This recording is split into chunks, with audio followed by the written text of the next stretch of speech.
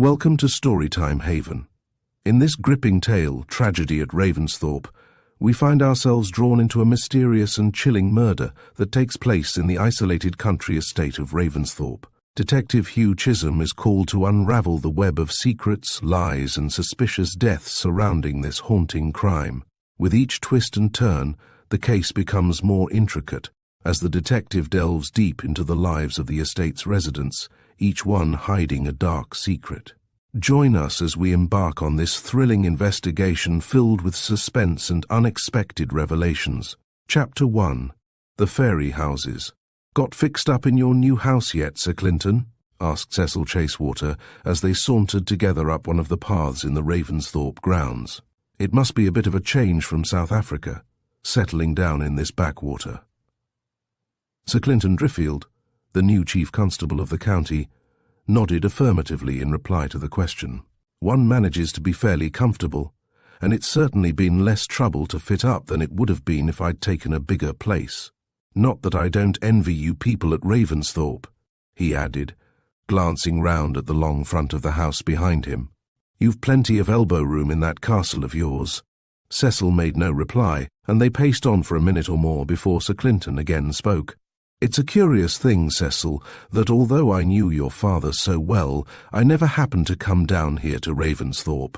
He often asked me to stay, and I wanted to see his collection, but somehow we never seemed able to fix on a time that suited us both. It was at the house in Onslow Square that I always saw you, so this is all fresh ground to me. It's rather like the irony of fate that my first post since I came home should be in the very district I couldn't find time to visit when your father was alive." Cecil Chasewater agreed with a gesture. "I was very glad when I saw you'd been appointed. I wondered if you'd know me again after all that time, but I thought we'd better bring ourselves to your notice in case we could be of any help here, introduce you to people and all that sort of thing, you know. I hardly recognized you when you turned up the other day," Sir Clinton admitted frankly. "You were a kiddie when I went off to take that police post in South Africa, and somehow or other, I never seem to have run across you on any of my trips home on leave. It must have been 10 years since I'd seen you. I don't wonder you didn't place me at once. 10 years makes a lot of difference at my advanced age, but you don't look a bit changed. I recognized you straight off as soon as I saw you." "What age are you now?" asked Sir Clinton. "About 23, Cecil replied. "Maurice is 25, and Joan's just on the edge of 21. "I suppose she must be," Sir Clinton confirmed. A thought seemed to cross his mind. "By the way, this masked ball, I take it, is for Joan's coming of age. You got an invitation?" "Right. I've nothing to do with that part of the business." Then, answering Sir Clinton's inquiry, "Yes, that's so. She wanted a spree of some sort, and she generally gets what she wants, you know. You'll hardly know her when you see her. She shot up out of all recognition from the kid you knew before you went away. She used to be pretty as a schoolgirl. Oh, she hasn't fallen off in that direction. You must come to this show of hers. She'll be awfully pleased if you do. She looks on you as a kind of unofficial uncle, you know." Sir Clinton's expression showed that he appreciated the indirect compliment. "I'm highly flattered. She's the only one of you who took the trouble to write to me from time to time when I was out yonder. All my Ravensthorpe news came through her." Cecil was rather discomfited by this reminder. He changed the subject abruptly. "I suppose you'll come as Sherlock Holmes. Jones laid down that everyone must act up to their costume, whatever it is, and Sherlock wouldn't give you much trouble after all your detective experience. You'd only have to snoop round and pick up clues and make people uncomfortable with deductions." Sir Clinton seemed amused by the idea. "A pretty program." "Something like this, I suppose?" he demanded, and gave a faintly caricatured imitation of the Holmes mannerisms. "By Jove, you know, that's awfully good," Cecil commented, rather taken aback by the complete change in Sir Clinton's voice and gait. "You ought to do it. You'd get first prize easily." Sir Clinton shook his head as he resumed his natural guise. "The mask wouldn't cover my moustache, and I draw the line at shaving that off, even in a good cause. Besides, a chief constable can't go running about disguised as Sherlock Holmes. Rather bad taste, dragging one's trade into one's amusements. No, I'll come as something quite unostentatious, a pillar box or an invisible man. Or a spook, probably. I forgot, Cecil hastened to say apologetically. I shouldn't have asked you about your costume. Joan's very strong on some fancy regulation she's made that no one is to know beforehand what anyone else is wearing. She wants the prize awarding to be absolutely unbiased. So, you'd better not tell me what you're going to do. Sir Clinton glanced at him with a faint twinkle in his eye. That's precisely what I've been doing for the last minute or two, he said dryly. What do you mean? Cecil asked, looking puzzled. You haven't told me anything. Exactly. Cecil was forced to smile. No harm done, he admitted. You gave nothing away. It's a very useful habit in my line of business, but Sir Clinton's interest in the approaching masked ball was apparently not yet exhausted. Large crowd coming? He asked. Fairish, I believe. Most of the neighbours, I suppose. We're putting up a few people for the night, of course, and there are 3 or 4 visitors on the premises already. It should be quite a decent show. I can't give you even rough numbers, for Joan's taken the invitation side of the thing entirely into her own hands, most mysterious about it too. Hush, hush, very secret, and all that kind of thing. She won't even let us see her lists for fear of making it too easy to recognize people, so she's had to arrange the catering side of the thing on her own as well. She always was an independent kind of person, Sir Clinton volunteered. Cecil took no notice of the interjection. If you ask me, he went on, I think she's a bit besotted with this incognito notion. She doesn't realize that half the gang can be spotted at once by their walk, and the other half will give themselves away as soon as they get animated and begin to jabber freely. But it's her show, you know, so it's no use anyone else butting in with criticisms and spoiling her fun before it begins. Sir Clinton nodded his assent, but for a moment or two he seemed to be preoccupied with some line of thought which Cecil's words had started in his mind. Suddenly, however, something caught his eye and diverted his attention to external things. "What's that weird thing over there?" he asked. As he spoke, he pointed to an object a little way off the path on which they were standing. It was a tiny building, about a yard in height and a couple of yards or more in length. At the first glance it seemed like a bungalow reduced to the scale of a large doll's house, but closer inspection showed that it was windowless, though ventilation of a sort appeared to have been provided. A miniature door closed the entrance, through which a full-grown man could gain admittance only by lying flat on the ground and wriggling with some difficulty through the narrow opening provided. "That?" Cecil answered carelessly. "Oh, that's one of the fairy houses, you know. They're a sort of local curiosity. No matter where you are, you'll find one of them within a couple of 100 yards of you, anywhere in the grounds." "Only in the grounds? Aren't there any outside the estate?" inquired Sir Clinton. "At the first glance I took it for some sort of archaeological affair. They're old enough, I dare say," Cecil admitted indifferently. "A century, or a century and a half, or perhaps even more. They're purely a Ravensthorpe product. I've never seen one of them outside the boundary." Sir Clinton left the path and made a closer examination of the tiny hut, but it presented very few points of interest in itself. Out of curiosity, he turned the handle of the door and found it moved easily.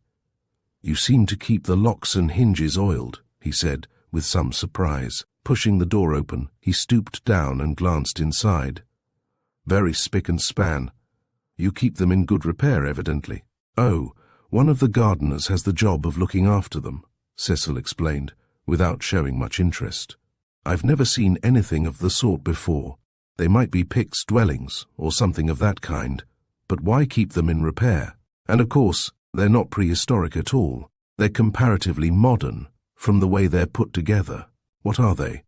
"Ask me another," said Cecil, who seemed bored by the subject. "They're an ancestral legacy or an heirloom or a tenant's improvement or whatever you like to call it. Clause in the will each time to provide for them being kept in good repair, and so forth."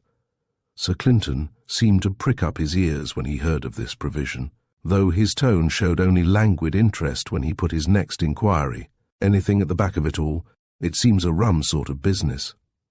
"The country people round about here will supply you with all the information you can believe about it, and a lot you're not likely to swallow too. By their way of it, Lavington Knoll up there," he pointed vaguely to indicate its position, "was the last of the fairy strongholds hereabouts, and when most of the fairies went away, A few stayed behind, but these didn't care much for the old knoll after that. Reminded them of past glories and cheery company too much, I suppose, and so they made a sort of treaty with an ancestor of ours. He was to provide houses for them, and they were to look after the general prosperity side of Ravensthorpe. Sir Clinton seemed amused by Cecil's somewhat scornful summary. A case of farewell rewards and fairies, it seemed, Cecil.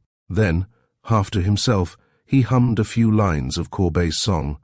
Witness those rings and roundelays of theirs which yet remain, were footed in Queen Mary's days on many a grassy plain. But, since of late Elizabeth, do you go as far back as Elizabeth here at Ravensthorpe by any chance, Cecil? So far as the grounds go, yes. The house was partly destroyed in Cromwell's time, and some new bits were built on in place of the old stuff. But there's a lot of the old part left yet, in quite good repair. Sir Clinton still seemed interested in the compact with the fairies. Was there any penalty clause in the contract about these houses? There's usually some drawback to these affairs, like the Luck of Edenhall, for instance. There used to be some legend or other that unless the fairies found their houses always in good order, the family curse would come home to roost one time. No one believes in that sort of stuff nowadays, but it's kept alive by this clause that's put into every will, a kind of a family custom, you know, that no one cares to be the first to break. If you call it a damned old wives' tale, I shan't blame you. Sir Clinton could not be sure whether Cecil's indifference in the matter was natural or assumed, but in any case, he thought it tactful to pursue the subject no further. Closing the door of the fairy house again, he made his way back to the path where his companion was waiting for him. As the chief constable rejoined him, Cecil looked round the horizon with feeble interest. "Not much else to show you, I'm afraid," he said. Then, with an afterthought, "Care to see rather a good view? The best one hereabouts is just up above us, through the wood here, if you think it worth the trouble of the climb. It's not very far. We've plenty of time before lunch." Sir Clinton acquiesced, and they began to mount a further slope in the path, which now led them up through a sparse pine wood. "There seems to be a good sound foundation to this path," the chief constable commented, as they walked on. "There used to be a carriage drive at one time, leading up to the top. I suppose the old birds used to drive up here and sit out having tea and admiring the view on fine days. But it's been neglected for long enough. Hardly anyone goes up to the top now, except once in a blue moon, or else by accident." Sir Clinton gave a nod of acquiescence. "Anyone can see the path's hardly ever used." "Just beyond this brow," Cecil explained as they moved on, "there's an old quarry cut in the further side of the hill. It's a very old place, rather picturesque nowadays. Most of the stone for Ravensthorpe came from it in the old days and during the rebuilding. After that, the quarry dropped out of use gradually, and finally someone had the notion of letting water in at the foot of it and having a sort of model lake there, with the cliff of the quarry at one end of it. We're making for the top of the cliff by going this way, and when you get out of the wood into the open, you'll find rather a good outlook over the country." A short walk took them through the rest of the pine wood. On the further side they came into a belt of open ground, beyond which, on a slight eminence, a little spinney blocked part of the view. "That's where we're making for," Cecil explained. "The best viewpoint is on the other side of these trees. The old birds, a century back, chose it carefully and did some laying out at the top, so I suppose they must have been keen on the place." As they approached the spinney, Sir Clinton noticed a fence running down from each side of it. Cecil followed the direction of the chief constable's glance. "That's barbed wire," he pointed out.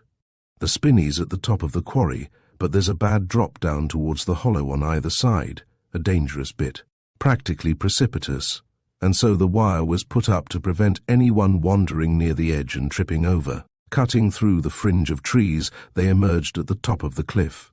Here the ground had been levelled and paved. Along the precipice, a marble balustrade had been erected as a safeguard. Further back, a curved tier of marble seats faced the view, and here and there in the line rose pedestals carrying life-sized marble statues, which faced out towards the gulf. "This is really very elaborate," Sir Clinton commented. "Evidently your ancestors liked the view if they took so much trouble to put up this affair." He moved across the paved space, leaned on the balustrade, and looked down into the depths. "I don't wonder you fenced that in with barbed wire on each side," he said. "It's a nasty drop down there, well over a 50-foot fall at least." "It's near 100, really," Cecil corrected him. "The height's a bit deceptive from here, and a fall into that pool would be no joy, I can tell you. It's full of sharp spikes of rock jutting up from the bottom. You'd get fairly well mauled if you happened to drop on any of them. You can't see them for that green stuff in the water, but they're all present and correct under the surface." Sir Clinton looked down at the weed-grown little lakelet. The dense green fronds gave the water an unpleasant appearance, and in some tiny backwaters the surface was covered with a layer of scum. "Why don't you get all that stuff cleared out?" he demanded.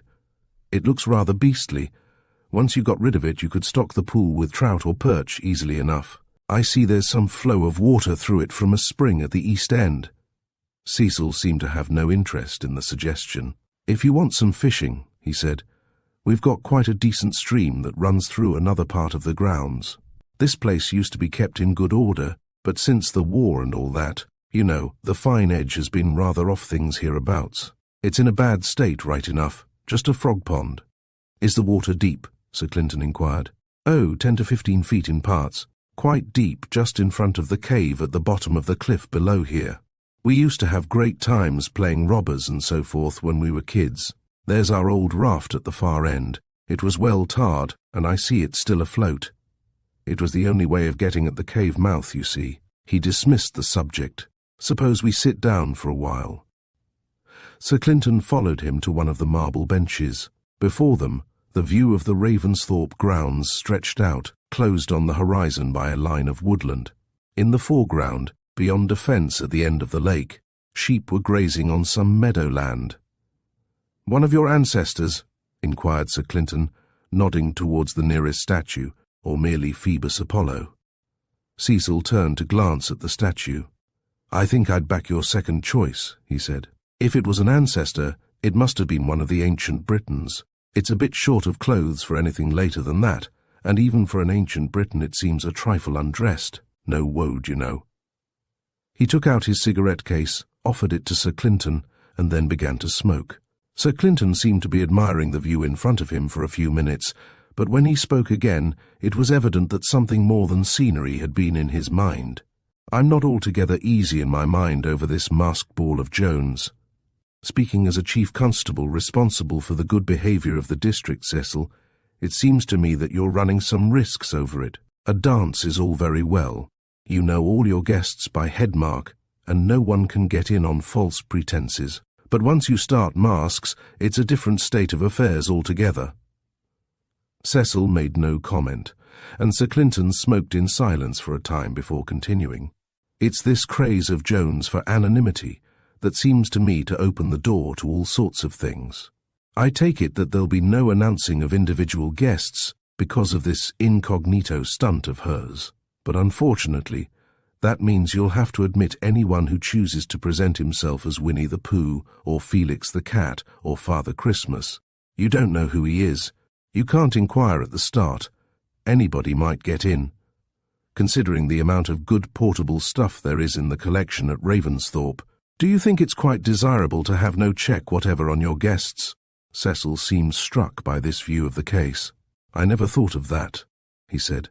"I suppose we ought to have issued uniform entrance tickets or something of that sort, but the thing never crossed any of our minds. Somehow, it seems a bit steep to take precautions against people when one's inviting them to one's house." "It's not invited guests I'm thinking about," Sir Clinton hastened to explain more definitely. "This affair must have been talked about all over the countryside. What's to hinder some enterprising thief dressing up as a tramp and presenting himself along with the rest? He'd get in all right. And once he was inside, he might be tempted to forget the laws of hospitality and help himself. Then, if he made himself scarce before the unmasking at midnight, he'd get clean away and leave no trace." "See it?" Cecil nodded affirmatively, but to Sir Clinton's slight surprise, he did not appear to be much perturbed on the subject. The chief constable seemed to see an explanation of this attitude. "Perhaps, of course, you're shutting up the collections for the evening." Cecil shook his head. No. Joan insists on having them on view, all of them. It's a state occasion for her, you know, and she's determined to have all the best of Ravensthorpe for her guests. What she says goes, you know. If she can't get her own way by one road, she takes another. It's always easier to give in to her at once and be done with it. She has such a way of making one feel a beast if one refuses her anything, and yet she never seems to get spoiled with it all. Sir Clinton seemed rather taken aback by the news about the collections. Well, it's your funeral, not mine, if anything does happen, he admitted. Maurice's, not mine. Cecil corrected him with a touch of bitterness which Sir Clinton failed to understand at the moment. I've nothing to do with Ravensthorpe nowadays, Cecil went on, after a pause. I live there, that's all. The whole affair went to Maurice, lock, stock and barrel, when my father died. I've really no more right in these grounds than you have. I might be kicked out any day. Sir Clinton was puzzled by Cecil's tone. It was only natural that Ravensthorpe should go down into the hands of Maurice. Since he was the elder brother, there could be no particular grievance in that. And yet Cecil's voice had betrayed something deeper than a mere mild resentment. The asperity in his last remark had been unmistakable. For a few minutes Cecil remained silent, staring moodily out at the landscape. Sir Clinton refrained from interrupting his thoughts. The matter certainly had excited his curiosity, but until Cecil chose to say more, there seemed to be no reason for intruding into the private affairs of the Ravensthorpe household. Even the privileges of an old friend did not seem to Sir Clinton a sufficient excuse for probing into family matters. But the Chief Constable, without any voluntary effort, had the gift of eliciting confidences without soliciting them. Cecil's brooding came to an end, and he turned round to face his companion. I suppose I've said either too much or too little already, he began. I don't see why I shouldn't tell you about the affair. It's nearly common talk as it is, and you're sure to hear something about it sooner or later. You may as well get it first hand and be done with it. Sir Clinton, having solicited no confidence, contented himself with merely listening, without offering any vocal encouragement. You knew my father well, Cecil went on, after a short pause in which he seemed to be arranging his ideas in some definite order. He was one of the best, if you like. No one would say a word against him. It's the last thing I'd think of doing myself, at any rate. Sir Clinton nodded approvingly. The bother was, Cecil continued, that he judged everyone by himself. He couldn't understand that anyone might not be as straight as he always was. He never made an allowance for some kinds of human nature, if you see what I mean. And, another thing, he had a great notion of the duties of the head of the family. He took them pretty seriously, and he looked after a lot of people who had no claim on him, really, except that they belonged to the clan. He was always generous, I know, Sir Clinton confirmed, and he always trusted people. Sometimes perhaps he overdid it. Cecil made a gesture of agreement and continued, he overdid it when he drew up his will. Maurice, of course, was bound to be the next head of the family. Once my father had gone, so my father took it for granted that things would go on just the same. The head of the family would run the show with an eye to the interests of the rest of us, and all would be right on the night. That was the theory of the business, as my father saw it, and he drafted his will on that basis. Cecil sat up suddenly and flung away his cigarette with a vehemence which betrayed the heat of his feelings. That was the theory of the business, as I said. But the practice wasn't quite so satisfactory. My father left every penny he had to Maurice. He left him absolutely every asset. And, of course, Ravensthorpe's entailed, so Maurice got that in the normal course. Joan, my mother, and myself were left without a farthing to bless ourselves with. But there was a suggestion in the will, not a legally binding thing, but merely a sort of informal direction, that Maurice was to look after us all and give us some sort of income each. I suppose my father hardly thought it worthwhile to do more than that. Being the sort of man he was, he would rely implicitly on Maurice playing the game, just as he'd have played the game himself. Had played it all his life, you know. Sir Clinton showed no desire to offer any comment, and in a moment or two Cecil went on once more. Last year, there was nothing to complain about. Maurice footed our bills quite decently. He never grumbled over our expenses. Everything seemed quite sound. It never crossed my mind to get things put on a business footing. In fact, you know, I'd hardly have had the nerve to suggest anything of the sort. It would have looked a bit grasping, wouldn't it? Cecil glanced inquiringly at Sir Clinton, but the Chief Constable seemed averse from making any comment at this stage.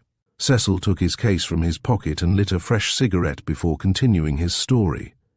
"You don't remember Una Rainhill, I suppose?" Sir Clinton shook his head. "She's a sort of second cousin of ours," Cecil explained. "Probably you never came across her. Besides, she'd hardly be out of the nursery when you went off to South Africa. Well, she's grown up now, just about a year or two younger than Joan. You'll see her for yourself. She's staying with us just now for this coming of age of Joan's." Sir Clinton had no great difficulty in guessing, behind Cecil's restraint, his actual feelings about the girl. His voice gave him away if the words did not. "No use making a long story of it, is there?" Cecil continued. "Both Maurice and I wanted Una. So did a good many others. But she didn't want Maurice. She was quite nice about it. He'd nothing to complain of in that way. He got no encouragement from her at all.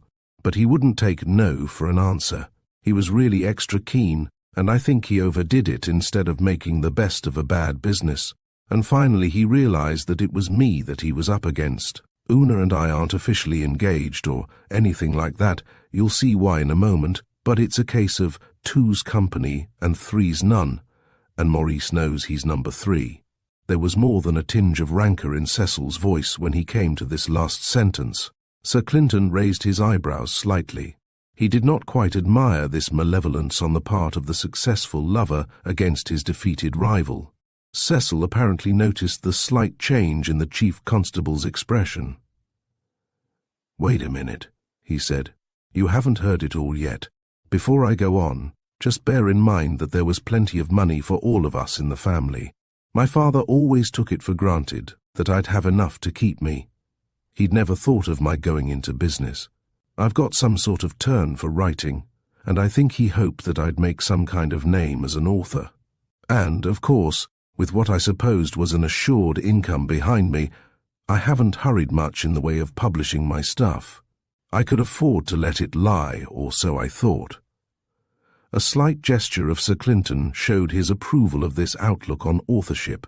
It seemed to him that Cecil at his age could hardly have much to tell the world that it didn't know already, but he had no intention of expressing any such discouraging views. "You see how it is," Cecil continued. "As things stand, I haven't the ghost of a chance of earning a decent income for years and years. And that was the weak joint that Maurice saw and went for, damn him. He took it upon himself to tell me that I was here more or less on sufferance. He'd been generous in the past, he actually reminded me of that. But he didn't see how he was to continue to subsidize me indefinitely. You see his game? If he couldn't have Una himself, he'd take care that I shouldn't have her either. Damn dog in the manger. That's a nice sort of brother for you. I wonder what his father would think about him if he knew of this trick." He pitched away the stub of his unfinished cigarette, as though with it he could rid himself of some of his feeling. Of course there was friction, I'm putting it mildly, but there was no open row. My mother's not in good health, and I couldn't afford to have her worried over my affairs. So we settled down to some sort of armed neutrality, although the thing's more or less evident to most people. That's what I meant when I said I might be kicked out any day. It's only a question of time, it seems to me. He still thinks that if I were out of the way, he'd have a chance with Una, and sooner or later I expect him to give me an express ticket into the wide world. I'm trying to get some sort of job, but so far I haven't succeeded in lighting on anything that seems to offer the slightest prospects. It's no pleasure to stay here on sufferance, I can tell you. Now that Sir Clinton had received Cecil's unsolicited confidences, he hardly knew what to do with them. After all, he reflected, he had heard only one side of the story, and it was scarcely fair to judge the case on the strength of an ex parte statement. It was not quite the Ravensthorpe which he had expected, he admitted ruefully to himself, as he bent his efforts to bringing Cecil back to normal again. Money and a girl, the two things that seemed to lie behind most troubles, and even crimes, as he knew from experience. It seemed an unkind fate that had forced these two factors to the front in an environment where trouble of the kind was the last that might have been expected. One never knew what this sort of thing might lead to in the end. "I'd like to have a look at your father's collection some time or other," he said at last to change the subject. When he had succeeded in getting Cecil into a somewhat cooler frame of mind. "I saw a good many of the things in London from time to time as he bought them, but there must be a lot here at Ravensthorpe that will be new to me. Anything your father bought will be worth looking at. He had wonderful taste." Rather to his vexation, Sir Clinton found that he had only shifted the conversation from one sore point to another. "If you want to see anything," Cecil snapped, "you'd better pay your visit as soon as you can arrange it. Maurice is going to sell the lot." Sir Clinton was completely taken aback by this news. "Sell the stuff? What on earth would he want to do that for? He's got all the money he needs, surely." Cecil dissociated himself from any connection with the matter. "No business of mine now. Maurice can do as he likes. Of course, I hate the idea of all these things of my father's being sold off when there seems no need for it, but it's not my affair. The Morris boy isn't all we thought him, and since he's come into Ravensthorpe, he seems to think of very little else but money, and how to get more of it. Anything for the dibs, it appears. But surely he isn't selling everything. He might get rid of some minor things, but he'll hardly break up the whole collection. Every damned thing, Sir Clinton. Why, at this very moment he's got a Yankee agent, a man Foss, staying at Ravensthorpe and chaffering for the star pieces of the collections, the Medusa medallions." Sir Clinton shook his head. "They must be fresh acquisitions since my day. I've never even heard of them. Ever see the picture of Medusa in the Uffizi Gallery? It's attributed to Leonardo da Vinci, but some people say it's only a student's copy of the original Leonardo, which has disappeared. It seems my father came across 3 medallions, with almost exactly the same Medusa on one side and a figure of Perseus on the reverse. And what's more, he was able to get documentary proof that these things were really Leonardo's own work. Strange as it seems, the thing's quite admitted by experts. So you can imagine that these Medusas are quite the star pieces in the museum, and Maurice calmly proposes to sell them to Keswick, the Yank millionaire, and Keswick has sent this man Foss over here to negotiate for them. It seems rather a pity to part with them," Sir Clinton said regretfully. "Maurice doesn't feel it so," Cecil retorted rather bitterly. "He got a friend of mine, Foxy Polegate, to make him electrotypes of them in gold. Foxy's rather good at that sort of thing for an amateur, and Maurice thinks that the electrotypes will look just as well as the originals." Cenotaphs, I suppose," Sir Clinton commented. "Quite so. In memoriam, the real things being buried in the USA." Cecil paused for a moment and then concluded, "You can imagine that none of us like this damned chandlering with these things that my father spent so much thought over. It's enough to make him turn in his grave to have all his favourites scattered, and just for the sake of Maurice's infernal miserliness and greed for cash." Sir Clinton rose from his seat and took a last glance at the view before him. "What about moving on now?" Cecil agreed, and they retraced their steps towards the pine wood. As they entered the spinney, Sir Clinton noticed another of the fairy houses set back among the trees at a little distance from the path. Another of those things? Rather to his surprise, Cecil moved over to examine the little edifice, and bending down opened the door and glanced inside. "The fairy's not at home at present," he said, standing aside to let Sir Clinton look in. Something in Cecil's voice forced itself on the attention of the chief constable. The words seemed to be pointless, but in the tone there was an ill-suppressed tinge of what might almost have been malicious glee at some unexplained jest. Sir Clinton was too wary to follow up this track, wherever it might lead to. He did not quite like the expression on Cecil's face when the remark was made, and he sought for some transition which would bring them on to a fresh subject. "You must have some curiosities in Ravensthorpe itself, if parts of it are as old as they seem to be. Any priests' holes or secret passages or things of that sort?" "There are 1 or 2, Cecil admitted, "but we don't make a show of them. In fact, even Joan doesn't know how to get into them. There's some sort of mistletoe boughs story in the family. A girl went into one of the passages, forgot how to work the spring to get out again, lost her nerve apparently, and stayed there till she died. It so happened that she was the only one of the family in the house at the time, so there was no one to help her out. Since then, we've kept the secret of the springs from our girls. No use running risks." And even Joan hasn't wheedled it out of you?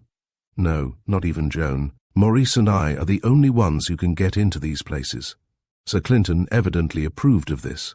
Short of opening the passages up altogether, that seems the best thing to do. One never knows one's luck. By the way, in an old place like this, you ought to have a stock of family legends. You've got these fairy houses.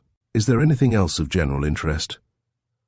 Cecil seemed to have recovered something of his normal good humour, and his face betrayed almost a grin of amusement as he replied, "Oh, yes, we've got a family ghost, or so the country folks say.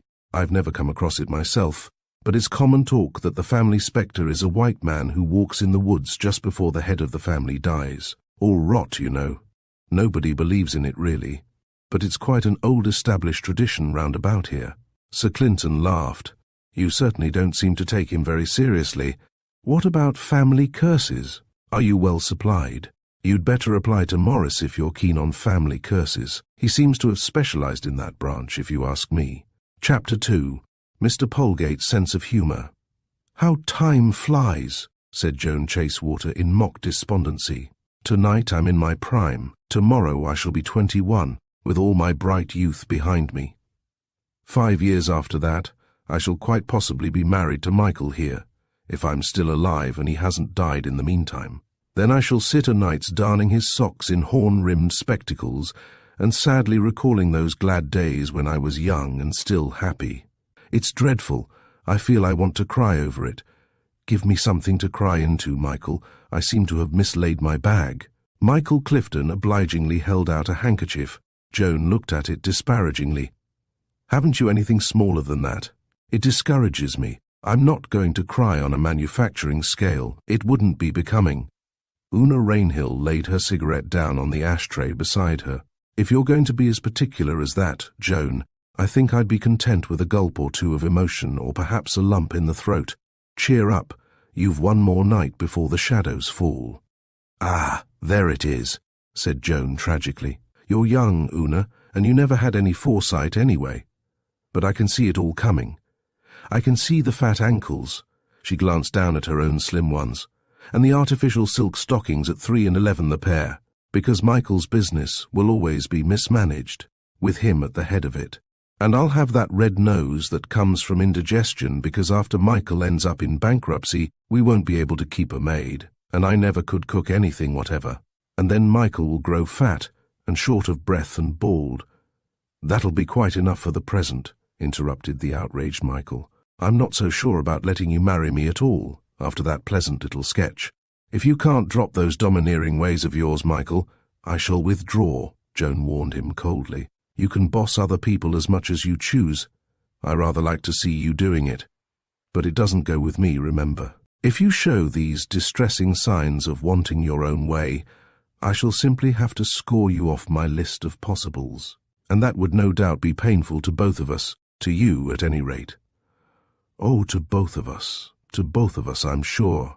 I wouldn't dream of contradicting you, Joan. Where would you be if the only serious candidate dropped out? Anything rather than that." "Well, it's a blessing that one man seems to have some sense," Joan admitted, turning to the others. "One can't help liking Michael, if it's only for the frank way he acknowledges when he's in the wrong. Skillful handling does a lot with the most unpromising material, of course." Cecil leaned over in his chair and peered athwart the greenery which surrounded the nook in the winter garden in which they were sitting. "There's Foxy wandering round." He raised his voice. "Are you looking for us, Foxy? We're over here." Foxton Polegate's freckled face, surmounted by a shock of reddish hair, appeared at the entrance to their recess. "Been hunting about for you," he explained as he sat down. "Couldn't make out where you'd got to." He turned to Joan. "Dropped across this evening on important business. Fact is, I've lost my invitation card and the book of words. Didn't read it carefully when it came, so thought I'd drop over and hear what's what. Program, I mean, and all that sort of thing, so there'll be no hitch." Una leaned over and selected a fresh cigarette from the box. "You're hopeless, Foxy," she pronounced. "One of these memory courses is what you need badly. Why not treat the thing as a practical joke instead of in earnest? Then you'd have no difficulty. Jokes are the only things you ever seem to take seriously. Epigrams went completely out before you were born, Una." Foxy retorted. "Don't drag 'em from their graves at this hour of the century, and don't interrupt Joan in her instructions to the guest of the evening. Don't you see she's saying 'em over nervously to herself for fear she forgets 'em? There's a bit too much of the harassed nursemaid about you, Foxy, with all your don'ts," Joan broke in. "Now take your stylus and tablets and jot this down carefully, for I won't repeat it under $1 a page. Here's the program. 10 p.m, arrival of distinguished guests. They're all distinguished except you, Foxy. Brilliant and animated conversation by those who can manage it, the rest can listen intelligently. You may try listening, Foxy, if it isn't too much of a strain. The cloakroom, picture gallery, museum and poultry yard will be thrown open for inspection by the public absolutely free of charge. It won't cost you a cent. Bridge tables will be provided for the curiosities who don't dance. Dancing will begin straightway and will be continued up to 11:45, when the judges will take their seats. As soon as they are comfortable, the march past will start. All guests must present themselves at this without fail, Foxy. At 5 minutes to 12, the identity of the prize winners will be disclosed. When midnight strikes, all guests will remove their masks, even at the cost of shocking the company in some cases. Dancing will then be resumed and will continue into the dewy dawn. And that's how it will take place according to plan. "There's just one point," said Foxy, hesitatingly. "Are the prizes portable things, or shall I have to hire a van to take mine away with me?" "I shouldn't worry a bit about that, Foxy," said Una comfortingly. "We've decided to keep the prizes in the family, you see. Joan gets one because it will be her birthday. I get the other for the best female costume. Cecil, Maurice and Michael are going to toss odd man for the 2 men's prizes. So you can come as a teddy bear without pockets if you like. It won't be of any consequence. You'll have nothing to carry away." "Can't say fairer than that," Foxy admitted. "Always liked that plain, straightforward way of doing things myself." A recollection of his talk with Sir Clinton passed across Cecil Chasewater's mind, and without reflection he communicated it to the others. By the way, Sir Clinton seemed a trifle worried over this affair.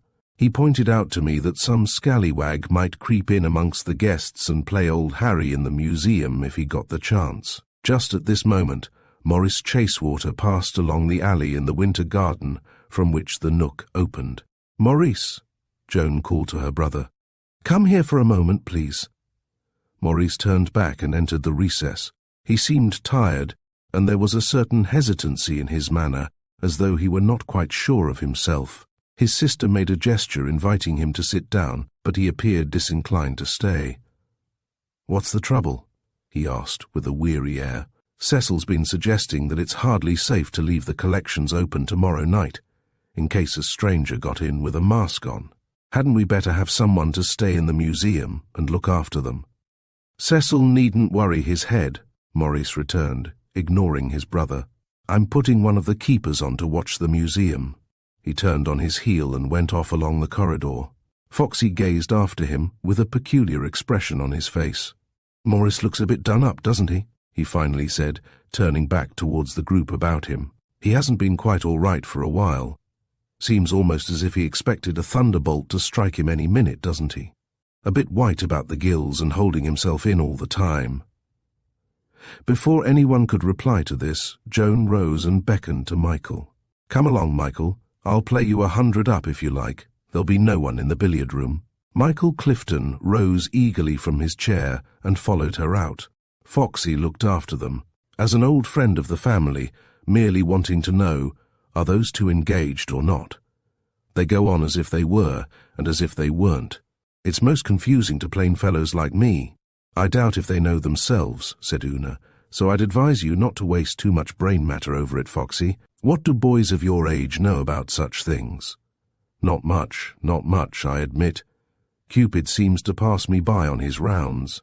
Perhaps it's the red hair, or maybe the freckles, or because I'm not the strong, talkative sort like Michael, or just fate or something." "I expect it's just something, as you say," Una confirmed in a sympathetic tone. "That seems somehow to explain everything, doesn't it?" "As it were, yes," retorted Foxy. "But don't let the fact that you've ensnared Cecil, poor chap, lead you into putting on expert airs with me. Betrays inexperience at once, that." Only the very young do it." His face lighted up. "I've just thought of something." "What a joke. Suppose we took the chief constable's tip and engineered a sham robbery tomorrow night. Priceless. What? Carry it through in real good style. Make Maurice sit up for a day or two, eh? Do his liver good if he'd something to worry about." Cecil's face showed indecision. "I shouldn't mind giving Maurice a twinge or two just to teach him manners," he confessed. "But I don't see much in the notion as it stands, Foxy. Maurice is posting a keeper in the museum, you know, and that complicates things a bit. The keeper would spot any of us tampering with things. He knows us all as well as his own brother. Not in fancy dress with a mask on, dear boy. Don't forget that part of it. Fancy me in fancy dress. Fancy me as good Queen Bess," he hummed softly. "Only I don't think I'll come as good Queen Bess after all." Cecil knitted his brows slightly and seemed to be considering Foxy's idea. "I wouldn't mind giving Maurice a start," he admitted half reluctantly. "And your notion might be good enough if one could work it out properly. Question is, can you? Suppose you suddenly make a grab for some of the stuff. The keeper'll be down on you like a shot. He'll yell for help, and you'll be pinched for a cert before you could get away. There doesn't seem to be anything in it, Foxy. Hold on for a minute. I'll see my way through it." Foxy took a cigarette, lighted it, and seemed to cogitate deeply over the first few puffs. "I've got it," he announced. "It's dead easy. Suppose one of us grabs the keeper while the other helps himself to the till. We could easily knock out the keeper between us and get off all right without an alarm being raised." Cecil shook his head. "No, I draw the line at using a sandbag or a knuckle duster on our own keeper. That's barred, Foxy. Think again." "There's a way," Foxy assured him sententiously. "Give me another jiffy or two. This is how it goes. We mustn't knock out the keeper. We mustn't be recognized. We've got to get away scot-free, or the joke would be on us. These the conditions?" Cecil nodded. "This is where pure genius comes in," Foxy announced with pride. "How does one recognize anyone? By looking at 'em. So if the keeper can't look at us, he won't recognize us. That's as sound as Euclid, if not sounder." "Well?" asked Una, joining in the conversation. "Well, he won't recognize us if the place is dark then," explained Foxy triumphantly. "All we have to do is to get the light in the room switched off, and the thing's as good as done." "That seems to hit the mark," Cecil agreed. "But that makes it a three-handed job.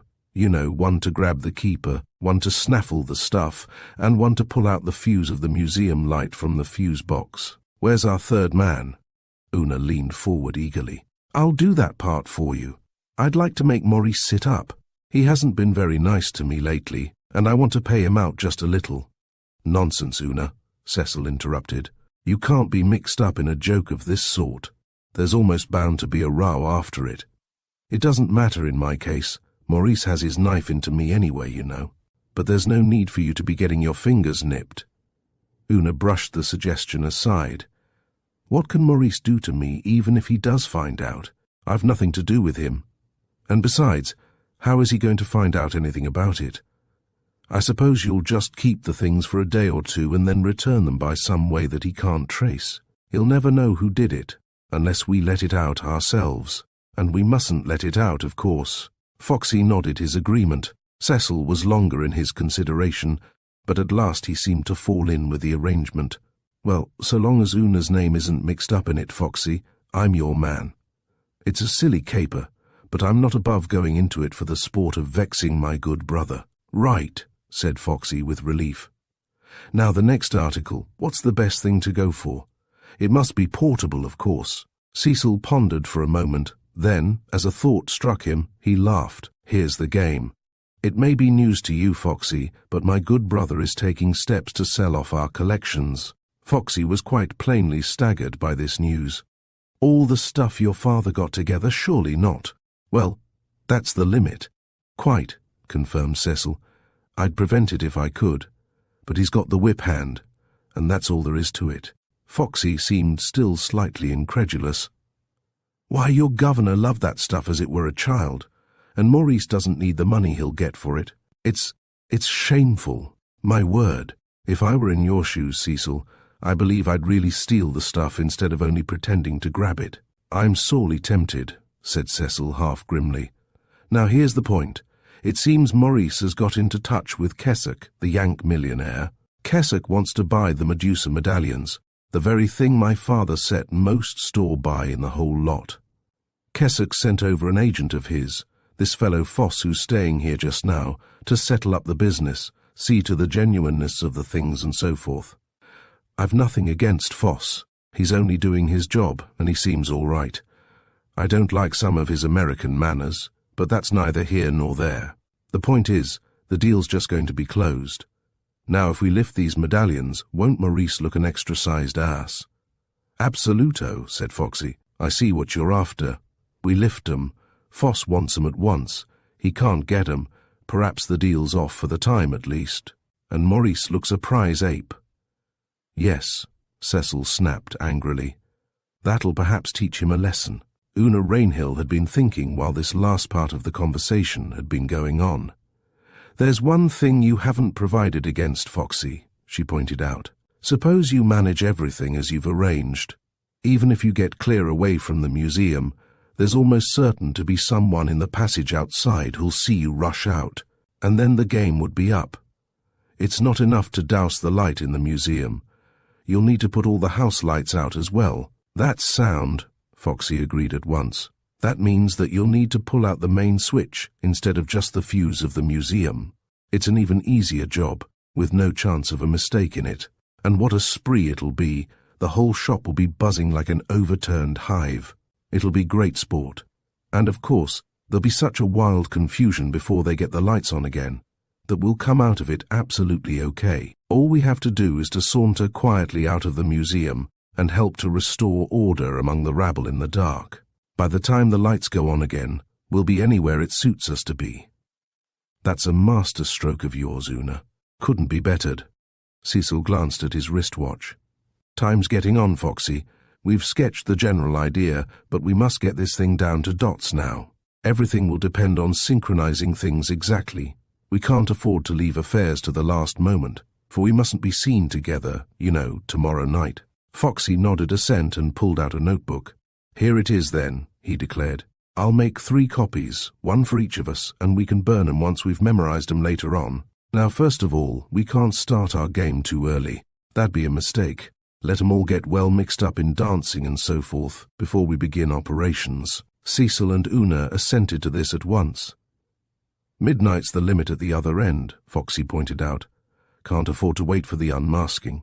For then the keeper would know us and remember we'd been in the museum when the thing happened. His fellow conspirators made no objection. In between those limits, I think this would be about right, Foxy proposed. First of all, we set our 3 watches to the same time. Better do it now, for fear of forgetting. When this had been done, he continued, at 11:40, Una goes to the main switch. You'll have to show her where it is, Cecil, either tonight or tomorrow morning. At 11:40 also, Cecil and I wander independently into the museum. I remember quite well where the medallions are kept. Wait a moment, interrupted Cecil. Just remember that the 3 real medallions and your 3 electrotypes are lying side by side in the glass case. The real medallions are in the top row, your electros are the bottom row. Foxy made a note of this and then went on. Your business, Cecil, will be to mark down the keeper. Get so near him that you can jump on him for certain the very instant the lights go out. Make sure you can get his hands or his wrists at the first grab. You mustn't fumble it, or you'll shipwreck the whole caboodle. I'll manage it all right, Cecil assured him. In the meantime, I'll be stooping over the medallion case, looking at the stuff, with something in my hand to break the glass. I'll have a thick glove, so as not to get cut with the edges when I put my hand in. That's sound, said Cecil. I hadn't thought of the splinters. Blood would give us away at once, Foxy pointed out. Now comes the real business. At 11:45 precisely, Una pulls out the switch. As soon as the light goes, Cecil jumps on the keeper, while I smash the glass of the case and grab the top row of the medallions. After that, we both cut for the door and mingle with the mob. And remember, not a word said during the whole affair. Our voices would give us away to the keeper. He scribbled 2 extra copies of his timetable and handed one of these to each of the other conspirators. Now, for my sake, don't botch this business, he added. I've played a joke or two in my time, but this is the best I've ever done, and I don't want it spoiled by inattention to details. It'll be worth all the trouble to see Maurice's face when he finds what's happened. Chapter 3. The Theft at the Masked Ball. I'm thankful I took my wings off, said Ariel, leaning back in her chair with a soft sigh of satisfaction. You've no notion how much you long to sit down when you know you daren't do it for fear of crushing the frames of these things. It's not tiredness, it's simply tantalization. She turned her eyes inquisitively on the bearded figure of her partner. I wonder who you're supposed to be, she mused. You ought to have a ticket with a costume like that. I can't guess who you imagine you are, or who you really are for that matter. Her companion showed no desire to enlighten her on the last point. My quaint Ariel, hark in thine ear, he quoted, but she failed to recognize the tones of his voice. Oh, now I see. We did the Tempest one year at school. So you're Prospero, are you? Well, don't let's begin by any misunderstandings. If you think you're entitled to act your part by ordering me about, you're far mistaken. My trade union positively refuses to permit any overtime. I've left my book and staff in the cloakroom, Prospero confessed, laughingly. Otherwise, malignant spirit. That's my noble master, quoted Ariel ironically. Prospero was a cross old thing. I suppose you couldn't even throw in a bit of conjuring to keep up appearances. It's almost expected of you. Prospero looked cautiously round the winter garden in which they were sitting. Not much field here for my illimitable powers, he grumbled disparagingly. Unless you'd like me to turn Falstaff over there into a white rabbit. And that would startle his partner somewhat, I'm afraid, so we'd better not risk it. He pondered for a moment. I hate to disappoint you, Ariel. What about a turn at divination? Would it amuse you if I told your fortune, revealed the secrets of your soul, and what not? This is how I do it. It's called botanyomancy, if you desire to pursue your studies on a more convenient occasion. He stretched up his hand and plucked a leaf from the tropical plant above his head. Ariel watched him mischievously from behind her mask. Well, Prospero, get along with it, will you? The next dance will be starting sooner than immediately. Prospero pretended to study the leaf minutely before continuing. I see a girl who likes to play at having her own way, and isn't too scrupulous in her methods of getting it. She is very happy, happier, perhaps, than she has ever been before. I see two thresholds, one of which she has just crossed, the other which she will cross after this next dance, I think. Yes, that is correct. There's some influence in the background. He broke off and regarded Ariel blandly. So much for the signs. Now for the interpretation. You are obviously in the very early 20s, so I infer that the threshold you are about to cross lies between your 20th and 21st birthday. Putting that along with the character which the leaf revealed, why, Ariel, you must be Miss Joan Chasewater, and you've just got engaged. You seem to know me all right, Prospero, Joan admitted. But how about the engagement? It's too dim in here for you to have seen my ring, and besides, I've had my hand in the folds of my dress ever since I sat down. Except for one moment when you settled the band round your hair, Prospero pointed out. The ring you're wearing is more than a shade too large for your finger. Obviously it's so new that you haven't had time to get it altered to fit yet. You seem to notice things, Joan admitted. I wonder who you are. Prospero brushed her inquiry aside. A little parlour conjuring to finish up the part in due form, he suggested. It's almost time for our dance. Look. He held out an empty hand for Joan's inspection, then made a slight snatch in the air as if seizing something in flight. When he extended his hand again, a small diamond star glittered in the palm. Take it, Joan, said Sir Clinton in his natural voice. I meant to send it to you tomorrow, but at the last moment I thought I might as well bring it with me and have the pleasure of giving it to you myself. It's your birthday present. I'm an old enough friend to give you diamonds on a special occasion like this. You took me in completely, Joan admitted, after she had thanked him. I couldn't make out who you were, and I thought you were the limit in insolence when you began talking about my private affairs. It's Michael Clifton, of course, Sir Clinton asked. Why, of course? One would think he'd been my last chance by the way you put it. This living on a magic island has ruined your manners, my good Prospero. Well, he won't let you down, Joan. You, shall I say, even you, to be tactful, couldn't have done better in the raffle." Before Joan could reply, a girl in Egyptian costume came past their chairs. Joan stopped her with a gesture. "Pin this pretty thing in the front of my band, please, Cleopatra. Be sure you get it in the right place." She held out the diamond star. Cleopatra took it without comment and fastened it in position hastily. "Sit down," Joan invited. "Your next partner will find you here when he comes. Tell us about Caesar and Antony and all the rest of your disreputable past. Make it exciting." Cleopatra shook her head. "Sorry, I can't stop just now. Neither Julius nor Antony put in an appearance tonight, so I'm spending my arts on a mere centurion. He's a stickler for punctuality, being a Roman soldier." She glanced at her wristwatch. "I must fly at once. Au reservoir. As we say in Egypt, you know." With a nod of farewell, she hastened along the alley and out of the winter garden. "She seems a trifle nervous about something," Sir Clinton commented indifferently. Joan smoothed down her filmy tunic. "Isn't it time we moved?" she asked. "I see Falstaff's gone away, so you can't turn him into a white rabbit now, and there doesn't seem to be anything else you could enchant just at present. The orchestra will be starting in a moment anyhow." She rose as she spoke. Sir Clinton followed her example, and they made their way out of the winter garden. "What costume is Michael Clifton wearing tonight?" asked Sir Clinton, as the orchestra played the opening bars of the dance. "I ought to congratulate him, and it's easier to pick him up at a distance if I know how he's dressed." "Look for something in 18th century clothes and a large wig then," Joan directed. "He says he's Macheath out of the Beggar's Opera. I suppose he's quite as like that as anything else. You'll perhaps recognize him best by a large artificial mole at the left corner of his mouth. I observed it particularly myself." She noticed that her partner seemed more on the alert than the occasion required.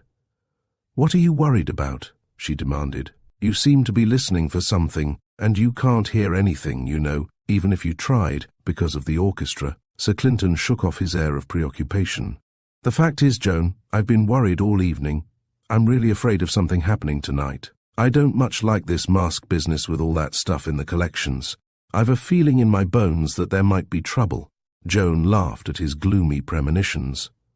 "You won't be kept on the rack much longer. That's one good thing. There's just this dance, then the march past for judging the costumes, and then it will be midnight when everybody must unmask. So you'll have to make the best of your fears in the next half hour. After that, there'll be no excuse for them. Meanwhile, on with the dance, eh?" said Sir Clinton. "I see it's no use trying to give you a nightmare. You're too poor a subject to repay the labor and trouble. Besides, this music's terribly straining on the vocal cords if one tries to compete with it." As he spoke, however, the orchestra reached a diminuendo in the score and sank to comparative quietness. Joan looked here and there about the room as they danced, and at last detected the figure for which she was searching. "That's Michael over there," she pointed out, "the one dancing with the girl dressed as—" Across the sound of the music there cut the sharp report of a small-caliber pistol fired in some adjacent room. On the heels of it came the crash and tinkle of falling glass, and almost simultaneously a cry for help in a man's voice. Sir Clinton let Joan's hand go and turned to the door, but before he could take a step, the lights above them vanished, and the room was plunged in darkness. Joan felt a hand come out and grip her arm. "That you, Joan?" "Yes." "They've taken out the main switch," Sir Clinton said hurriedly. "Get hold of some man at once and show him where it is. We want the lights as quick as possible. I can trust you not to lose your head. Take a man with you for fear of trouble. We don't know what's happening." "Very well," Joan assured him. "Hurry," Sir Clinton urged. His hand dropped from her arm as he moved invisibly away towards the door. In the darkness around her, she could hear movements and startled exclamations. The orchestra, after mechanically playing a couple of bars, had fallen to silence. Someone blundered into her and passed on before she could put out her hand.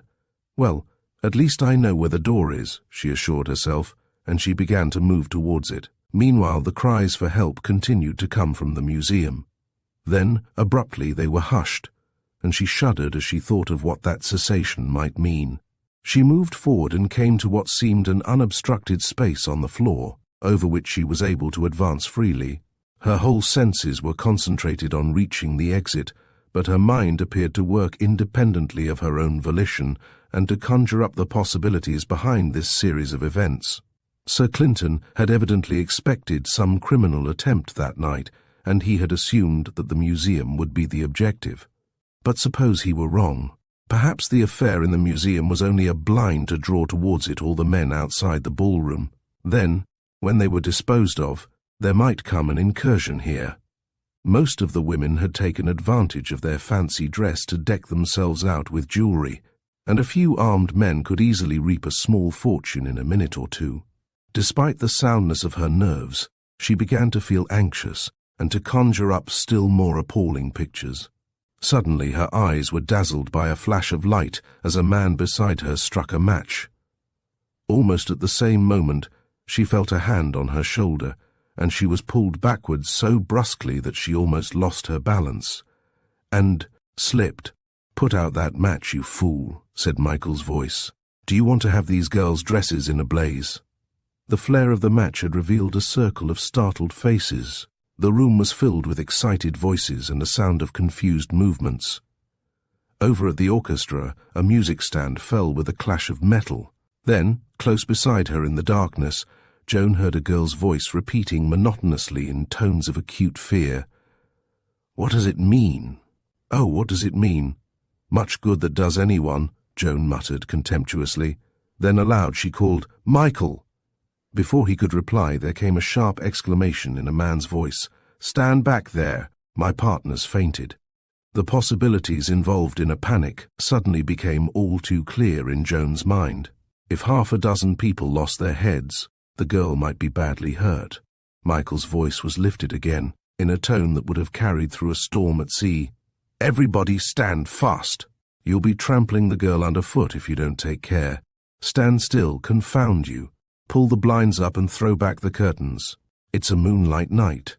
There was a rustling as those nearest the windows set about the execution of his orders. Light suddenly appeared, revealing the strained faces and uneasy attitudes of the company. Joan turned to Michael. "Come with me, and put in the switch, Michael. Sir Clinton's gone to the museum. We must get the lights on quick." Michael, with a word to his partner, followed his fiancée towards the door. A thought seemed to strike him just as he was leaving the room. "Wait here, everybody, till we get the lights on again. You'll just run risks by moving about in the dark outside. It's nothing, probably only a fuse blown. Now then, Joan, where's that switch?" he added as they passed out of the door. It was pitch dark in the rest of the house, but Joan knew her way and was able to grope along the corridors without much difficulty. As they came near the switch box, the lights flashed up again. One of the servants appeared round a corner. "Someone had pulled out the switch, sir," he explained. "It took me some time to make my way to it and put it in again." "Stout fellow," said Michael approvingly. At that moment, a voice shouted above the confused noises of the house, "Come on, you fellows! He's got away! Lend hand to chase him!" And a sound of running steps filled the hall as the male guests poured out in answer to the summons. "You don't need me any longer, Joan?" Michael questioned. "Right, then I'm off to lend a hand." He ran to join the rest. Left alone, Joan retraced her steps to the ballroom, but instead of re-entering it, she passed on in the direction of the museum, whither a number of the guests were making their way also. "I hope nobody's got badly hurt," she thought to herself as she hurried along. "I do wish I'd taken the hint and not asked to have that collection thrown open tonight." Much to her relief, she found Sir Clinton sitting on a chair beside the museum door. In the doorway stood the keeper, looking none the worse and busying himself with fending off the more inquisitive among the guests who wished to enter the room. Joan noticed that the museum itself was in darkness, though the lights were burning in the rest of the house. "You're not hurt, are you, Sir Clinton?" she asked as she came up to him. "Nothing to speak of. The fellow kicked me on the ankle as he came out. I'm temporarily lamed, that's all. Nothing to worry about, I think." He rubbed his ankle as he spoke. "Are you all right, Mould?" Joan inquired. The keeper reassured her. "No harm done, Miss Joan. They didn't hurt me." "But I'm sorry, miss. I didn't manage to get hold of them. They were on me before I could do anything, me being so taken aback by the lights going out." "What's happened?" Joan questioned Sir Clinton. Has anything been stolen?" "We don't know yet what's gone," he replied, answering her last question first. The bulk of the lamps smashed in there. He nodded towards the museum. "And until they bring a fresh one, we can't find out what damage has been done. As to what happened, it seems rather confused at present, but I expect we shall get it cleared up eventually. There seems to have been a gang at work, and I'm afraid some things may be missing when we begin to look over the collection." "I wish I'd taken your hint," Joan admitted frankly. "It's partly my blame, I feel, for neglecting your advice. I was silly to laugh at you when you spoke about it." "I shouldn't worry about it if I were you, Joan," Sir Clinton reassured her. "It was really only one chance in a million that anything of the sort would happen tonight. Besides, if we manage to nail this fellow that they're all after, we may be able to get some clue to his confederates. Quite evidently there was a gang at work, and he may be induced to split on his friends if we can lay hands on him, and then we'll get the stuff back again without much trouble, I hope." He glanced at her, as though to see the effect of his words. Then, as his eyes caught her mask, he seemed struck by another idea. "That reminds me," he said. "We must get these masks off. Send someone round at once, please, Joan, to order everyone to unmask now. And have all the outer doors shut, too.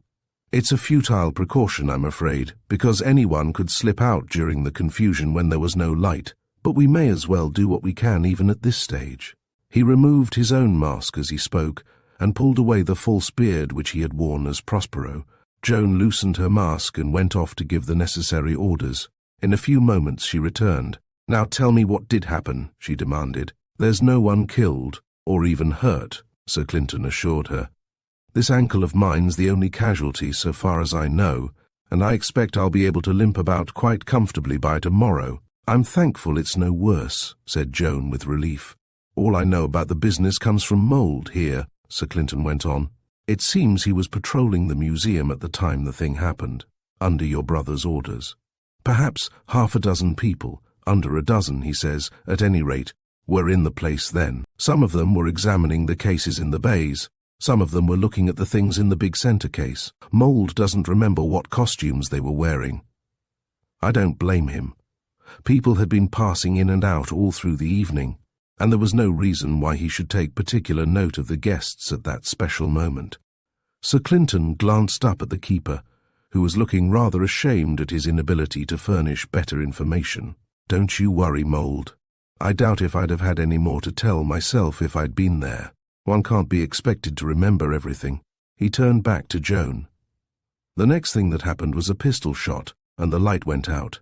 Some light filtered in from the door of the room, for the lamps in the hall here were still blazing, but before Mould could do anything, someone gripped him from behind and got his wrists twisted behind his back.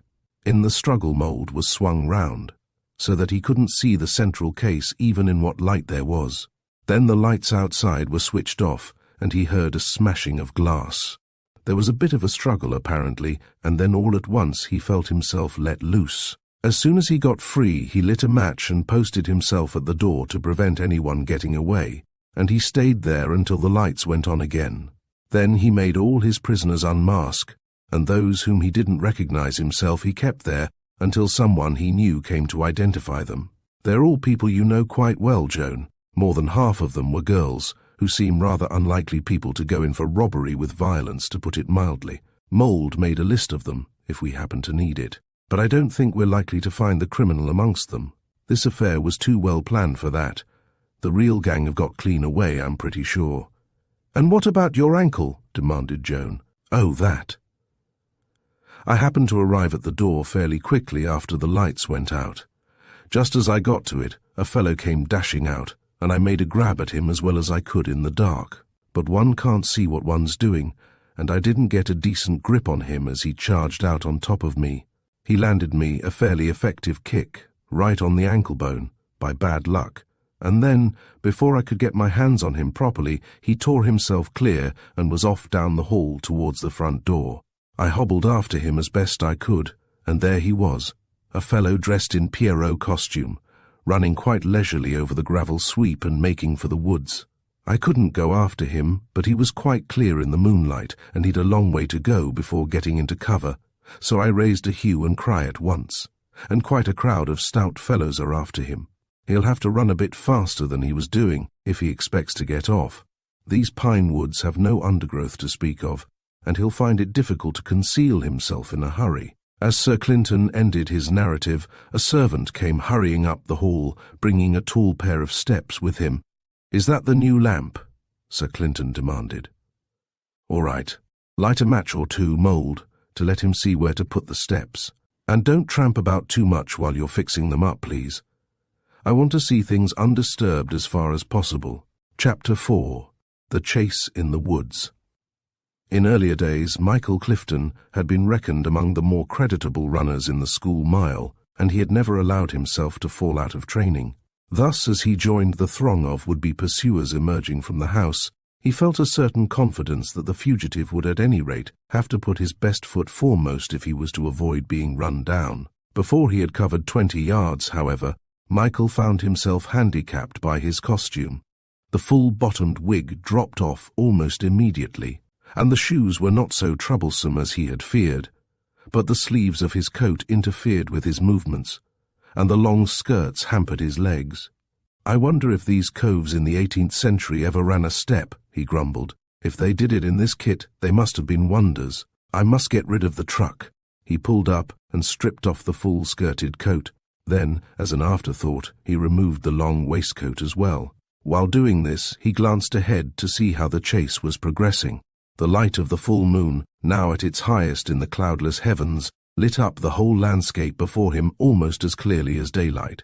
Far ahead, he could see the white figure of the escaping thief as it ascended the long, gentle slope towards the pine woods. "I wonder what tempted the beggar to choose that particular costume on a night like this," Michael speculated. "It's the most conspicuous affair he could have put on. Well, all the better for us." The quarry had evidently secured a fair start, for the nearest group of pursuers was still a considerable distance behind him. The hunters were strung out in an irregular file, knotted here and there with groups of 3 or 4 runners, and the line extended back almost to Michael's position. Behind him he could hear fresh reinforcements emerging from the house, shouting as they came. "They'd better save their breath," Michael commented critically to himself. "That long rise'll take it out of a good many of them." He settled down to his favourite stride, and very soon began to overtake the laggards at the tail of the chase. In front of him he saw a Cardinal Richelieu with kilted cassock, but the Cardinal found his costume too much for him and pulled out of the race as Michael passed him. Shortly after, Michael drew level with an early 19th century dandy, and for a few seconds they raced neck and neck. The dandy, however, was unable to stay the pace. "It's these damned Johnny Walker boots," he gasped as he fell behind. Michael, running comfortably, began to take a faint amusement in the misfortunes of his colleagues. He could not help smiling as he passed a minotaur, sitting beside the track and making furious efforts to disentangle himself from his pasteboard bull's head, which seemed to have become clamped in position. But as he found 2 more of the hunters by the wayside, a fresh point of view occurred to him. If they're going to drop out at this rate, there won't be many of us left at the finish to tackle the beggar, and he's armed. We'll need all the men we can scrape up, if we're to make sure of him. Glancing ahead again, he was relieved to see that he had gained a fair amount of ground on the fugitive, and now he began to pass runner after runner, as the rising slope told on the weaker pursuers. He reached the group at the head of the chase, just as the escaping burglar dashed into the shadow of the woods 100 yards in advance. "He'll dodge us now if he can," Michael warned his companions, who evidently were unacquainted with the ground. "Keep your eyes on him at any cost." But as they entered the pine arcades, Michael found that he was mistaken. The quarry maintained his lead, but he made no effort to leave the beaten track. Ahead of them, they could see his white-clad figure, dappled with light and darkness, as he sped up the broad pathway. Suddenly, Michael remembered what lay beyond the pine wood. Without raising his voice, for fear the runner in front should hear him, he explained the situation. "He doesn't know what he's running into. There's a big quarry up there, with barbed wire fences on each side. If we can keep him straight for it, we'll have him pinned." On went the fugitive, still maintaining his lead, and glancing over his shoulder from time to time, as though he were gauging the distance which separated him from his closest pursuers. "The beggar can run, certainly," Michael admitted to himself. "But running isn't going to help him much in a minute or two. We have him on toast." In a few moments, the moon shone bright through the trees ahead.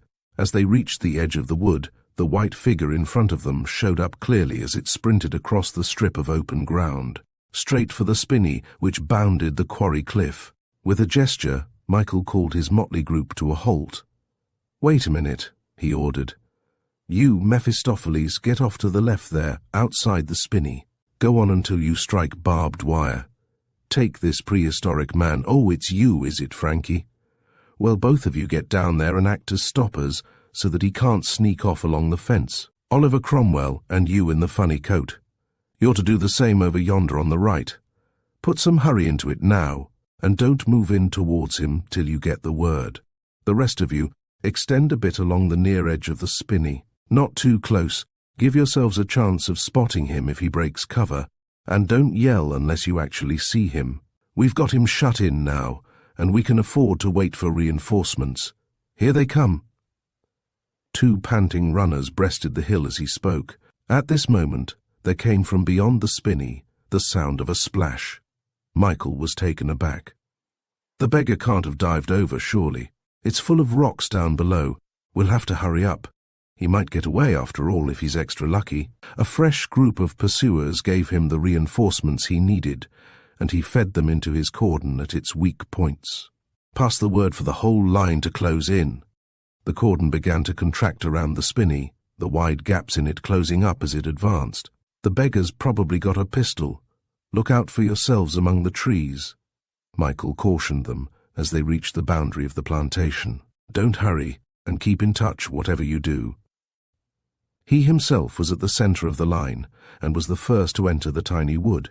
The advance was slow, for here there was some undergrowth which might offer a hiding place to the fugitive, and this was carefully scrutinized, clump by clump, before the line moved forward as a whole. Michael meant to make certain of capturing the burglar, and he could afford now to go about the matter deliberately. Fresh reinforcements in 2s and 3s were still streaming in from the pine wood. It took only a few minutes, however, to draw his screen through the spinney, for the belt of trees was a narrow one. Every instant he expected to hear a shout indicating that the quarry had been run to earth, but none came. His line emerged intact from the trees, forming an arc of which the cliff face was the chord, and as his men came out into the moonlight, Michael had to admit to himself that no one could well have crept through any gap in the cordon. "He must be out here, hiding among these seats," he shouted.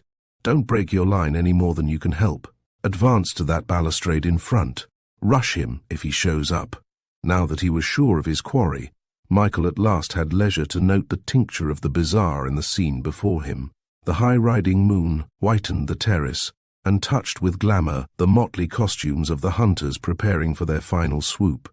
Here Robin Hood and a hatless Flying Dutchman were stooping to peer below one of the marble seats. Farther along the line, Lohengrin and a milkman discussed something eagerly in whispers. On the left, the prehistoric man loomed up like a troglodyte emerging from his cave, while beyond him Mephistopheles leaned upon the railing, scanning the water below. From the inky shadow of the spinny Felix, the cat stole softly out to join the cordon. "A weird-looking gang we are," Michael commented to himself as he gazed about him. Only a few steps separated the hunters from the clear floor of the terrace. In a second or two at most, the man they were chasing must break cover and make a dash for liberty, or else tamely surrender. Slowly the line crept forward. "We've got him now!" a voice cried exultantly, but the living net swept on past the marble tier without catching anything in its meshes. Between it and the balustrade was nothing but the untenanted paving of the terrace. "He's got away!" ejaculated someone in tones of complete amazement. "Well, I'm damned if I see how he managed it." The chain broke up into individuals who hurried hither and thither on the esplanade, searching even in the most unlikely spots for the missing fugitive. All at once, Michael's eye caught something which had been concealed in the shadows thrown by the moon.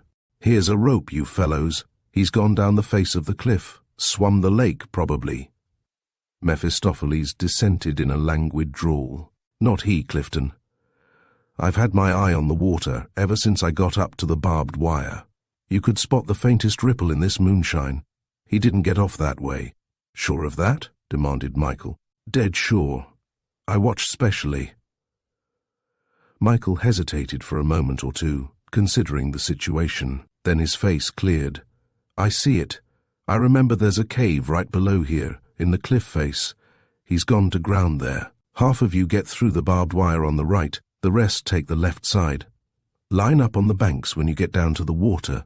He may swim for it yet if we don't hurry. They raced off to carry out his instructions, while Michael pulled up the rope and flung it on the terrace. That cuts off his escape in this direction, he said to himself. Now we can dig him out at leisure. Without hurrying, he made his way down to the water. There used to be a raft of sorts here, he explained. If we can rout it out, we'll be able to ferry across to the cave mouth without much bother. I doubt if he'll show fight once we lay our hands on him, for he hasn't an earthly chance of getting away. He poked about among the sedge on the rim of the lakelet, and at last discovered the decrepit raft. This thing'll just bear two of us. Do we dig the beggar out or starve him out? Dig him out, eh? Well, I want someone to go with me. Here, you Frankie, he turned to the prehistoric man. You'd better come along. If it comes to a ducking, you've got fewer clothes to spoil than the rest of us. Nothing loath, the prehistoric man scrambled aboard the raft, which sank ominously under the extra weight. I can't find anything to pole with, grumbled Michael. Paddle with your flippers, Frankie. It's the only thing to do. Get busy with it. Under this primitive method of propulsion, the progress of the raft was slow, but at last they succeeded in bringing it under the cliff face, after which they were able to work it along by hand. Gradually they maneuvered it into position in front of the cave mouth, which stood only a yard or so above water level. Michael leaned forward to the entrance. You may as well come out quietly, he warned the inmate. It's no good trying to put up a fight. You haven't a dog's chance. There was no reply of any sort. Hold the damned raft steady, Frankie. You nearly had me overboard, expostulated Michael. I'm going to light a match. The cave's as black as the pit and I can see nothing. He pulled a silver matchbox from his trousers pocket. Lucky I hadn't this in my coat, for you don't look as if you had a pocket of any sort on you, Frankie. The first match, damped by the moisture on his hands, sputtered and died out. Hurry up, governor, shouted Mephistopheles cheerfully from the bank. Don't keep us up all night with your firework display. It's getting a bit chilly, paddling about amongst this sedge. Not at all the temperature I'm accustomed to at home. Michael felt for another match and lighted it successfully. Standing up on the raft, he held the light above his head and peered into the cavity in the rock. The prehistoric man heard him exclaim in amazement. Damnation, Frankie. He's not here. It's hardly a cave at all. He put his hands on the cave floor. Hold tight with the raft. I'm going in to make sure. He scrambled up into the hollow, but almost immediately his face appeared again in the moonlight. Nothing here. The hole's barely big enough to take me in. Then where's he gone? Demanded the prehistoric man, who was a creature of few words. I dunno. Must have given us the slip somehow. If he isn't here, he must be somewhere else. No getting round that. He shouted the news to the watchers on the banks, and a confused sound of argument rose from amongst the sedge. Not much use hanging round the old home, Frankie. Pull for shore, sailor. We'd best manhandle her along the face of the cliff. I've had enough of that paddling. When they touched firm ground again, they were surrounded by their friends, most of whom seemed to doubt whether the search of the cave had been properly carried out. I tell you, declaimed the exasperated Michael, I got right into the damned hole. It's so small that I nearly broke my nose against the back wall as I heaved myself inside. It would have been a tight fit for me and a squirrel together. He's not there, whether you like it or not. I can't help your troubles, Tommy. You can go and look for yourself, if you like the job of lying on your tummy on a raft that's awash. I shan't interfere with your simple pleasures. But we've lost him. Is that plain enough? There's nothing to be done but go home again with our tails between our legs. I'm going now. He accompanied his friends to the top of the cliff again, but when he reached the terrace, a fresh thought struck him. and he loitered behind while the others, soaked and disconsolate, made their way down into the pine wood. When the last of them had disappeared, Michael retraced his steps to the edge of the cliff.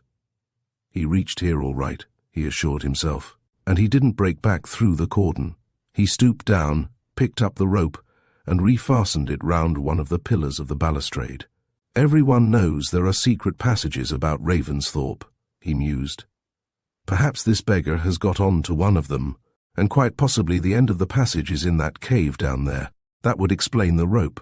I'll slide down and have another look round. He got into the cave mouth without difficulty and used up the remainder of his matches in a close examination of the interior of the cavity, but even the closest scrutiny failed to reveal anything to his eyes. Nothing there but plain rock so far as I can see, he had to admit to himself as the last match burned out.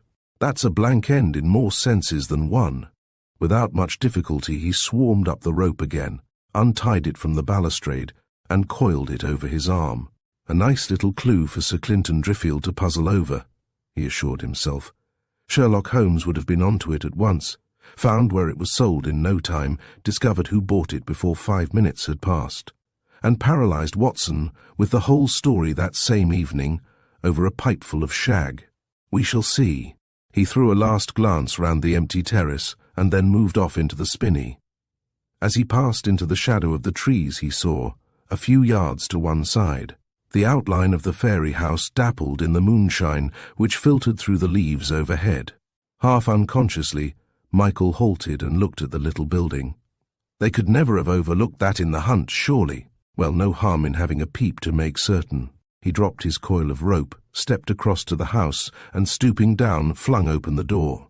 Inside, he caught a flash of some white fabric. "It's the beggar after all. Here, come out of that." He gripped the inmate roughly and hauled him by main force out of his retreat. "Pierrot costume, right enough," he said to himself, as he extracted the man little by little from his refuge. Then, having got his victim into the open, "Now we'll turn you over and have a look at your face. Good God, Maurice!" For as he turned the man on his back, it was the face of Maurice Chasewater that met his eyes. But it was not a normal Maurice whom he saw. The features were contorted by some excessive emotion, the like of which Michael had never seen. "Let me alone, damn you!" Maurice gasped, and turned over once more on his face, resting his brow on his arm, as though to shut out the spectacle of Michael's astonishment. "Are you ill?" Michael inquired solicitously. "For God's sake, leave me alone. Don't stand there gaping. Clear out, I tell you." Michael looked at him in amazement. "I'm going to have a cheerful kind of brother-in-law before all's done, it seems," he thought to himself. "Can I do anything for you, Maurice?" "Oh, go to hell." Michael turned away. "It's fairly clear he doesn't like my company," he reflected, as he stepped across and picked up his coil of rope from the ground. "But I've known politer ways of showing it, I must say." With a final glance at the prostrate figure of Maurice, he walked on and took the road back to Ravensthorpe. But as he went, a vision of Maurice's face kept passing before his mind's eye. There's something damned far wrong with that beggar, whether it's an evil conscience or cramp in the tummy. It might be either of them by the look of him. He didn't seem to want any assistance from me. That looks more like the evil conscience theory. He dismissed this with a laugh, but gradually he grew troubled. There he was, in white, same as the burglar. He's in a bit of a bait at being discovered, that's clear enough. He didn't half like it, to judge by his chat. A discomforting hypothesis began to frame itself in his mind, despite his efforts to stifle it. He's the fellow, if there is one, who would know all these secret passages about here. Suppose there really is one leading out of that cave. He could have swarmed down the rope, got into the cave, sneaked up the subterranean passage, and got behind us that way. A fresh fact fitted suddenly in. And of course the other end of the passage may be in that fairy house. That would explain his being there. He'd be waiting to see us off the premises before he could venture out in his white costume. He pondered over the problem as he hurried with long strides towards the house. "Well," he concluded, "I'm taking no further steps in the business. It's no concern of mine to go probing into the private affairs of the family I'm going to marry into, and that's that." Then, as a fresh aspect of the matter came to his mind, He gave a sigh of relief. I must be a stricken idiot. No man would ever dream of burgling his own house. What would he gain by it if he did? The thing's ridiculous. And the comfort which this view brought him was sufficient to lighten his steps for the rest of his way. Chapter 5. Sir Clinton in the Museum. "There's the light on again in the museum," Sir Clinton observed. "I think we'll go in and have a look round now, to see if the place suggests anything." Mould stood aside to let them pass, and then resumed his watch at the door to prevent anyone else from entering the room. The servant had just finished fitting the new globe in its place, and was preparing to remove the steps which he had used, when Sir Clinton ordered him to leave them in position and to await further instructions. The museum was a room about 40 feet square, with a lofty ceiling. To judge by the panelling of the walls, it belonged to the older part of Ravensthorpe, but the parquet of the floor seemed to be much more modern. Round the sides were placed exhibition cases about 6 feet high, and others of the same kind jutted out at intervals to form a series of shallow bays. In the centre of the room, directly under the lamp, stood a long, flat-topped case, and the floor beside it was littered with broken glass. "I think we'll begin at the beginning," said Sir Clinton. He turned to the servant who stood waiting beside the steps. "Have you got the remains of the broken lamp there?" "You can go now," he added. "We shan't need you further." When he had received the smashed lamp, he examined it. "Not much to be made out of that," he admitted. "It's been one of these 1,000-candle power gas-filled things, and there's practically nothing left of it but the metal base and a few splinters of glass sticking to it." He looked up at the fresh lamp hanging above them. "It's 30 feet or so above the floor. Nothing short of a fishing rod would reach it. Evidently they didn't smash it by hand." He stooped down and sorted out 1 or 2 small fragments of glass from the debris at his feet. "These are more bits of the lamp, Joan," he said, holding them out for her to look at. "You see the curve of the glass, and you'll notice that the whole affair seems to have been smashed almost to smithereens. There doesn't seem to be a decent-sized fragment in the whole lot." He turned to the keeper. "I think we'll shut the door, Mould. We'd better conduct the rest of this business in private." The keeper closed the door of the museum, much to the disappointment of the group of people who had clustered about the entrance and were watching the proceedings with interest. "Now, Joan, would you mind going round the wall cases and seeing if anything has been taken from them?" Joan obediently paced round the room, and soon came back to report that nothing seemed to have been removed. "All the cases were locked, you know," she explained, "and there's no glass broken in any of them. So far as I can see, nothing's missing from the shelves." "What about that safe let into the wall over yonder?" Sir Clinton inquired. "It's used to house 1 or 2 extra valuable things from time to time," Joan explained. "But tonight everything was put on show and the safe's empty." She went over and swung the door open, showing the vacant shelves within. "We do take precautions usually," she pointed out. "The museum door itself is iron-plated and has a special lock. It was only tonight that we had everything out in the showcases." Sir Clinton refrained from comment, as he knew the girl was still blaming herself for her share in the catastrophe. He turned to examine the rifled section of the central case. "What's missing here, Joan? Can you make out?" Obediently, Joan came to his side and ran her eye over the remaining articles in the compartment. "They've taken the Medusa medallions," she exclaimed, turning pale as she realized the magnitude of the calamity. "They've got the very pick of the collection, Sir Clinton. My father would have parted with all the rest rather than with these, I know." "Nothing else gone?" Joan looked again at the case. "No, nothing else so far as I can see. Wait a bit, though. They've taken the electrotype copies as well. There were 3 of each, 3 medallions, and an electrotype from each that Foxton Polgate made for us. The whole 6 are gone." She cast a final glance at the compartment. "No, there's nothing else missing so far as I can see. Some of the things are displaced a bit, but everything except the medallions and the electros seems to be here." "You're quite sure?" "Certain." Sir Clinton seemed satisfied. "Of course we'll have to check the stuff by the catalogue to make sure," he said, "but I expect you're right. The medallions alone would be quite a good enough haul for a minute or two's work, and probably they had their eyes on the things as the best-paying proposition of the lot." "But why did they take the electros as well?" Joan demanded. Then a possible explanation occurred to her. Oh, of course, they wouldn't know which was which, so they took the lot in order to make sure. Possibly, Sir Clinton admitted. But don't let's be going too fast, Joan. We'd better not get ideas into our minds till we've got all the evidence, you know. Oh, I see, said Joan, with a faint return of her normal spirits. I'm to be Watson, am I? And you'll prove in a minute or two what an ass I've made of myself. Is that the idea? Not altogether, Sir Clinton returned with a smile. But let's have the facts before the theories. He turned to the keeper. Now we'll take your story, Mould, but give us the things in the exact order in which they happened, if you can. And don't be worried if I break in with questions. Mould thought for a moment or two before beginning his tale. I'm trying to remember how many people there were in the room just before the lights went out, he explained at last. But somehow I don't quite seem able to put a figure on it, Sir Clinton. I've a sort of feeling that some of 'em must have got away before I stopped the door, sneaked off in the dark. At least I know I felt surprised when I saw how few I'd got left when they began to come up to me to be let out. But that's all I can really say, sir. Sir Clinton evidently approved of the keeper's caution. Now tell us exactly what happened when the light went out. This is the bit where I want you to be careful. Tell us everything you can remember. Mould fixed his eye on the corner of the room near the safe.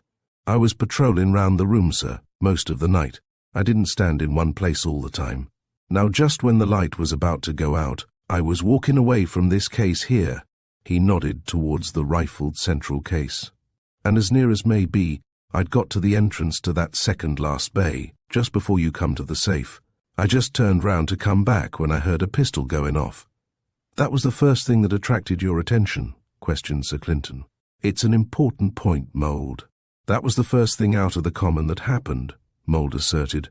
The pistol went bang, and out went the light, and I heard glass tinkling all over the place. Shot the light out, did they? Sir Clinton mused. He glanced up at the carved wooden ceiling, but evidently failed to find what he was looking for. Have you a pair of race glasses, Joan? Prismatics, or even opera glasses? Tell Mould where he can get them, please. Joan gave the keeper instructions and he left the room. Knock when you come back again, Sir Clinton ordered. I'm going to lock the door to keep out the inquisitive. As soon as the keeper was out of earshot, Sir Clinton turned to Joan. This fellow Mould, is he a reliable man? Do you know anything about him, Joan? He's our head keeper. We've always trusted him completely. She glanced at Sir Clinton, trying to read the expression on his face. You don't think he's at the bottom of the business, do you? I never thought of that. I'm only collecting facts at present. All I want to know is whether you know Mould to be reliable. We've always found him so. Good. We'll make a note of that, and if we get the thing cleared up, then we'll perhaps be able to confirm that opinion of yours. In a few minutes a knock came at the door, and Sir Clinton admitted the keeper. Prismatics, he said, taking the glasses from Mould. They'll do quite well. Adjusting the focus, he subjected the ceiling of the room to a minute scrutiny. At last he handed the glasses to Joan. Look up there, he said, indicating the position. Joan swept the place with the glasses for a moment. I see, she said. That's a bullet hole in the wood, isn't it? Sir Clinton confirmed her guess. That's evidently where the bullet went after knocking the lamp to pieces. Pull the steps over there, Mould. I want to have a closer look at the thing. With some difficulty, owing to his injured ankle, he ascended the steps and inspected the tiny cavity. It looks like a .22 caliber. One could carry a Colt pistol of that size in one's pocket, and no one would notice it. His eye traced out the line joining the bullet mark and the lamp. The shot was evidently fired by someone in that bay over there, he inferred. Just go to where you were standing when the light went out, Mould. Can you see into this bay here? Mould looked around and discovered that a showcase interposed between him and the point from which the pistol had been fired.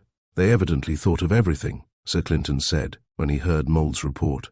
If a man had brandished his pistol in front of Mould, there was always a chance that Mould might have remembered his costume. Firing from that hiding place, he was quite safe and could take time over his aim if he wanted to. He climbed down the steps and verified the matter by going to the position from which the shot had been fired. It was evident that the shooter was out of sight of the keeper at the actual moment of the discharge. Now what happened after that, Mould? Sir Clinton demanded, coming back to the central case again. Mould scratched his ear as though reflecting, then hurriedly took his hand down again. "This pistol went off, sir, and the lamp glass tinkled all over the place. I got a start, who wouldn't? With the light going out and all. Before I could move an inch, someone got a grip of my wrists and swung me round. He twisted my arms behind my back and I couldn't do anything but kick, and not much kicking even, or I'd have gone down on my face. Did you manage to get home on him at all?" "I think I kicked him once, sir, but it was only a graze." "Pity," Sir Clinton said. "It would have always been something gained if you'd marked him with a good bruise." "Oh, there'll be a mark if that's all you want, sir, but it wouldn't prevent him running at all." "And then?" Sir Clinton brought Mould back to his story. "Then, almost at once when the lights went out, I heard glass breaking, just as if you'd heaved a stone through a window. It seemed to me, but I couldn't take my oath on it, as if there was two smashes, one after t'other. I couldn't be sure. Then there was a lot of scuffling in the dark, but who did it I couldn't rightly say. I was busy trying to get free from the man who was holding me then." Sir Clinton moved over to the rifled compartment and inspected the broken glass thoughtfully for a moment or two. "Are you looking for finger marks?" asked Joan as she came to his side. Sir Clinton shook his head. "Not much use hunting for finger marks round here. Remember how many people must have leaned on this case at one time or other during the evening, when they were looking at the collection before the robbery. Fingerprints would prove nothing against anyone in particular, I'm afraid, Joan. What I'm really trying to find is some evidence confirming Mould's notion that he heard two smashes after the light went out. It certainly looks as if he were right. If you look at the way that bit of glass there is cracked, you'll see two series of lines in it. It might have been cracked here." He pointed with his finger. "First of all, long cracks radiating from a smash over in this direction. Then there was a second blow, about here, which snapped off the apices of the spears of glass left after the first smash. But that really proves nothing. The same man might easily have hit the pane twice." He turned back to the keeper. "Can you give me an estimate, Mould, of how long it was between the two crashes you heard?" Mould considered carefully before replying. "So far as I can remember, Sir Clinton, it was about 5 seconds, but I'll not take my oath on it." "I wish you could be surer," said the Chief Constable. "If it really was 5 seconds, it certainly looks like two separate affairs. A man smashing glass with repeated blows wouldn't wait 5 seconds between them." He scanned the broken glass again. "There's a lot of jagged stuff round the edge of the hole, but no blood, so far as I can see. The fellow must have worn a thick glove if he got his hand in there in the dark without cutting himself in the hurry." He turned back to the keeper. "You can go outside, Mould, and keep people off the doorstep for a minute or two. Perhaps we shall have news of the manhunt soon. If anyone wants to see me on business, let him in, but keep off casual inquirers for the present." Obediently, Mould unlocked the door and took his stand on the threshold outside, shutting the door behind him as he went. When he had gone, Sir Clinton turned to Joan. "Were these medallions insured, do you know?" Fortunately, Joan was able to supply some information. "Maurice insured them, I know, but I've heard him say that he wasn't content with the valuation put on them by the company. It seems they wouldn't take his word for the value of the things. They thought it was a speculative one or something, and in case of a loss they weren't prepared to go beyond a figure which Maurice thought too small. The electros weren't insured for any great amount, I suppose?" Joan shook her head. "I don't think they were specially insured. They were just put under the ordinary house policy, I think. But you'd better ask Maurice. He knows all about it." Sir Clinton glanced round the room once more. "I doubt if there's much more to find out here," he concluded. "It doesn't give us much to go on, does it? Perhaps we'll have better luck when these fellows come in from their hunt. They may have some news for us, but as things stand, we can't even be sure whether it was two men or two gangs that were at work. One can't blame Mould for not giving us better information, but what he gave us doesn't seem to amount to very much at present." He turned, as though to leave the room, but at that moment the door opened and Mould appeared. "There's a Mr. Foss wants to see you, sir. He says he's got something to tell you that won't wait. He's been looking for you all over the house." "That's the American, isn't it?" Sir Clinton asked Joan in a low voice. "Yes. He's been here for a day or two, consulting with Maurice about these medallions. Well, if he can throw any light on this business, I suppose we'd better let him in and see what he has to say. You needn't go, Joan. You may as well hear his story, whatever it may be." He turned to the keeper. "Let Mr. Foss in, mould, and wait outside the door yourself." Chapter 6. Mr. Foss's explanation. Mr. Foss had nothing distinctively American in his appearance, Sir Clinton noted, and when he spoke, his accent was so faint as to be hardly detectable. He was a stout man of about 50, with a clean-shaven face and more than a trace of a double chin. The kind of man who might readily be chosen as an unofficial uncle by children. Sir Clinton's first glance showed him that the American was troubled about something. Foss seemed surprised to find the chief constable in the guise of Prospero. He himself, in preparation for an official interview, had exchanged his masquerade costume for ordinary evening clothes. "We haven't met before, Sir Clinton," he explained rather unnecessarily, "but I've something to tell you," his face clouded slightly, "which I felt you ought to know before you go any further in this business. I've been hunting all over the house for you, and it was only a minute or two ago that I got directed in here." "Yes?" said Sir Clinton, interrogatively. Foss glanced at Joan and seemed to find some difficulty in opening the subject. "It's a strictly private matter," he explained. Joan refused to take the implied hint.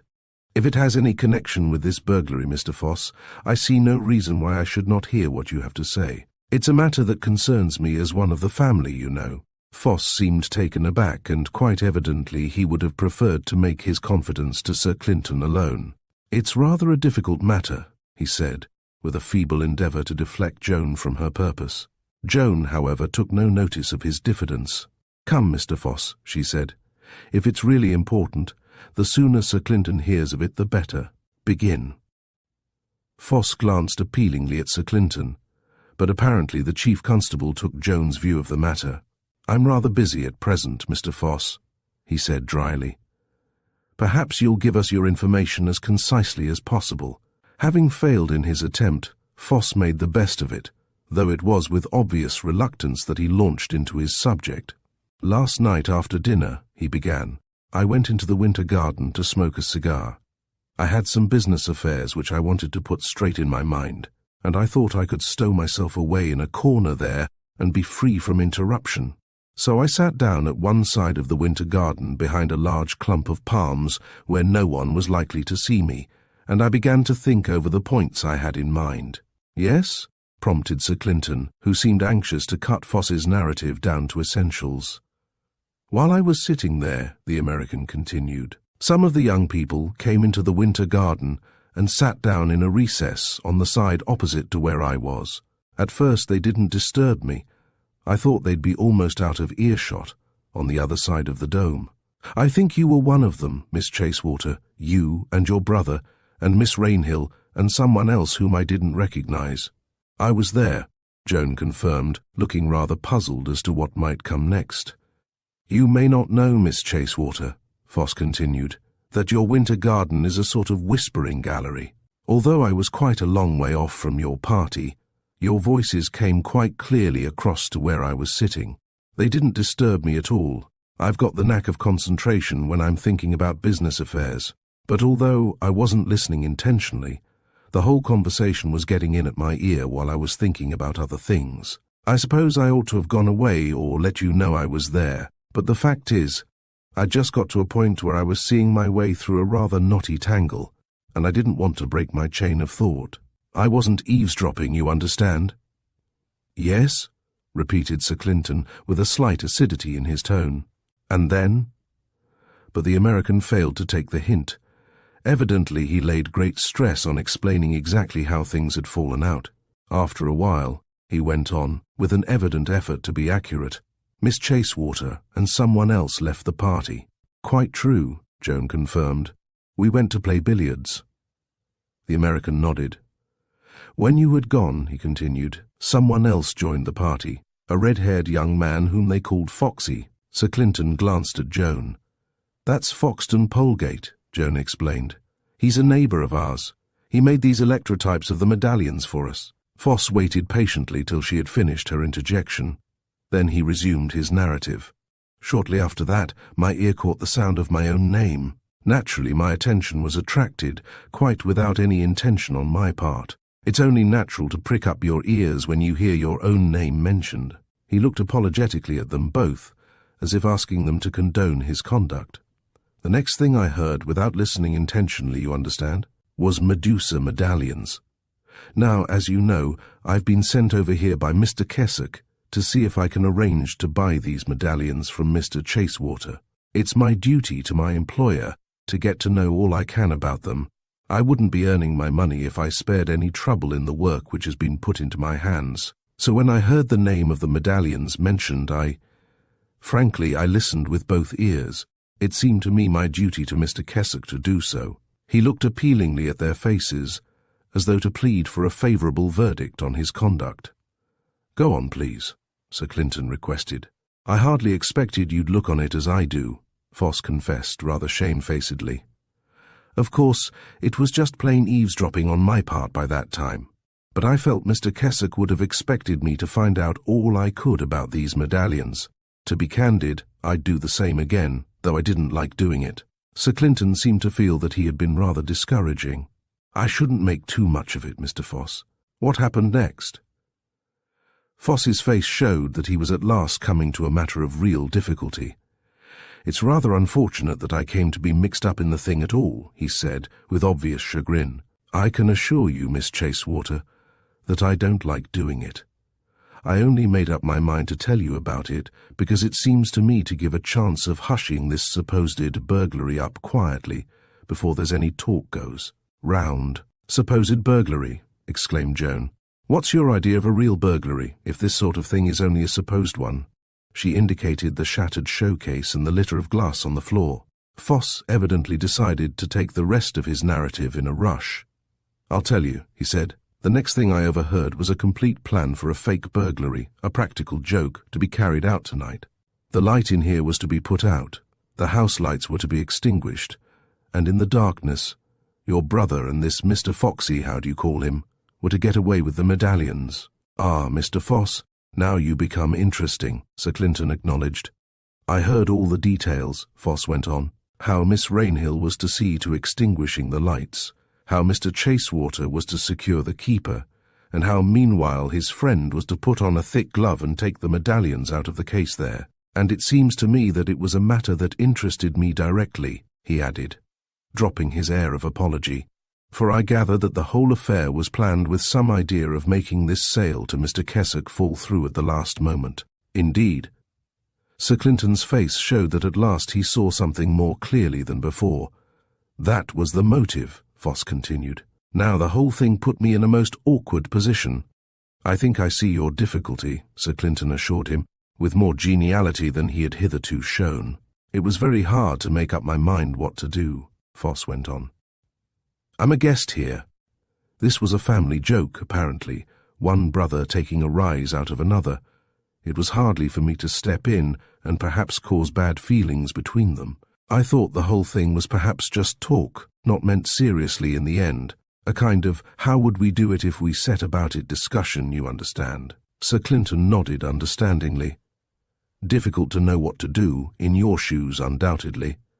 Foss was obviously relieved by the Chief Constable's comprehension. "I thought it over," he continued, with a less defensive tone in his voice, "and it seemed to me that the soundest course was to let sleeping dogs lie, to let them lie, at any rate, until they woke up and bit somebody. I made up my mind I'd say nothing about the matter at all, unless something really did happen."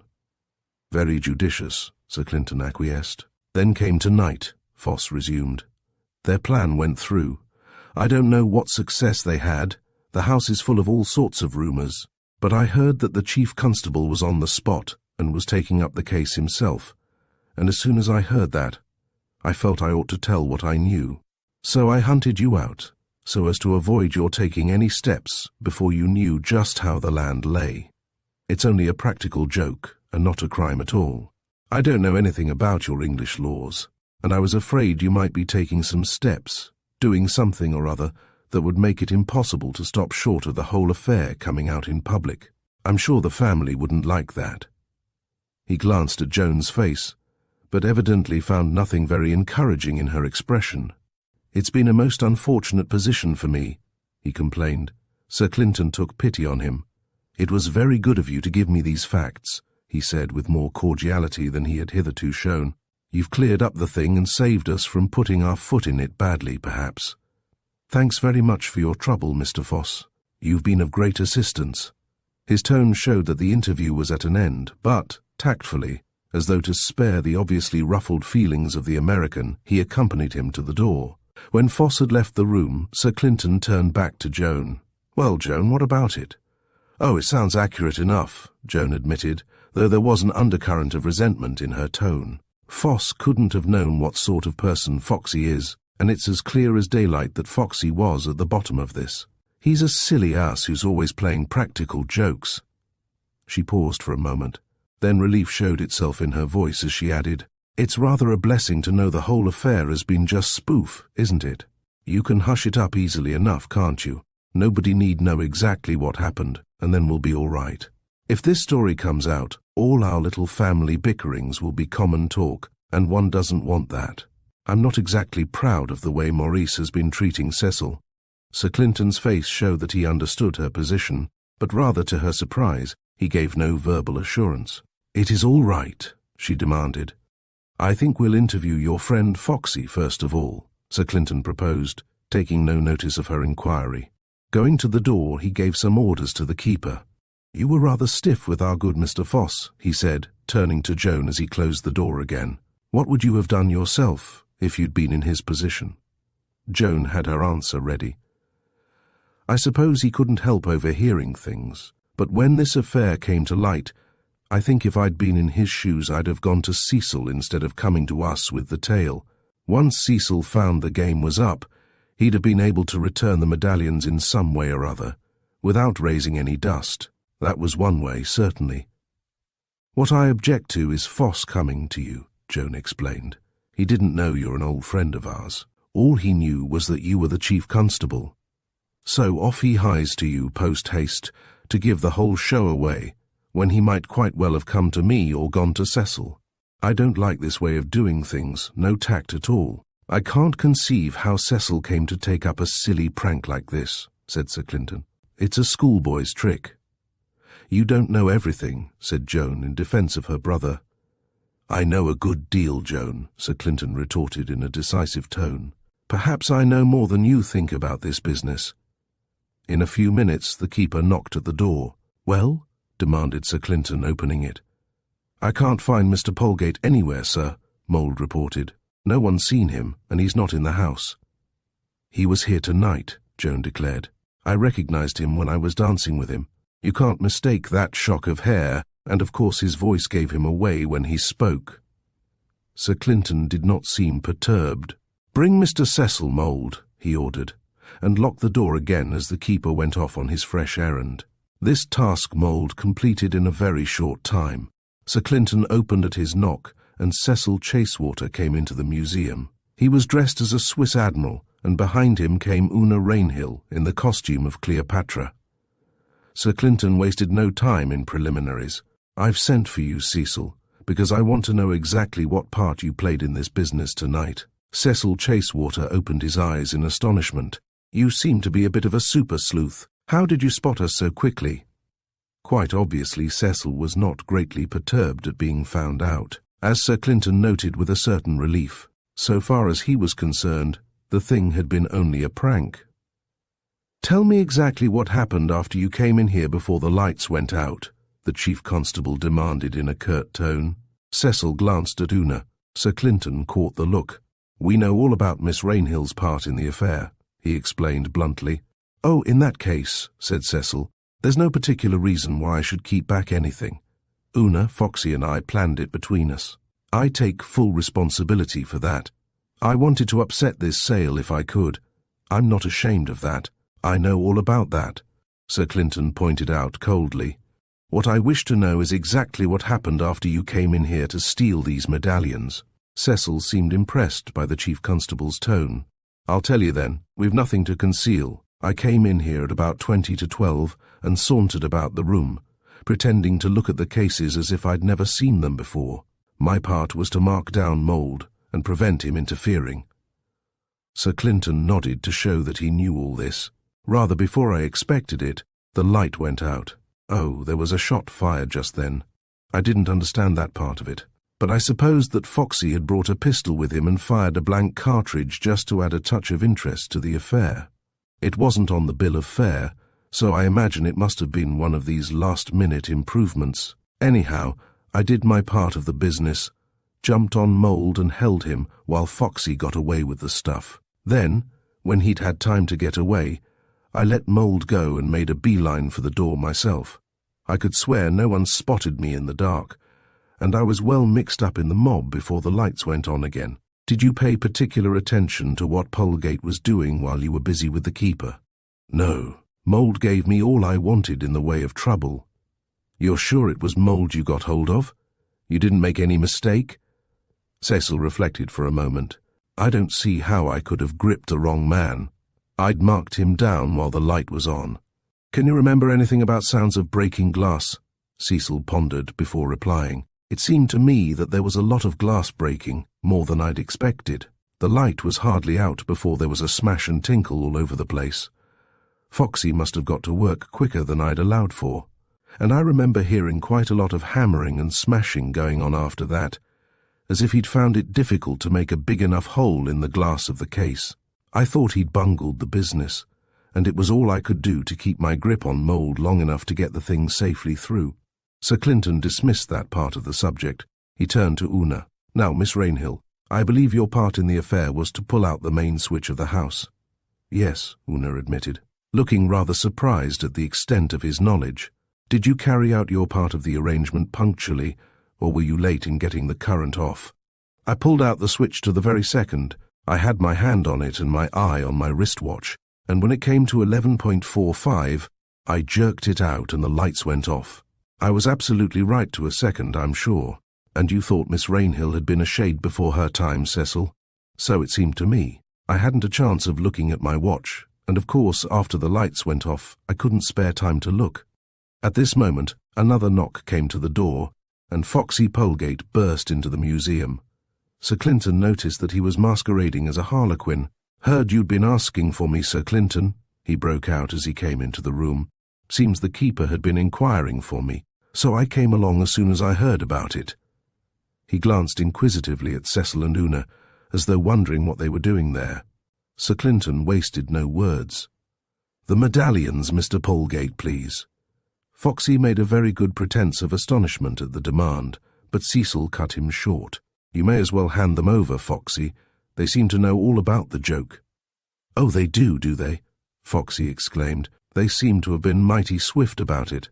That little joke's gone astray, evidently. He seemed completely taken aback by the exposure. The medallions, he repeated. I'll get 'em for you in a jiffy. He walked across to the showcase, fumbled for a moment at the flat base near one of the legs, and from below this he drew out 3 medallions. Stuck 'em there with plasticine as soon as I'd got 'em. After that, anyone would have turned out my pockets if they'd wanted. See? Sir Clinton held out his hand and took the medallions from Foxy. For a moment or two he examined them, then he passed them to Cecil.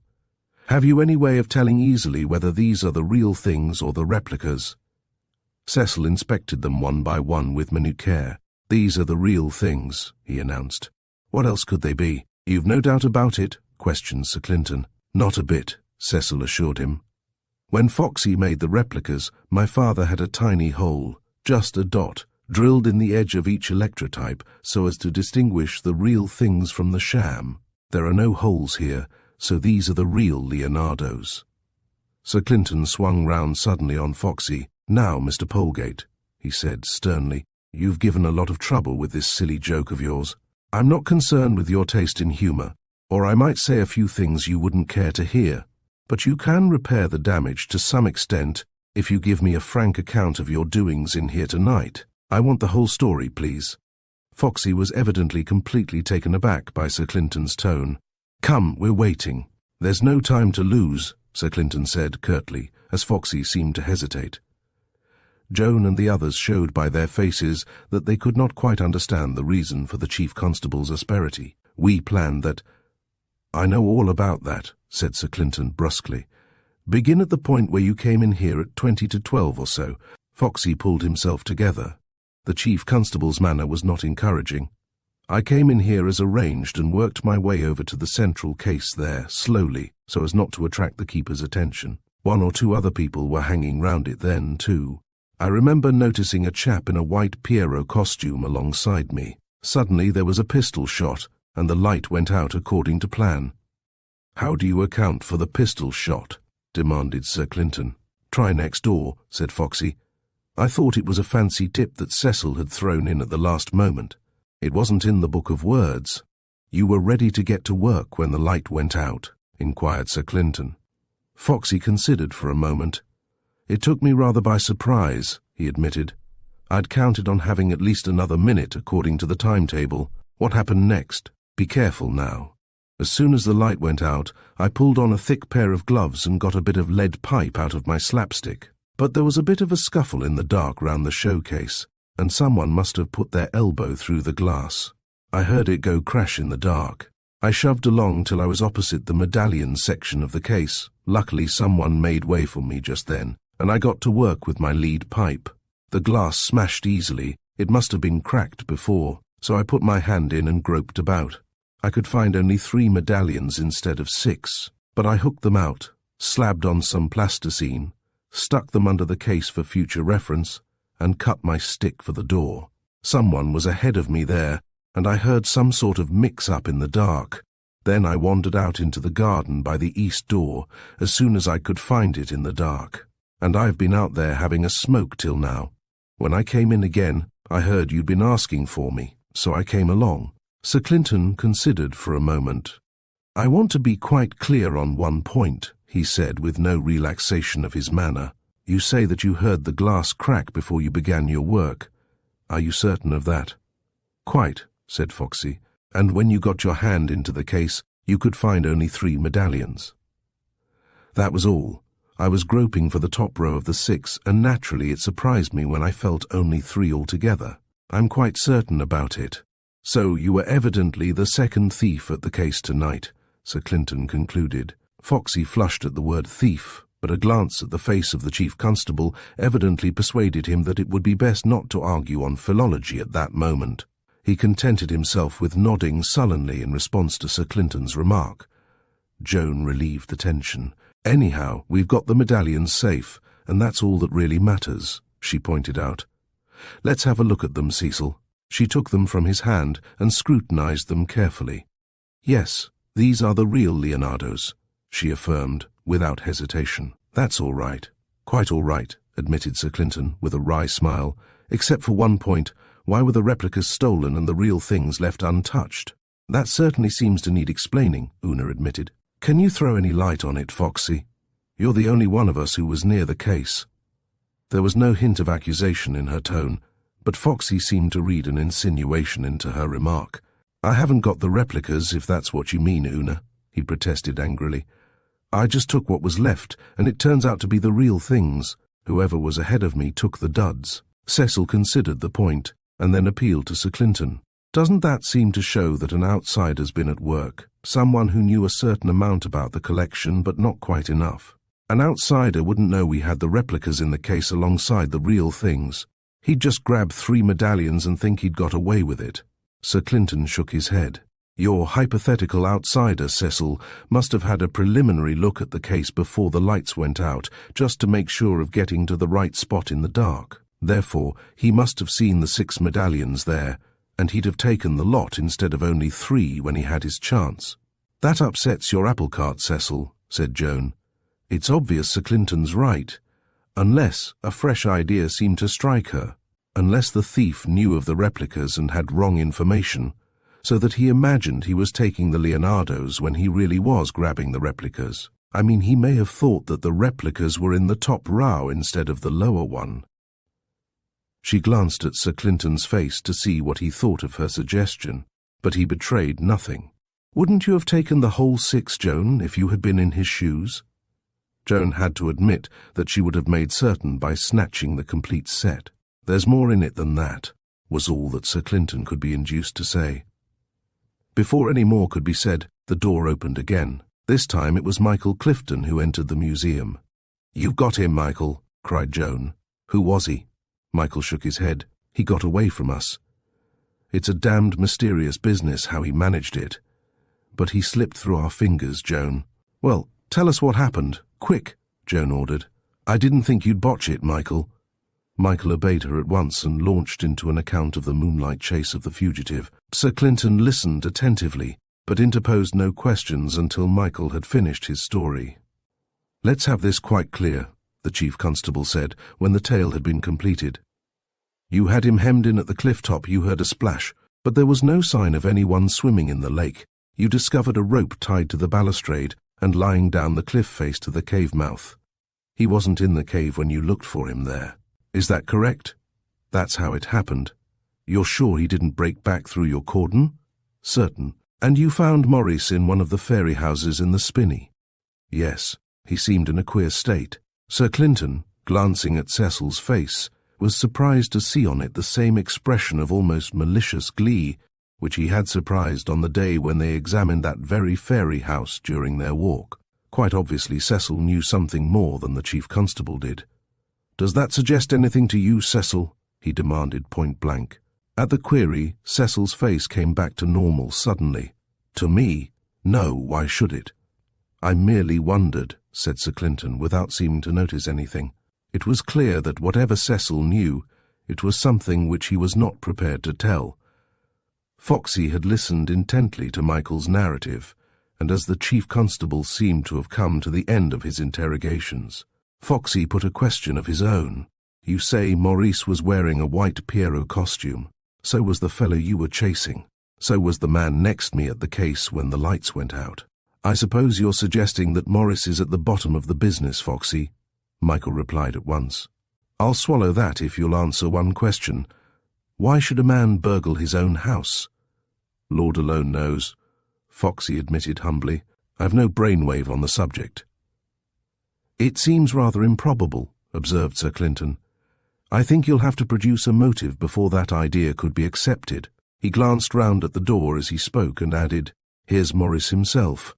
Maurice Chasewater had entered the room while the chief constable was speaking.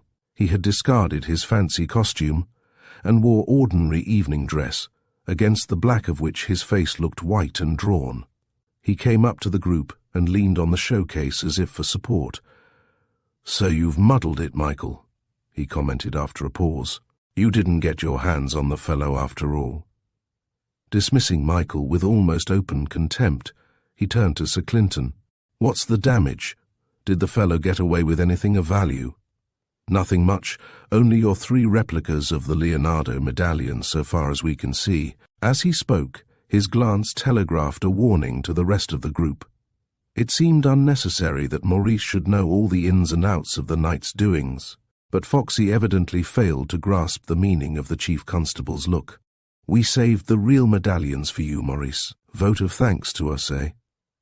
"How did you manage that?"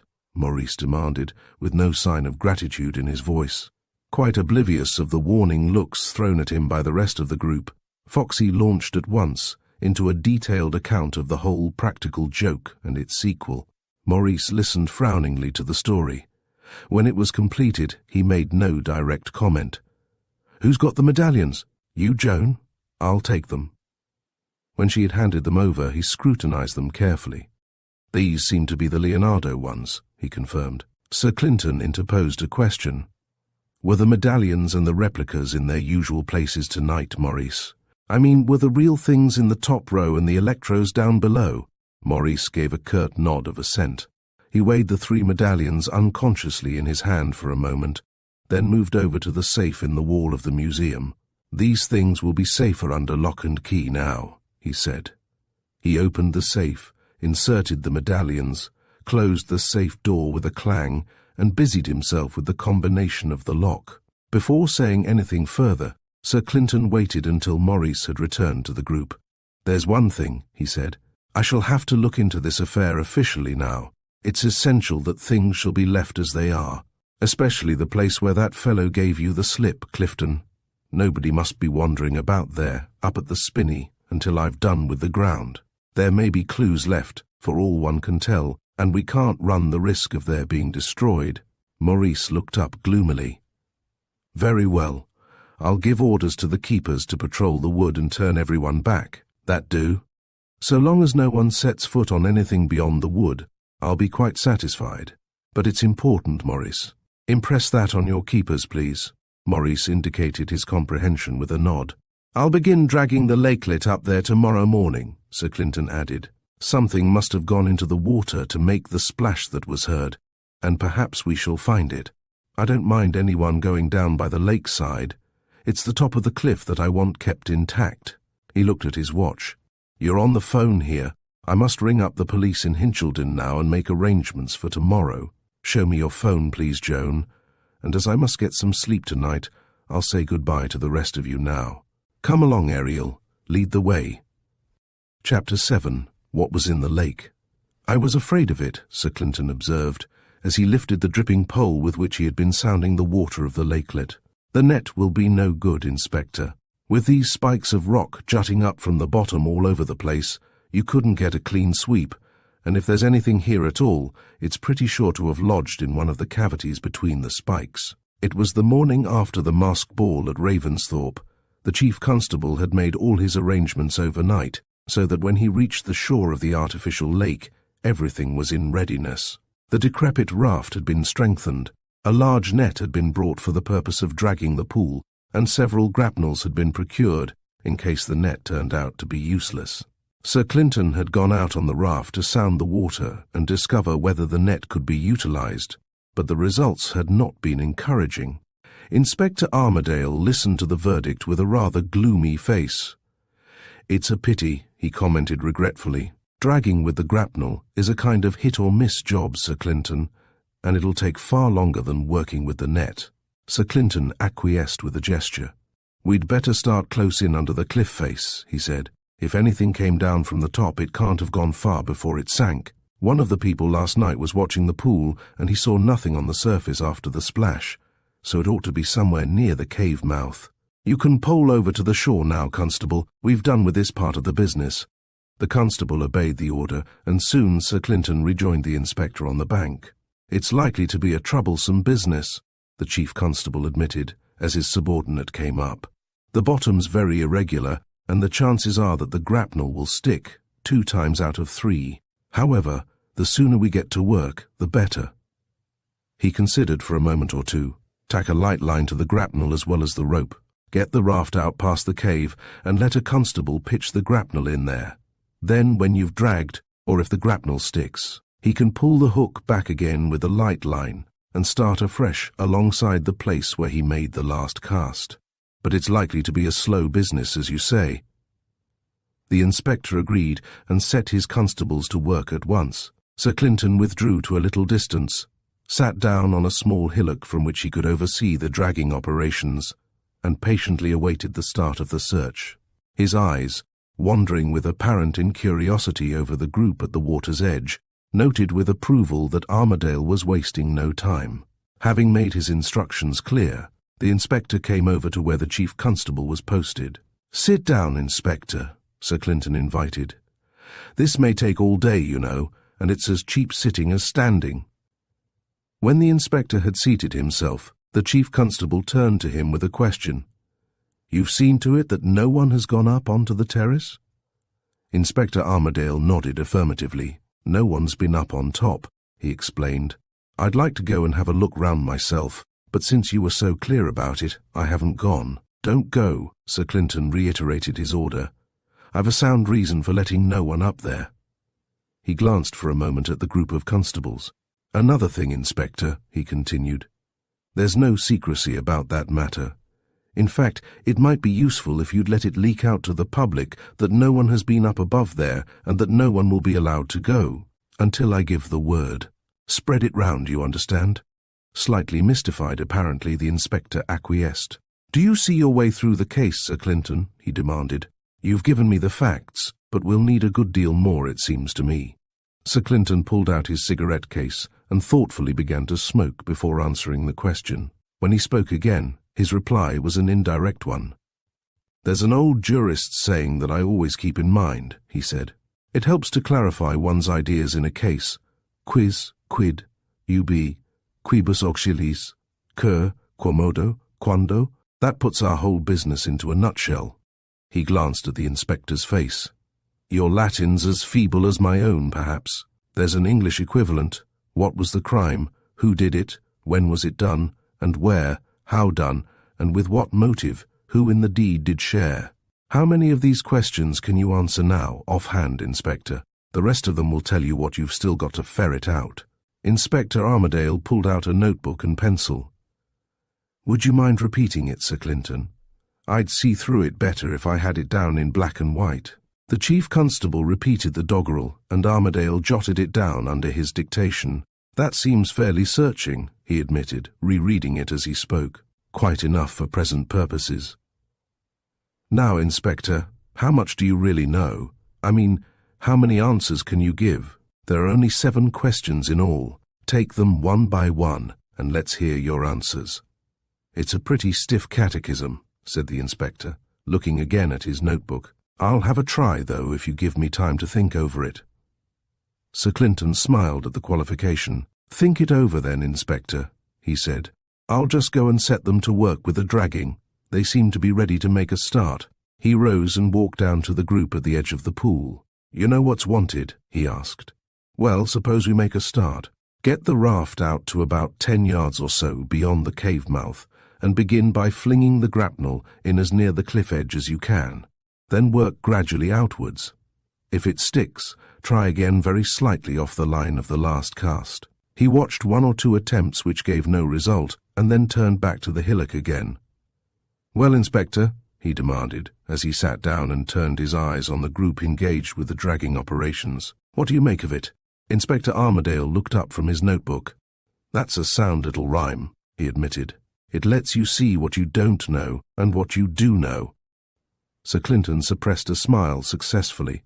Or what you think you know, perhaps, Inspector. Well, if you like to put it that way, sir. But some things I think one can be sure of. Sir Clinton's face showed nothing of his views on this question. Let's begin at the beginning, he suggested. What was the crime?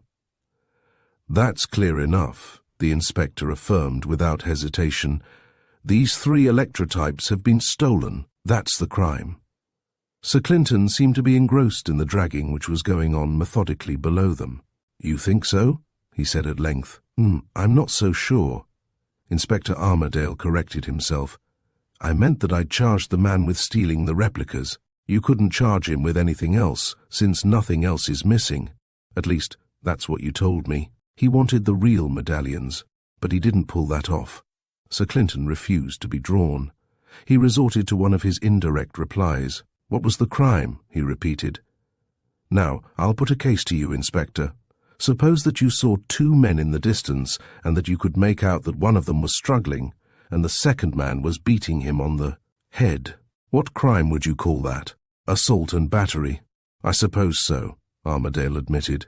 But suppose further that when you reached them, you found the victim dead of his injuries. What would you call the crime then?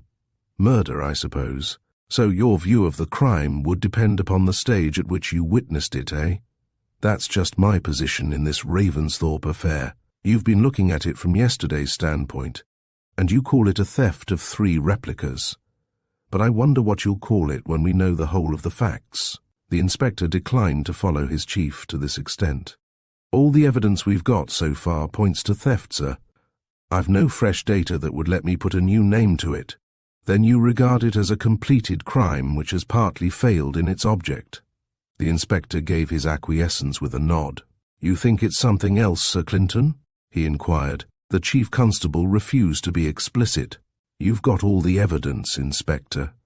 Do you really think a gang would take the trouble to steal replicas when they could just as easily have taken the 3 originals? That's the point. The replicas have no intrinsic value beyond the gold in them, and that can't be worth more than £20 or £30 at the very outside.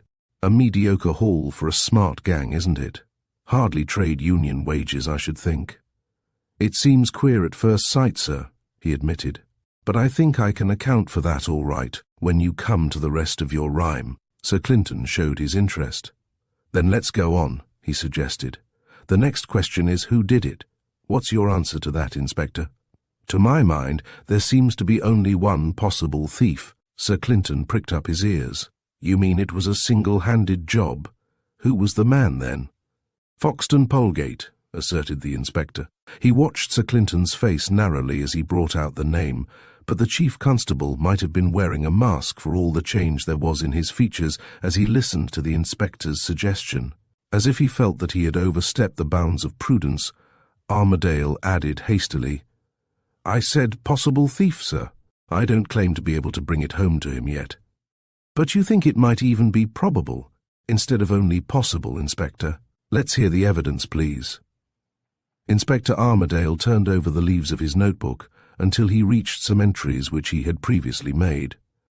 First of all, sir, Polegate must have known the value of these medallions, the originals, I mean.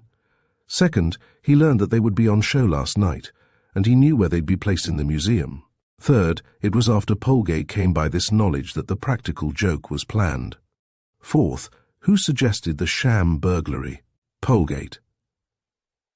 Then fifth, who gave himself the job of actually taking the medallions? Polegate again. Sixth, where was Polegate immediately after the robbery? We've only his own word for it that he was strolling about, having a smoke. He might have been elsewhere, easily enough. Seventh, he was dressed up as a harlequin when you saw him, but he might quite easily have slipped on a white jacket and a pair of Pierrot's trousers over his harlequin costume. He could disguise himself as a Pierrot in a couple of ticks and come out as a harlequin again just as quick. So he might quite well have been the man in white that they were all busy chasing last night.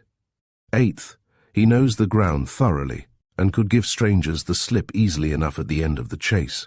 And ninth, he didn't appear when you wanted him last night. He only turned up when he'd had plenty of time to get home again, even if he'd been the man in white. That's a set of 9 points that need looking into. Prima facie, there's a case for suspicion, if there's no more. And there isn't anything like so strong a case against anyone else, Sir Clinton. Well, let's take the rest of the first line, said the Chief Constable, without offering any criticism of the inspector's statement of the case. When was it done, and where? At 11:05 p.m. and in the museum, retorted Armadale. That's beyond dispute.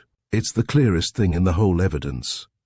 I should be inclined to put it at 11:04 p.m. at the latest, or perhaps 11:43 p.m., said Sir Clinton, with an air of fastidiousness.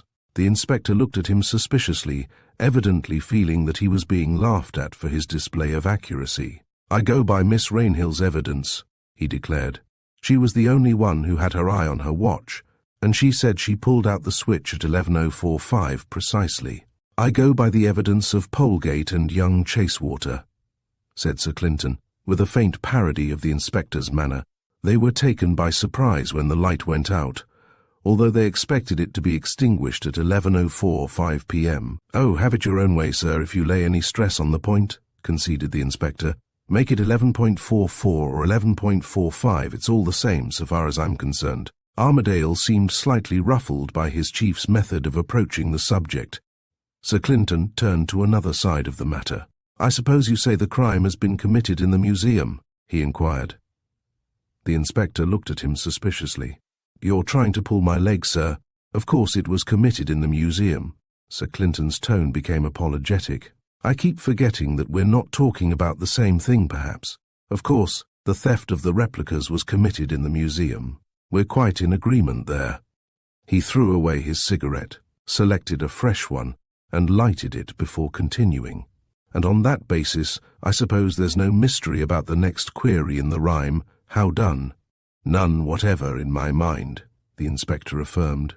Polegate could take what he wanted, once the light was out. Sir Clinton did not dispute this point. Of course, he said. And now for the next query, with what motive? Where do you stand in that matter, Inspector? But here Armadale evidently felt himself on sure ground. Polegate's a rackety young fool, sir. This is where local knowledge comes in. He's got no common sense, always playing practical jokes. He's been steadily muddling away the money his father left him. I shouldn't be surprised if he's hard up. That's the motive. And you think he'd steal from his oldest friends? Every man has his price, retorted the inspector bluntly. Put on the screw hard enough in the way of temptation, and any man'll fall for it. Rather a hard saying that, Inspector, and perhaps a trifle too sweeping. Sir Clinton turned on Armadale suddenly. What would be your price now if I asked you to hush up this case against young Polegate? Put a figure on it, will you? Armadale flushed angrily at the suggestion.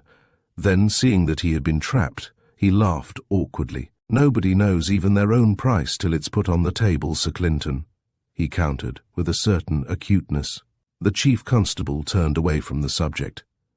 You're depending on there being a fair chance of Polegate getting away with the medallions without being suspected. But when young Chasewater and Miss Rainhill were in the scheme as well as Polegate, suspicion was sure to light on him when the medallions vanished. The other two were certain to tell what they knew about the business. Inspector Armadale glanced once more at his notebook in order to refresh his memory of the rhyme. That really comes under the final head. Who in the deed did share, he pointed out.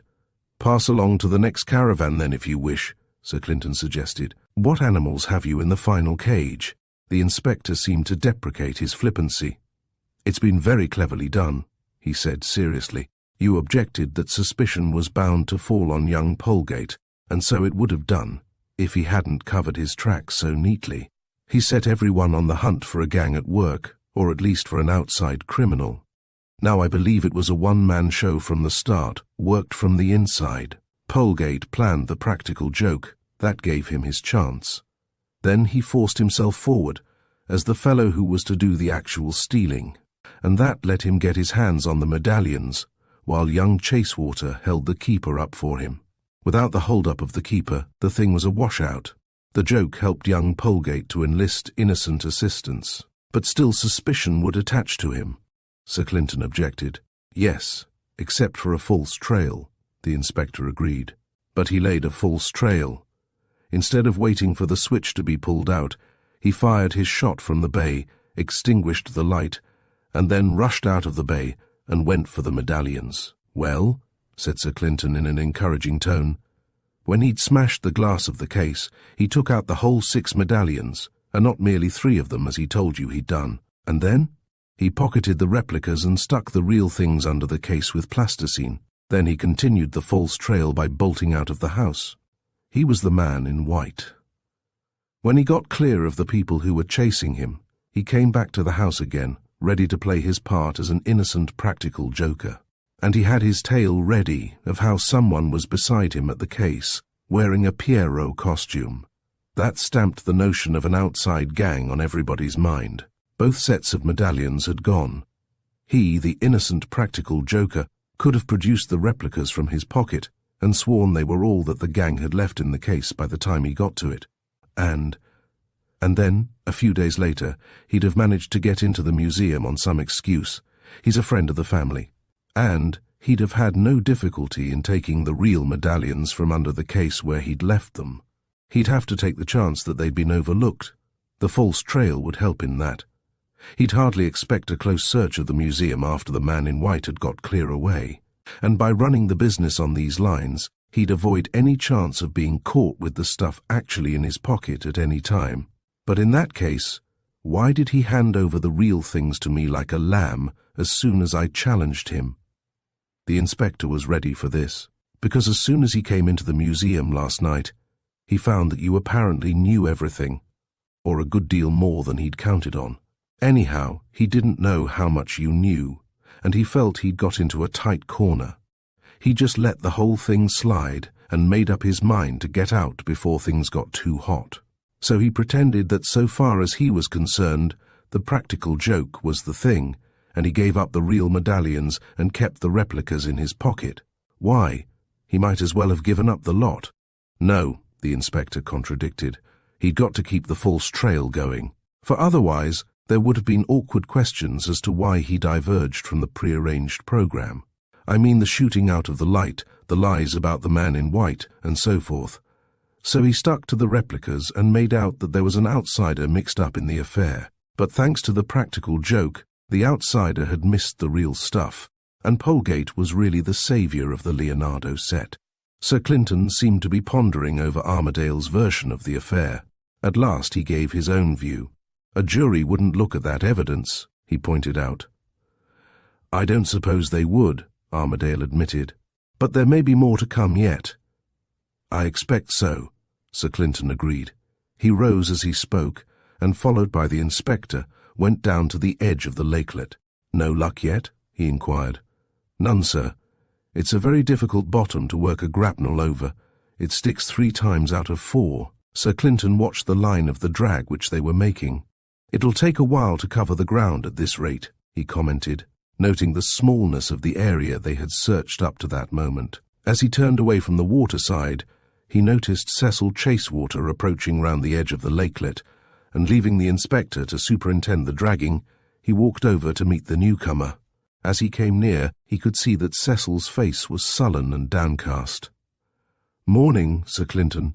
I heard you were here, so I came across to say goodbye before I clear out." Sir Clinton could hardly pretend astonishment in view of what he knew about the state of affairs at Ravensthorpe, but he did not conceal his regret at the news. "There was a row royal between Maurice and me this morning," Cecil explained gloomily. "Of course this medallion business gave him his chance, and he jumped in with both feet, you know. He abused me like a fishwife, and finally gave me permission to do anything except stay at Ravensthorpe after tonight. So I'm off." "I wish you hadn't got mixed up with that silly practical joke," Sir Clinton said in some concern. "I can't forgive that young blighter for luring you into it." Cecil's resentment against his brother was evidently too deep to let him look on the matter from this point of view. If it hadn't been that, it would have been something else. Any excuse would have served his turn, you know. He'd have flung me out sooner or later, probably sooner. I felt for long enough that he was itching to clear me off the premises.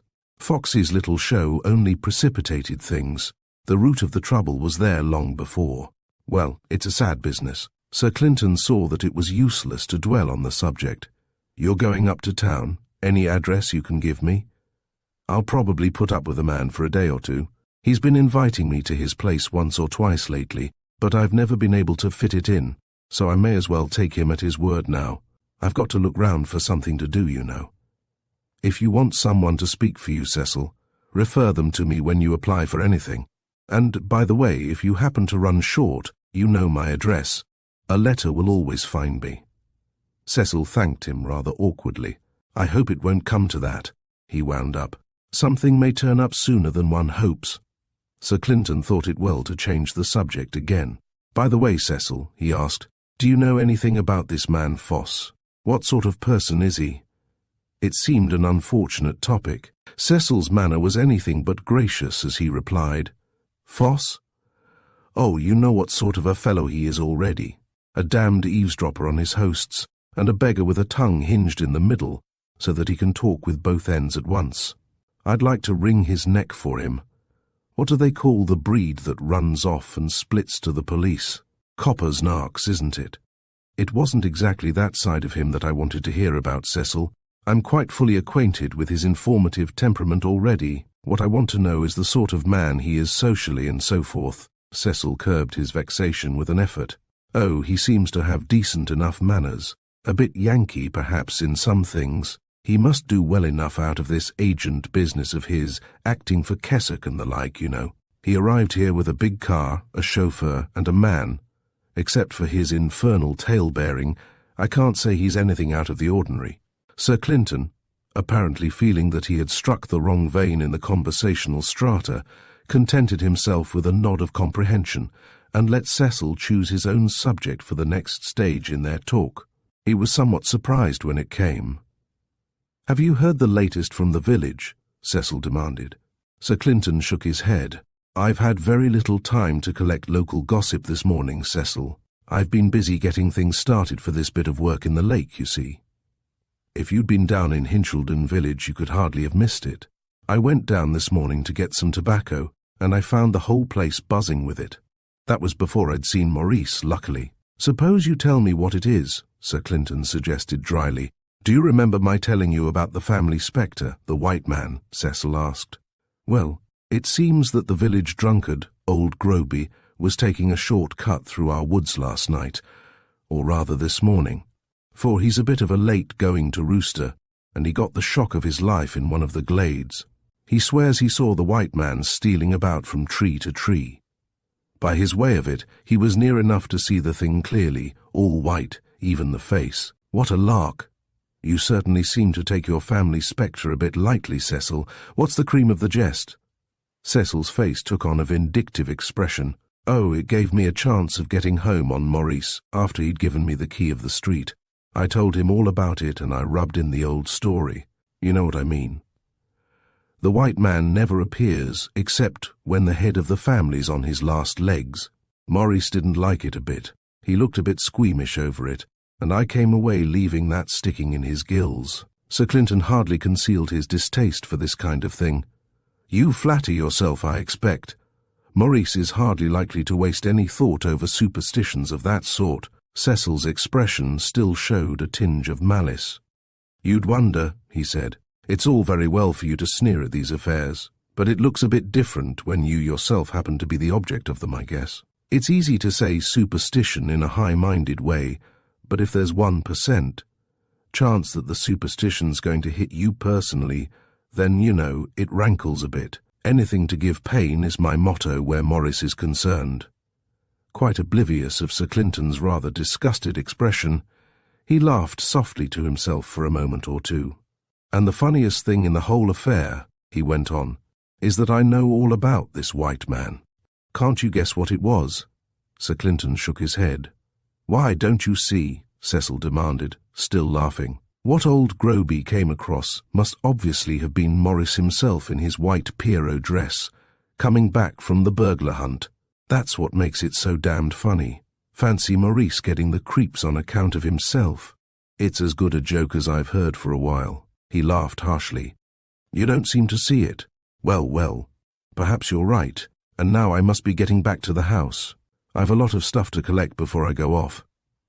He shook hands with Sir Clinton and moved off towards Ravensthorpe. The chief constable gazed after him for a moment or two. That young man's in a most unpleasant frame of mind, he commented to himself. He's obviously quite off his normal balance when he'd make a point of that kind of thing. I can't say I take much stock in brotherly love, but this is really overdoing the business. Both of them seem to have taken leave of ordinary feelings. It's just as well they're parting, perhaps. Rather moodily, he retraced his steps to where the inspector was directing the operations by the bank of the lakelet. But by the time he reached the group, his face had taken on its normal expression. Fishing still poor? He demanded as he came up. Nothing so far, sir, the inspector confessed. These rocks are the very deuce to work amongst. I've been running the grapnel over the same track 2 or 3 times, just in case we miss the thing the first shot. We've had no luck at all, unless you count this as a valuable find, a bit of limestone or something like that. He kicked a shapeless mass of white stone as he spoke. Sir Clinton stooped over it, a dripping mass about the size of a man's fist. The inspector watched him as he examined it, but Sir Clinton's face suggested neither interest nor satisfaction. Might be a bit of marble that got swept over the top when they were putting up the balustrade in the old days, the inspector hazarded. Sir Clinton looked at it again and shook his head. I doubt it, he said. However, since it's the only thing you've fished up, you'd better keep it, Inspector. One never knows what may be useful. I might make a paper weight out of it as a souvenir. The inspector failed to see the point of the joke, but he laughed as politely as he could. Very well, Sir Clinton. I'll see that it's put aside. He glanced over the chief constable's shoulder. Here's Mr. Clifton coming, sir. Sir Clinton turned round to find that Michael Clifton had approached while he was engaged with the dragging operations. Leaving the group by the bank, he walked slowly to meet the advancing figure. Good morning, Mr. Clifton. Come up to see how we're getting on, I suppose. There's nothing to report, I'm afraid. Drawn blank? Michael inquired needlessly. There ought to be something there all the same. It may have been only a stone, Sir Clinton pointed out. You heard a splash, that's all we have to go on. And a stone would make that as well as anything else. That's true, Michael admitted. None of us saw the thing hit the water, so we've no notion what it was like. It might have been a stone for all we can tell, but why should the fellow pitch a brick into the water? That's what puzzles me. Before Sir Clinton could reply, a shout came from the bank, and the inspector waved to them to come down. We've got something, sir, he called, as they drew nearer. Followed by Michael, Sir Clinton hurried up to the group at the water's edge. The inspector was kneeling down, carefully disentangling the grapnel from something white. At last he rose and held out his capture. Michael gave an exclamation. "A white jacket!" A little further shaking of the material showed that it was a complete white Pierrot costume, except for the cap and shoes. The inspector spread it out on the grass to dry, after holding the jacket outspread in the air, so that they could gauge its size by comparison with his own body. "That's what I've been hoping to get hold of, Inspector," Sir Clinton said. "I doubt if you'll find much more in the pool. But perhaps you'd better go on dragging for a while yet. Something else might turn up." He examined the costume carefully, but it was quite evident that there were no identifying marks on it. During the inspection, Michael showed signs of impatience, and as soon as he could, he unostentatiously drew Sir Clinton away from the group. "Come up here, Mr. Clifton," the chief constable suggested, as he turned towards the hillock he had chosen earlier in the morning. "We can keep an eye on things from this place." He sat down, and Michael, after a glance to see that they were out of earshot of the dragging party, followed his example. "What do you make of that?" he demanded eagerly. Sir Clinton seemed to have little desire to discuss the matter. "Let's be quite clear on one point before we begin," he reminded Michael. "I'm a chief constable, not a broadcasting station. My business is to collect information, not to throw it abroad before the proper time comes. You understand?" Rather dashed, Michael admitted the justice of this. "I'm a public servant, Mr. Clifton," Sir Clinton pointed out, his manner taking the edge off the directness of his remarks. "And I get my information officially. Obviously, it wouldn't be playing the game if I scattered that information around before the public service has had the use of it." "I see that well enough," Michael protested. "All I asked was what your own views are." Sir Clinton smiled, and there was a touch of mischief in his eye as he replied, "Seeing that my conclusions are based on the evidence, at least I like to think so. You know, they're obviously part and parcel of my official knowledge. Hence I don't divulge them till the right moment comes." He paused to let this sink in, then added lightly, "That's a most useful principle, I find. One often makes mistakes, and of course one never divulges them either, until the right time comes. It's curious, but I've never been able yet to satisfy myself that the right time has come in any case of the sort." Michael smiled in his turn, and Sir Clinton went on, "But there's no reason why you shouldn't draw your own conclusions and give me the benefit of them. I'm not too proud to be helped, you know." For a moment, Michael kept silence, as if considering what his next move should be. Sir Clinton had given him what might have looked like a snub, but Michael had acuteness enough to tell him that the matter was one of principle with the chief constable, and not merely a pretext devised on the spur of the moment to suppress inconvenient curiosity. "It just occurred to me," he confessed, "that there's a possible explanation of that thing they've fished up. Do you remember that I found Maurice in the fairy house up above there?" He indicated the cliff top with a gesture. "And when I left him there, he was still wearing a white costume like this one." "So you told us last night," Sir Clinton confirmed. "Now, when Maurice turned up in the museum later on," Michael continued, "he was wearing ordinary evening clothes. He'd got rid of the Pierrot dress in the meantime." "That's true," Sir Clinton agreed. "Isn't it possible," Michael went on, "that after I left him, Maurice got over his troubles, whatever they were, and pitched his disguise over the edge here? This may quite well be it. Rather a rum proceeding, surely," was Sir Clinton's comment. "Can you suggest any earthly reason why he should do a thing like that?" "I can't," Michael admitted frankly, "but the whole affair last night seemed to have neither rhyme nor reason in it, and after swallowing the escape of that beggar we were after, I'm almost prepared for anything in this neighborhood. I just put the matter before you. I can't fake up any likely explanation to account for it." Sir Clinton seemed to be reflecting before he spoke again. "To tell you the truth, I was rather disappointed with the result of that drag. Quite obviously, this isn't official information, for you can see it with your own eyes. Quite obviously that Pierrot costume must have been wrapped round some weight or other, or it wouldn't have sunk to the bottom, and in the dragging the weight fell out. I could make a guess at what the weight was, but I wish we'd fished it up. It doesn't matter much really, but one likes to get everything one can." Michael, unable to guess what lay behind this, kept silent in the hope that there was more to come, but the chief constable swung off to a fresh subject.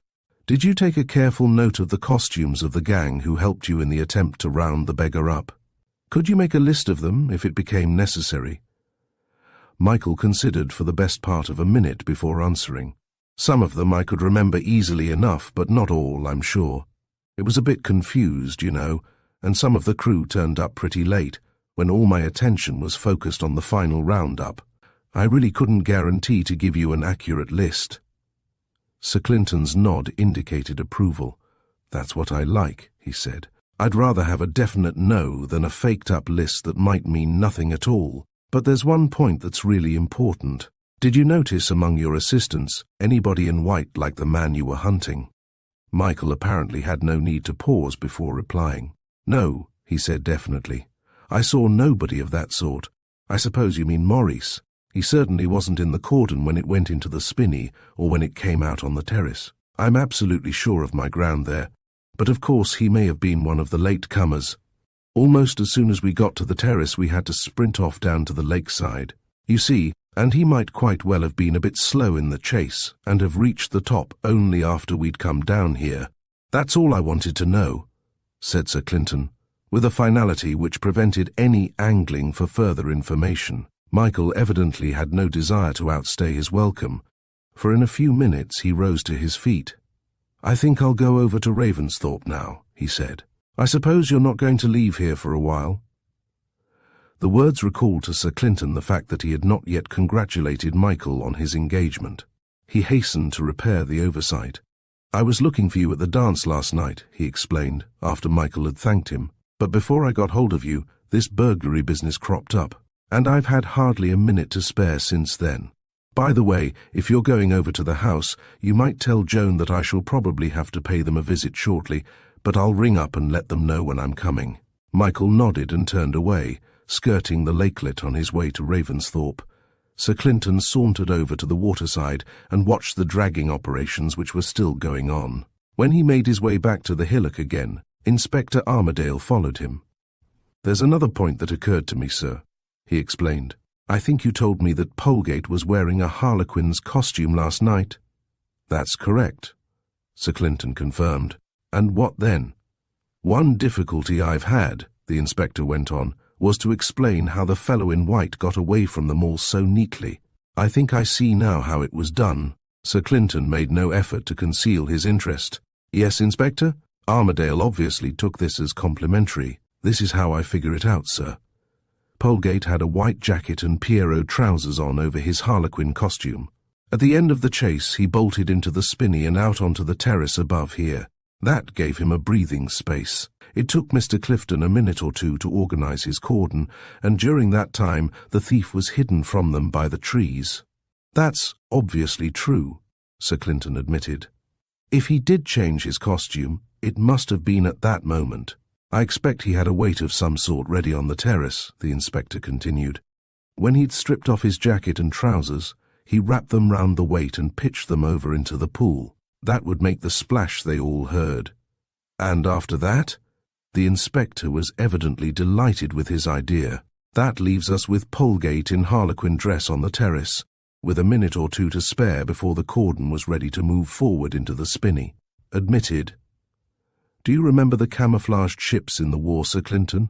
I sailed in one, if that's what you mean. Well, you know what they were like. All sorts of cockeyed streaks and colours mixed up in a regular tangle to destroy their real outlines. And what's a harlequin's costume? Isn't it the very same thing?" Sir Clinton confirmed this with an historical allusion. "You're quite correct, Inspector. As a matter of fact, the harlequin's dress was originally designed to represent invisibility. Nobody except Columbine was supposed to be able to see Harlequin, you know." Inspector Armadale hurried to his conclusion. What was to hinder Polegate, during that breathing space, getting back into the spinney?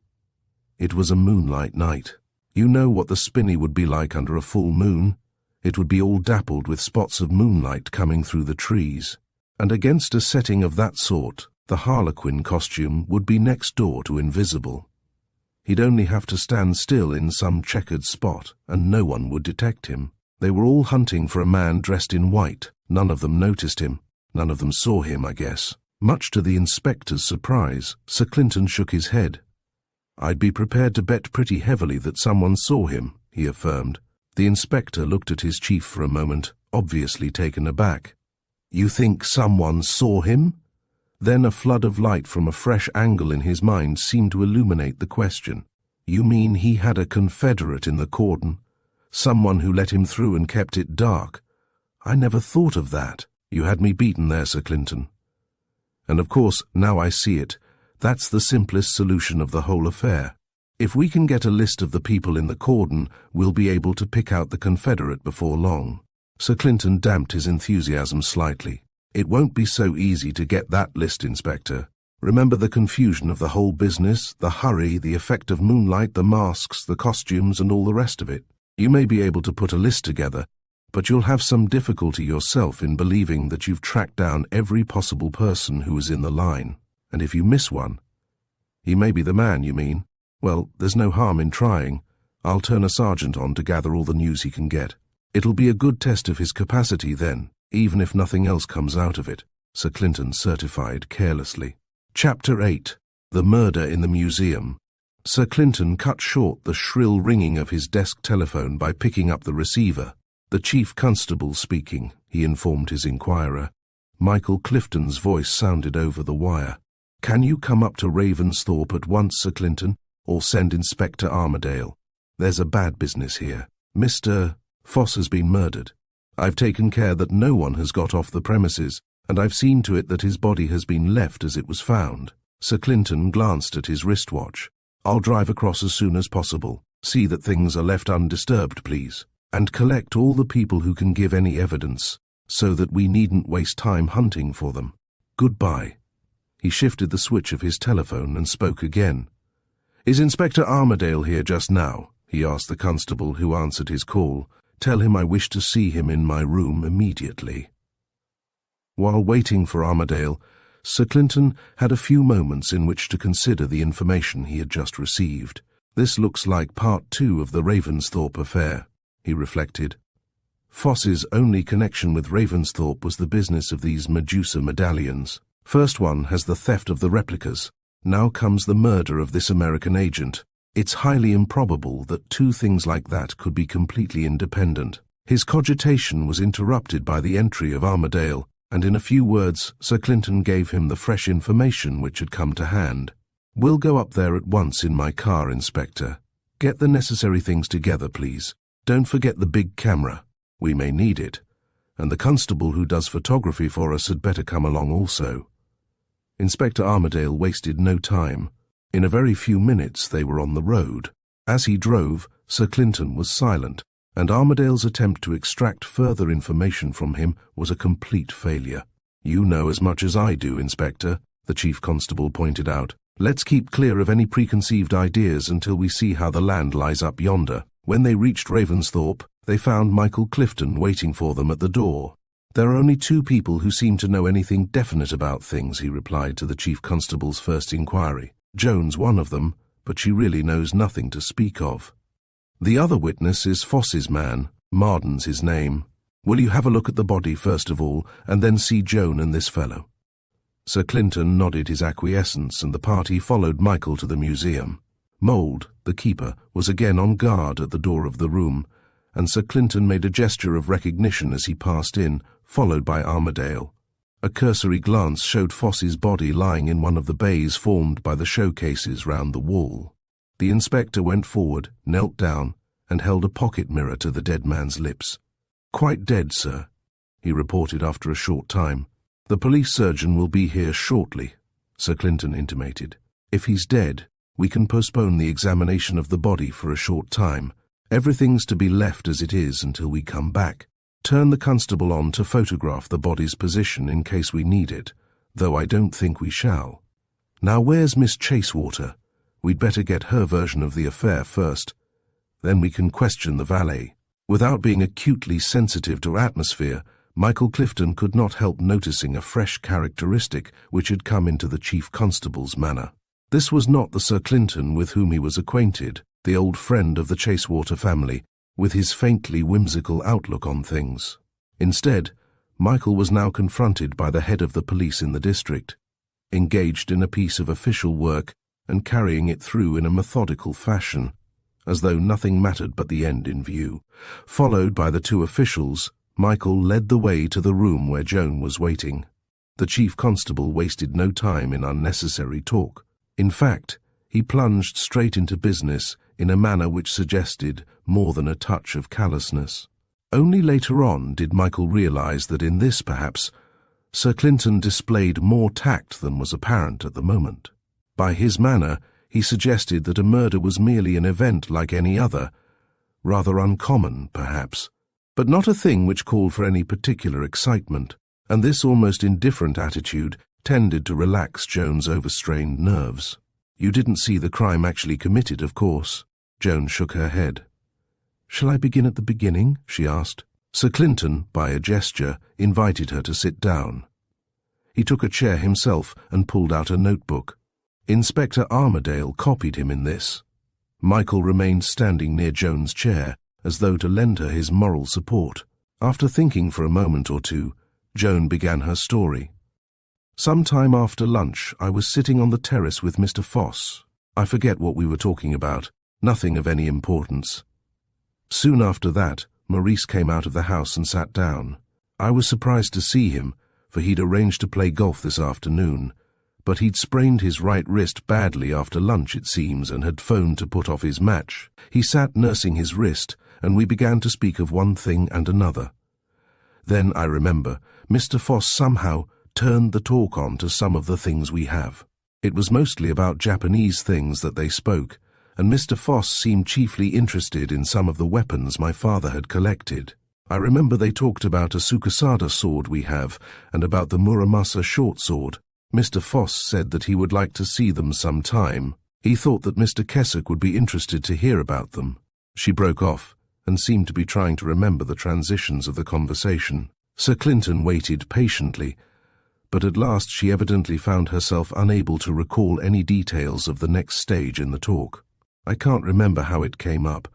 It was just general talk about things in our collection and things Mr. Foss had seen elsewhere, but finally they got on to the Medusa medallions somehow.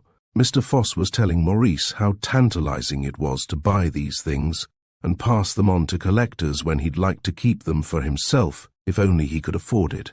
Then it came out that he always took a rubbing of all the coins and medals he came across. I remember he made some little joke about his poor man's collection or something like that. I forget exactly how it came about, but either he asked Maurice to let him have another look at the Leonardo medallions, or Maurice volunteered to let him take rubbings there and then. I can't recall the exact way in which the suggestion was made. I wasn't paying much attention at the time. She looked up to see if Sir Clinton showed any sign of annoyance at incomplete information, but his face betrayed neither dissatisfaction nor approval. Inspector Armadale, though following the evidence keenly and making frequent notes, seemed to think that very little of her information was to the point. "Then," Joan went on, "I remember Mr. Foss getting up from his chair and saying, 'If you'll wait a moment, I'll get the things.' And he went away and left Maurice and me together.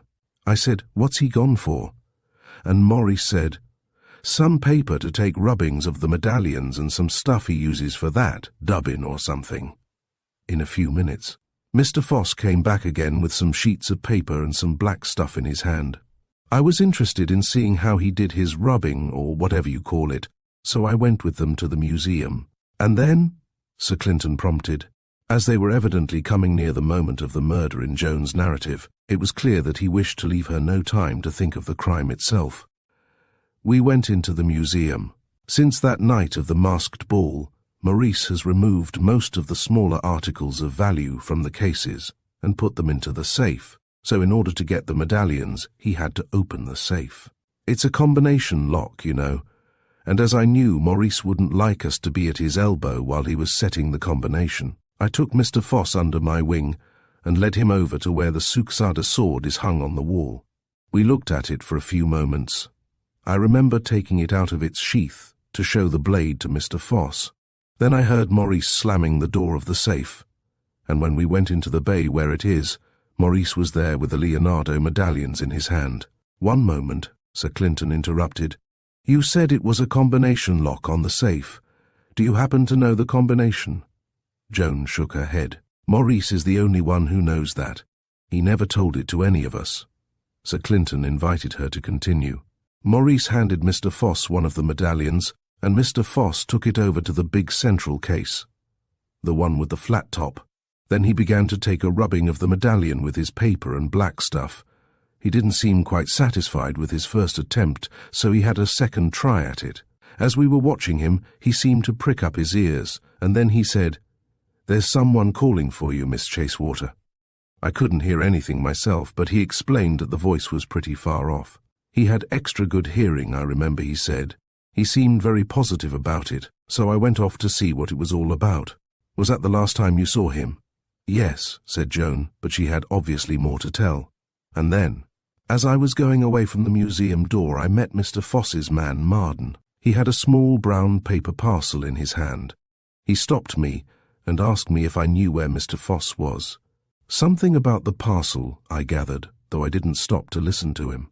I told him Mr. Foss was in the museum, and I went on to see if I could find who was calling.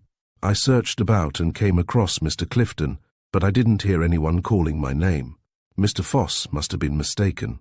And then, Michael Clifton evidently thought it unnecessary that Joan should bear the whole burden of giving evidence. At this point he broke in. Miss Chasewater and I were together in the Winter Garden when I heard a shout of "Murder!" I didn't recognize the voice at the time. I left Miss Chasewater where she was and made my way as quick as I could towards the voice. It came from the museum, so I hurried there. I found Foss on the floor with a dagger of some sort in his chest. He was gone, so far as I could see, before I came on the scene at all. The man Marden was in the room, tying up his hand. It was bleeding badly, and he said he'd cut it on the glass of a case. I kept him under my eye till I could get a couple of keepers. And then I rang you up at the station. What had become of Mr. Chasewater? Sir Clinton asked, without showing that he attached more than a casual interest to the question. That's the puzzle, Michael admitted.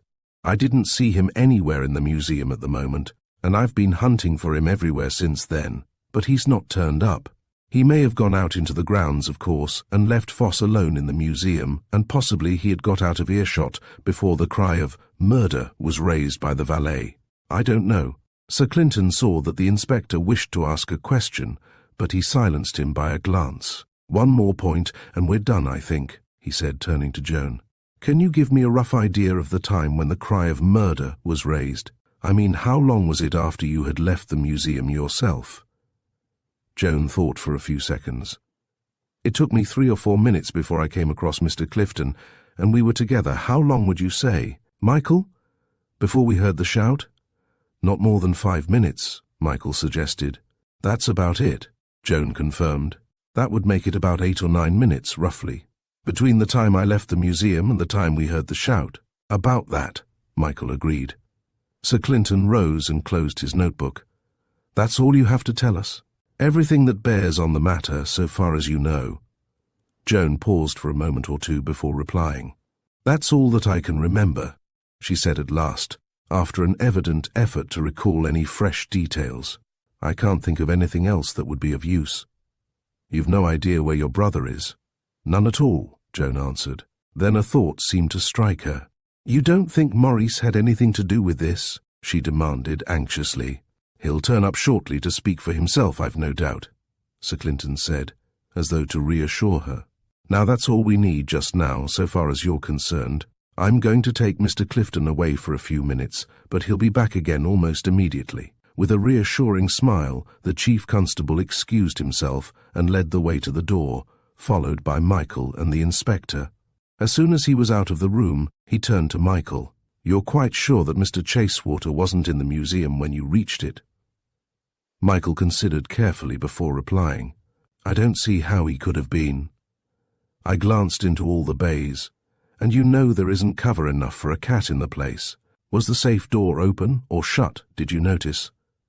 Michael again reflected before replying. "Shut. I'm almost certain." Sir Clinton, in his turn, seemed to reflect for a moment or two.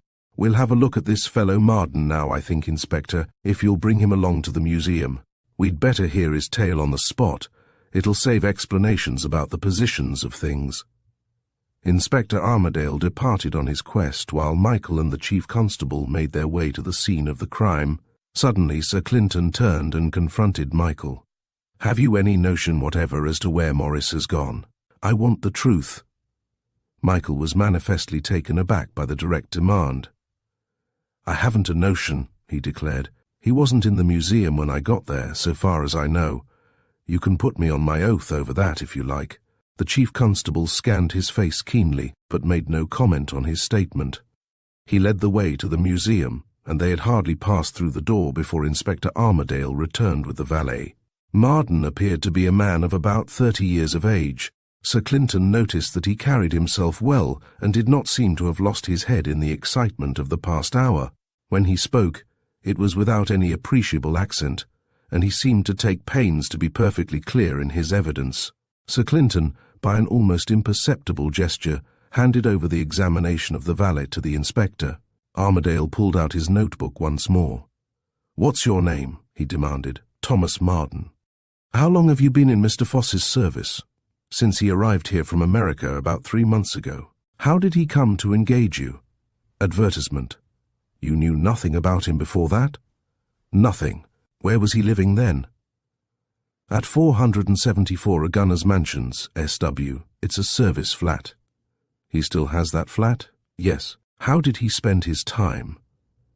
The valet seemed astonished by the question. "I don't know. None of my business." Inspector Armadale was not to be turned aside.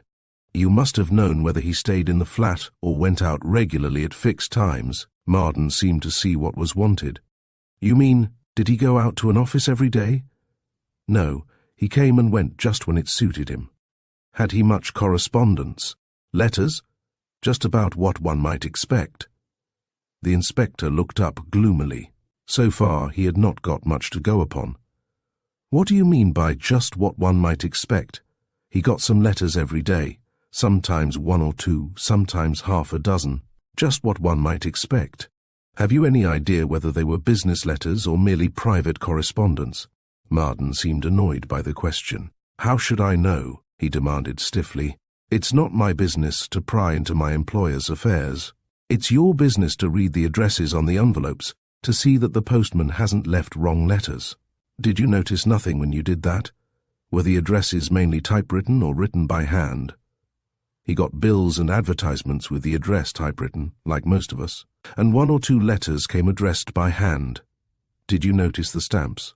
"Some were American, of course." "So it comes to this," Inspector Armadale concluded. "He was not carrying on a big business from the flat. Most of his letters were ordinary bills and so forth, but he had some private correspondence as well. And part of his correspondence was with America. Why couldn't you tell us that straight off, instead of having it dragged out of you?" The valet was quite unruffled by the inspector's tone. "I hadn't put 2 and 2 together the way you do. They were just letters to me. I didn't think anything about them." Inspector Armadale showed no appreciation of this indirect tribute to his powers. "Had he many visitors?" "Not at the flat. He may have met his friends in the restaurant downstairs for all I know." "Do you remember any visitors at the flat?" "No." The inspector seemed to recollect something he had missed. "Did he get any telegrams?" "Yes." "Frequently?" "Fairly often." "You've no idea of the contents of these wires?" Marden obviously took offense at this. "You asked me before if I pried into his affairs, and I told you I didn't." "How often did these wires arrive?" the inspector demanded, taking no notice of Marden's annoyance. "Perhaps once or twice a week." "Did he bet?" the inspector inquired, as though it had just struck him that the telegrams might thus be explained. "I know nothing about that." Armadale went off on a fresh tack. "Did he seem to be well off for money?" "He paid me regularly, if that's what you mean. He had a car and a chauffeur, hadn't he?" "Yes." "Were they his own or simply hired?" "I don't know. Not my business. The Gunner's Mansions flats are expensive." "They get the name of it." "I don't know what he paid." "You don't seem to have had much curiosity, Marden." "I'm not paid for being curious." The inspector put down his pencil and reflected for a moment or two. "Have you any idea of his address in America?" "Not my business." "Did he write many letters?" "I couldn't say. None of my business." "You can at least say whether he gave you any to post." "He didn't." Have you anything else you can tell us about him? Marden seemed to think carefully before he replied. All his clothes were split new. Anything else? He carried a revolver, an automatic. What size was it? About that length. The valet indicated the length approximately with his hands, and winced slightly as he moved the bandaged one. A38 or A45, Armadale commented. Too big for A22 anyway.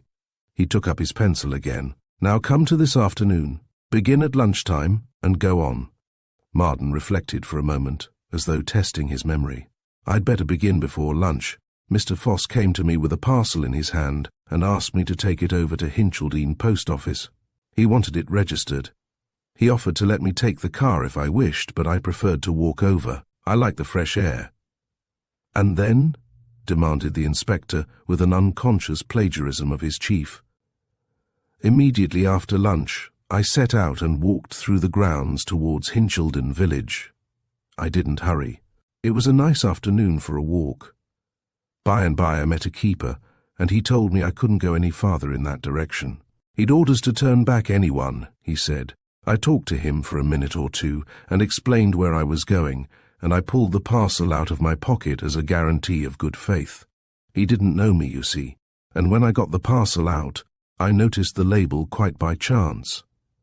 Ah, you do look at addresses after all, interjected the inspector. Quite by chance, Marden went on, without taking any notice of the thrust. And I saw that Mr. Foss had made a mistake. How did you know that? Inspector Armadale demanded, with the air of a cat pouncing on a mouse. You said you'd taken no interest in his correspondence, and yet you knew this parcel was directed to a wrong address. Curious, isn't it? Marden did not even permit himself to smile as he discomfited the inspector. He'd left out the name of the town, an obvious oversight when he was writing the label. Well, go on, growled the inspector, evidently displeased at losing his score. As soon as I saw that, I knew it was no good taking the thing to the post office as it was. So I asked the keeper a question or two about the shortest way to Hincheldene, without getting onto the barred ground. Then I turned and came home again, intending to ask Mr. Foss to complete the address on the parcel. What time was it when you reached here again? Marden considered for a while. I couldn't say precisely. Sometime round about 3:30 or a bit later. I didn't look at the time. What did you do then? I hunted about for Mr. Foss, but he didn't seem to be in the house. At last, when I was just giving it up, I met Miss Chasewater coming away from this room, and she told me that Mr. Foss was inside. She went away, and I came to the door. It was half open, and I could hear voices inside, Mr. Foss and Mr. Chasewater from the sound. I thought they'd soon be coming out, and that I'd get Mr. Foss as he passed me, so I waited, instead of interrupting them. How long did you wait? Only a minute or two, so far as I can remember. You could hear them talking. I could hear the sound of their voices. I couldn't hear what they said. There's an echo or something in this room, and all I heard was the tone they were speaking in. What sort of tone do you mean? Marden paused as though searching for an adjective. It seemed to me an angry tone. They raised their voices, as if they were quarrelling, like that. And then I heard Mr. Chasewater say, "So that's what you're after." Then I heard what sounded like a scuffle and a gasp. I was taken aback, of course. Who wouldn't be? I stood stock still with the parcel in my hand for a moment or two. Then I got my head back and I pushed open the door and rushed into the room. "Be careful here," Sir Clinton interrupted. "Don't try to force your memory. Tell us exactly what comes back into your mind." Marden nodded. "When I got into the room here," he went on, "the first thing I saw was Mr. Chasewater. He had his back to me and was just turning the corner here." Marden walked across and indicated the end of the bay beyond the one which contained the safe, the last recess in the room at the end opposite from the door. "He went round this corner in a hurry. That's the last I saw of him." Marden's face betrayed his amazement even at the recollection. "Never mind that just now," said Sir Clinton. "Tell us what you did yourself." "I couldn't see Mr. Foss at the first glance, but when I got near the corner where I'd seen Mr. Chasewater, I saw Mr. Foss lying on the floor. I thought he'd slipped or something, and I went over to give him a hand up. Then I saw a big knife or a dagger through his chest and some blood on his mouth. As I was hurrying over to his side, I slipped on the parquet, it's very slippery, and down I came. I put out my hand to save myself, and my fist broke the glass in one of these cases. When I got up again, my hand was streaming with blood. It's a nasty gash. So I pulled out my handkerchief and wrapped it around my hand before I did anything else. It was simply gushing with blood, and I thought of it first of all. Marden held up his roughly swathed hand in proof. I got to my feet again and went over to Mr. Foss. By that time, he was either dead or next door to it. He didn't move. I didn't touch him, for I saw well enough he was done for. Then I went to the door and shouted, "Murder!" as hard as I could. Then, while I was shouting, it struck me as queer that Mr. Chasewater had disappeared. It didn't occur to you that he might have slipped out of the room while your back was turned. When you were busy over Mr. Foss, demanded Inspector Armadale in a hostile tone. Marden shook his head. It didn't occur to me at all, because I knew it hadn't happened. No one could have got out of the room without my seeing him. Go on with your story, please, Sir Clinton requested. There's nothing more to tell. I kept shouting murder, and I searched the room here while I was doing it. I found nothing.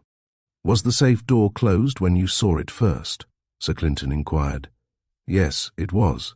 I thought perhaps Mr. Chasewater might be inside, with the door pulled to, so I tried the handle. It was locked. Sir Clinton put a further inquiry. You heard only 2 voices in the room before you burst in? A new light seemed to be thrown by this question across Marden's mind.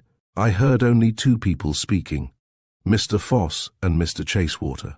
But of course I couldn't swear that only 2 people were in the room. That's what you meant, isn't it? Inspector Armadale caught the drift of the inquiry. I suppose if one man can disappear in a mysterious way, there's nothing against 2 men vanishing in the same way, he hazarded. So all you can really tell us is that Mr. Foss and Mr. Chasewater were here at any rate, and possibly there were other people as well. I couldn't swear to anyone except these 2, Marden was careful to state. Another point, Sir Clinton went on.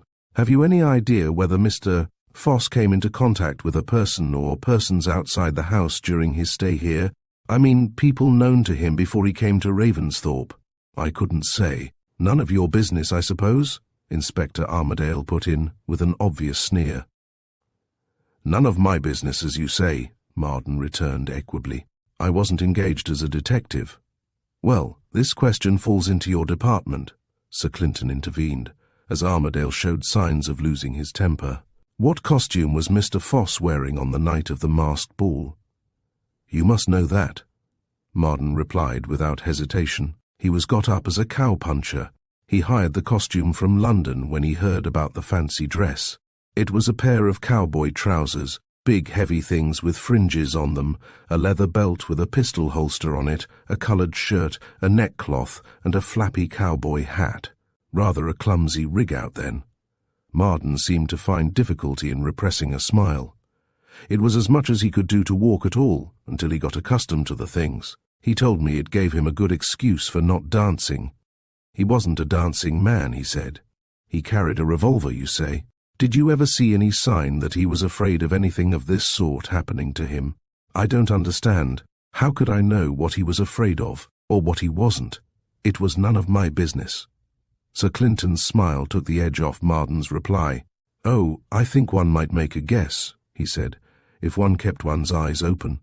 A terrified man would give himself away somehow or other. Then either he wasn't afraid, or else I don't keep my eyes open. I saw nothing of the sort. Sir Clinton reflected for a moment or 2. He glanced at Armadale. Any more questions you'd like to put? No? Then that will do, Marden. Of course there'll be an inquest and your evidence will be required at it. You can stay on here until you're needed. I'll see Miss Chasewater about it. But for the present you've given us all the help you can. Unless you've any more questions you want to ask, Marden suggested. Sir Clinton shook his head. No, I think I've got all I need for the present, thanks. I may want you again later on, of course. Marden waited for nothing further, but left the room pursued by a slightly vindictive glance from Inspector Armadale. When he had disappeared, Sir Clinton turned to Michael Clifton. Hadn't you better go back to Joan now? She must be rather nervous after this shock. Michael came to himself with a slight start when the Chief Constable addressed him. Hitherto his role had been purely that of a spectator, and he had been so wrapped up in it that it came as a faint surprise to find himself directly addressed. Throughout the proceedings, he had been semi-hypnotized by the deadly matter-of-fact way in which the police were going about their work. When he had first heard of the murder, he had felt as though something unheard of had invaded Ravensthorpe. Of course, murders did take place. One read about them in the newspapers. But the idea that murder could actually be done in his own familiar environment had come to him with more than a slight shock. The normal course of things seemed suddenly diverted, but during the last 10 minutes he had been a witness of the beginning of the police investigation, and the invincible impression of ordinariness had begun to replace the earlier nightmare quality in his mind.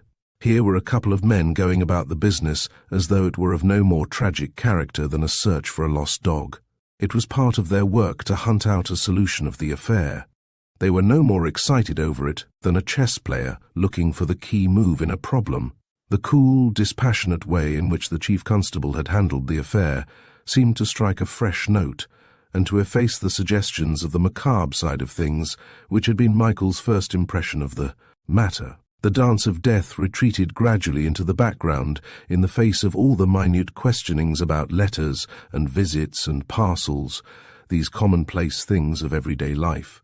"If I can be of no use here," he said, "I think I'd better go." He hesitated for a moment as a fresh thought struck him. "By the way, how much of this is confidential?" Sir Clinton looked at him with an expressionless face. "I think I may leave that to your discretion. It's not for broadcasting at any rate." "What about Maurice?" Michael persisted. "I'd leave Maurice out of it as far as possible," said Sir Clinton, in obvious dismissal. "Now, Inspector, I think we'd better have a look at the late Mr. Foss." Michael retreated from the room as they turned towards the body on the floor. "Leave Maurice out of it," he thought, as he walked at a snail's pace towards the room where he had left Joan. "That's a nice bit of advice. If you leave Maurice out of it, there seems to be nothing left in it. Now what the devil am I to say to her? If I say nothing, she'll jump to the worst conclusion, and if I say anything at all, she'll jump to the same." Chapter 9. The Muramasa Sword. As the door closed behind Michael Clifton, the chief constable turned to the inspector. "Now we can get to business, Inspector. Let's have a look round the place at leisure, and perhaps the surgeon will turn up before we reach the body itself." Followed by Armadale, he stepped over to the bay containing the corpse of Foss and began methodically to inspect the surroundings. "This must have been the case that Marden slipped against when he cut his hand," the inspector pointed out. "There's a big hole in the glass and some blood on the broken edges of the gap." "Oh, yes, there's blood enough to suit most people," Sir Clinton admitted, with a glance towards the shattered case. But he seemed less interested in the glass than in the floor surface, for he moved slowly to and fro, evidently trying to place himself so that the sunlight from the window was reflected up to him from the parquet. After a moment or two, he seemed satisfied. "That part of Marden's story seems true enough. He did slip here. If you come across, you'll see a line where the polish of the parquet has been taken off by some hard part of his shoe. You won't be able to spot it unless you make a mirror of the floor." The inspector in his turn moved over and satisfied himself of the existence of the faint mark. "That confirms part of his story," he admitted, grudgingly. "There's a lot of blood about, quite apart from the stuff from the body. One might make something out of that." "Suppose we try," Sir Clinton suggested. "Assume that he cut his hand here on the glass. He'd be all asprawl on the floor, and the first thing he'd do would be to put his hands down to help himself up. That would account for these biggish patches here, under the case. Then, a foot or so away, you see those round marks of droplets with tiny splashes radiating from them with a fair regularity all round. These must have been made by drops falling from his hand while he stood still, no doubt while he was feeling with the other hand for his handkerchief to stanch the bleeding." The inspector indicated his agreement. After he'd got it fixed up, one might expect him to go over and look at Foss. He'd gone down on the floor, you remember, while he was hurrying to Foss's assistance. "There's no sign of that," Armadale hastened to point out. "I can't see any blood drops round about the body." "Oh, don't be in too much of a hurry, Inspector. Perhaps they fell in the pool of Foss's own blood, or, more probably, his handkerchief soaked up any blood that flowed just then." Sir Clinton, still with his eyes on the ground, began to cast about in search of further traces. "Ah, here are a couple of drops at the end of the bay. Have a look at them, Inspector." Armadale knelt down and examined the clots. "Made on his way to the door, probably," he suggested. "They might have been, if he was swinging his arms as one does when one walks freely. But one doesn't usually swing the arm when there's a fresh wound in the hand, I think. These aren't round blobs like the others. They're elongated, and all the splashing from them is at one end, the end towards the safe. His hand, when they were made, was moving towards the safe's bay, whatever his body was doing." Sir Clinton made a rough measurement of the distance between the two drops. If they'd been nearer together or further apart, then each of them might have been made while his arm was going backwards in its natural swing while he was walking towards the door. But the distance between them won't fit that. You'll see at once if you try walking over the ground yourself, Inspector, for you're just about Marden's height, and your stride must be nearly the same as his. He said something about going to the safe and trying the handle, the inspector admitted grudgingly. So far, his tale's got some support. Sir Clinton smiled covertly at Armadale's obvious desire to pick holes in the valet's narrative. "Well, let's find out how it happened," Sir Clinton suggested. "He evidently passed this bay and went on towards the next one, where the safe is. We'll follow his example." They turned the corner of the showcase and stepped over to the safe door. "There's a trace of blood on the handle, true enough," the inspector admitted. "But I'm not sure he told the truth about why he came to the safe." Sir Clinton inspected the smear of blood on the handle, but he seemed to attach very little importance to it. "I suppose one mustn't jump to conclusions and assume that everything's all above board," he conceded. "But even if we keep open minds, wouldn't it be the most natural thing in the world for Marden to try the safe door? Remember what had happened according to his story. Mr. Chasewater was in the room, for Marden saw him with his own eyes. Mr. Chasewater turned the corner of a bay, the one next this, and then Marden lost him for good. If you'd been in Marden's place, wouldn't you have searched about, and then, finding no trace of the missing man, wouldn't you have jumped to the conclusion that he might be hidden in the safe? And wouldn't you have given the handle a pull, just to make sure the safe was really locked and that Mr. Chasewater wasn't hiding inside it?" "I suppose so," conceded the inspector, evidently dissatisfied. "I expect his tale isn't complete, of course. He could hardly give every detail. It would be a bit suspicious if he had, I think. If his tale had been absolutely complete in every detail, I'd be inclined to suspect a previously prepared recitation, rather than an account of the facts. In a case of this sort, one could hardly expect a watertight narrative, could one?" He continued his examination of the floor, but there seemed to be no other bloodstains of any importance. "Now let's have a glance at the body," he suggested. "We needn't shift it till the surgeon comes, but we can see what's to be seen without altering its position in the meanwhile." The inspector was the first to reach the spot, and as he knelt down beside the corpse, he gave an exclamation of surprise. "Here's an automatic pistol, sir. It's lying almost under the body, but I can see the muzzle.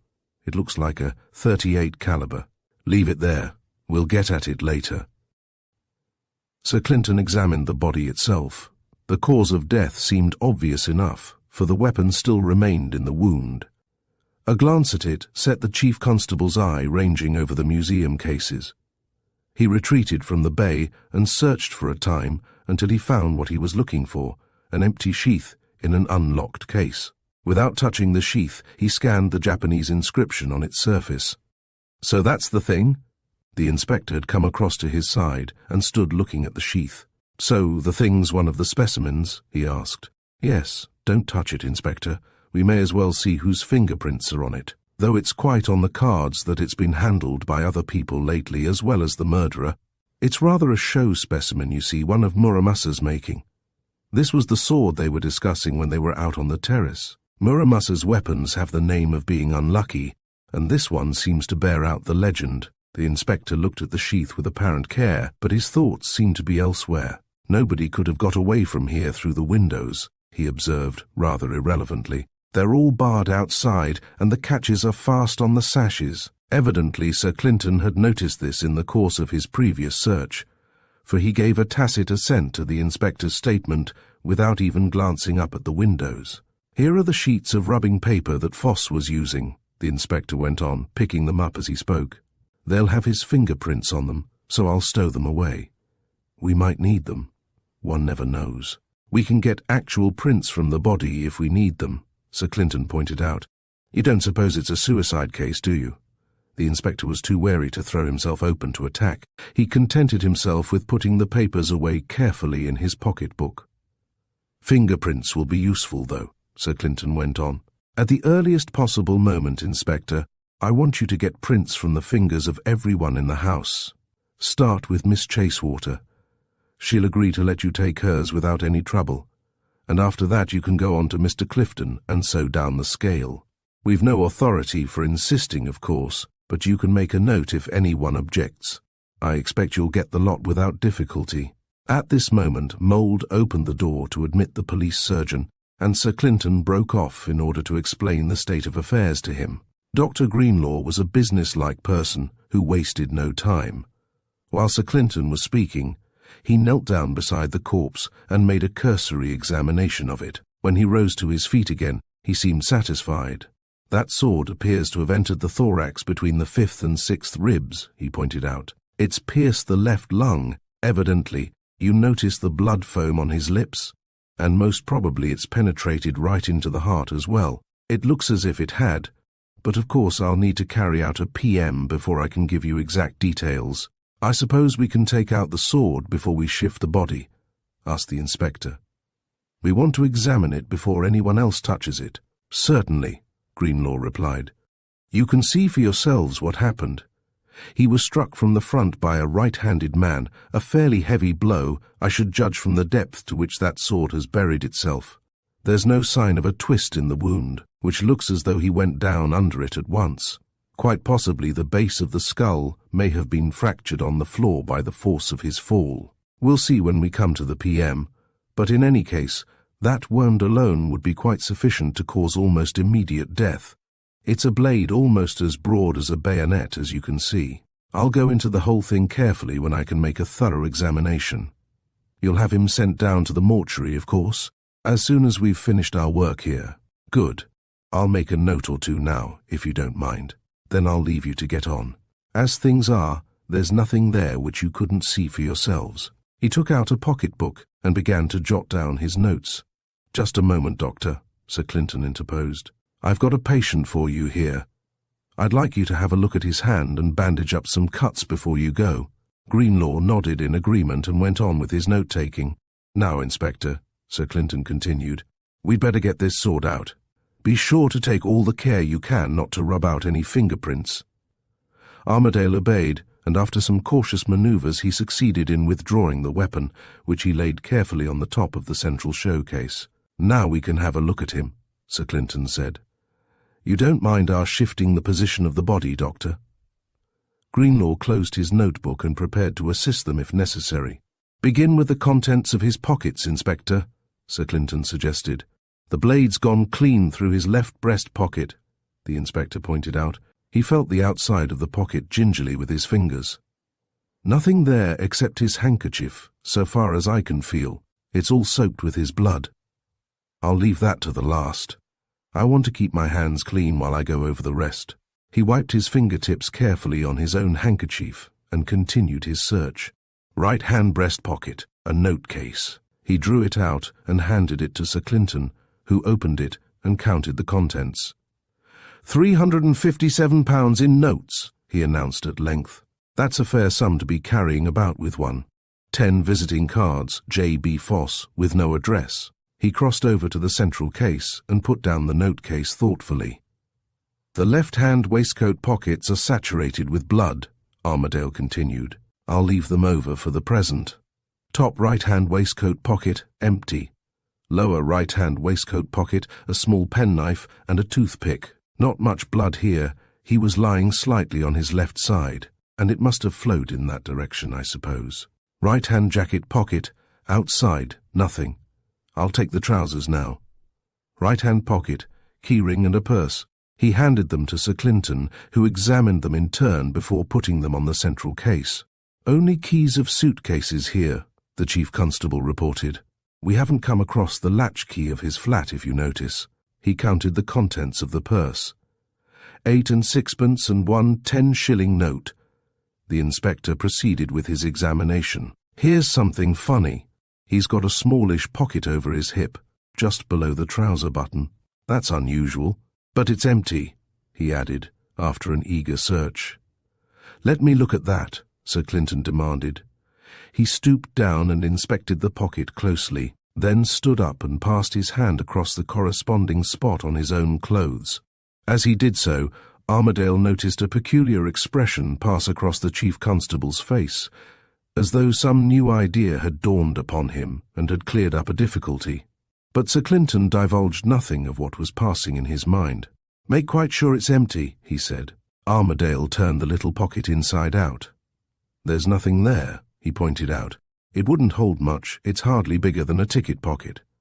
He looked at the pocket again, evidently puzzled by the importance which the Chief Constable attached to it. "It's a silly place to have a pocket," he said at last. "It's not like the old-fashioned fob. That was kept tight shut by the pressure of your body. This thing's mouth is loose and it's simply a gift to a pickpocket." "I think we'll probably find another of the same kind on the other side," Sir Clinton contented himself with saying. "Let's get on with the rest of them." Armadale turned the body slightly and put his hand into the hip pocket. "It's empty too," he announced. "It's a very loose pocket with no flap on it. I expect he carried his pistol there, and he had the pocket built for easy handling of his gun." He looked at the .38 automatic which had been disclosed as he turned the body. "That wouldn't have fitted into the little pocket," he pointed out. "The pistol's far too big for the opening." Sir Clinton nodded his agreement with this view. He didn't use it for his pistol. "Now, the left-hand pockets, please. You can wash your hands as soon as you've gone through them." Inspector Armadale stolidly continued his investigation. "Left-hand breast pocket in jacket," he announced. Nothing but his handkerchief, saturated with blood. He handed it to Sir Clinton, who inspected it carefully before putting it with the rest of the collection. "No marks on it, either initials or laundry mark," he said. "Evidently been bought and used without marking." "Ticket pocket empty," the inspector went on, withdrawing his fingers from it. "Top left waistcoat pocket, a self-filling swan pen and a metal holder for same. Lower left waistcoat pocket, an amber cigarette holder. Not much to go on there." He turned to the trousers. "Left-hand trouser pocket, 5 coppers. Handing them over, he proceeded. "Your notion's quite right, sir. There's another of these side pockets here, but it's empty like the other one." Instead of replying, Sir Clinton gingerly picked up the automatic pistol from the floor and placed it along with the other objects on the central case. "You'd better examine that for fingerprints, Inspector," he suggested. "I leave you to make the arrangements about taking the body down to the mortuary. The sooner the better. Now, Doctor, we'll get your patient for you, if the inspector will be good enough to bring him to the lavatory nearby, where you can get his wounds patched up." Inspector Armadale soon produced Marden, who seemed rather surprised at being summoned again. "It's all right, Marden," Sir Clinton assured him. "It merely struck me that when there was a doctor on the premises, you ought to have these cuts of yours properly fixed up."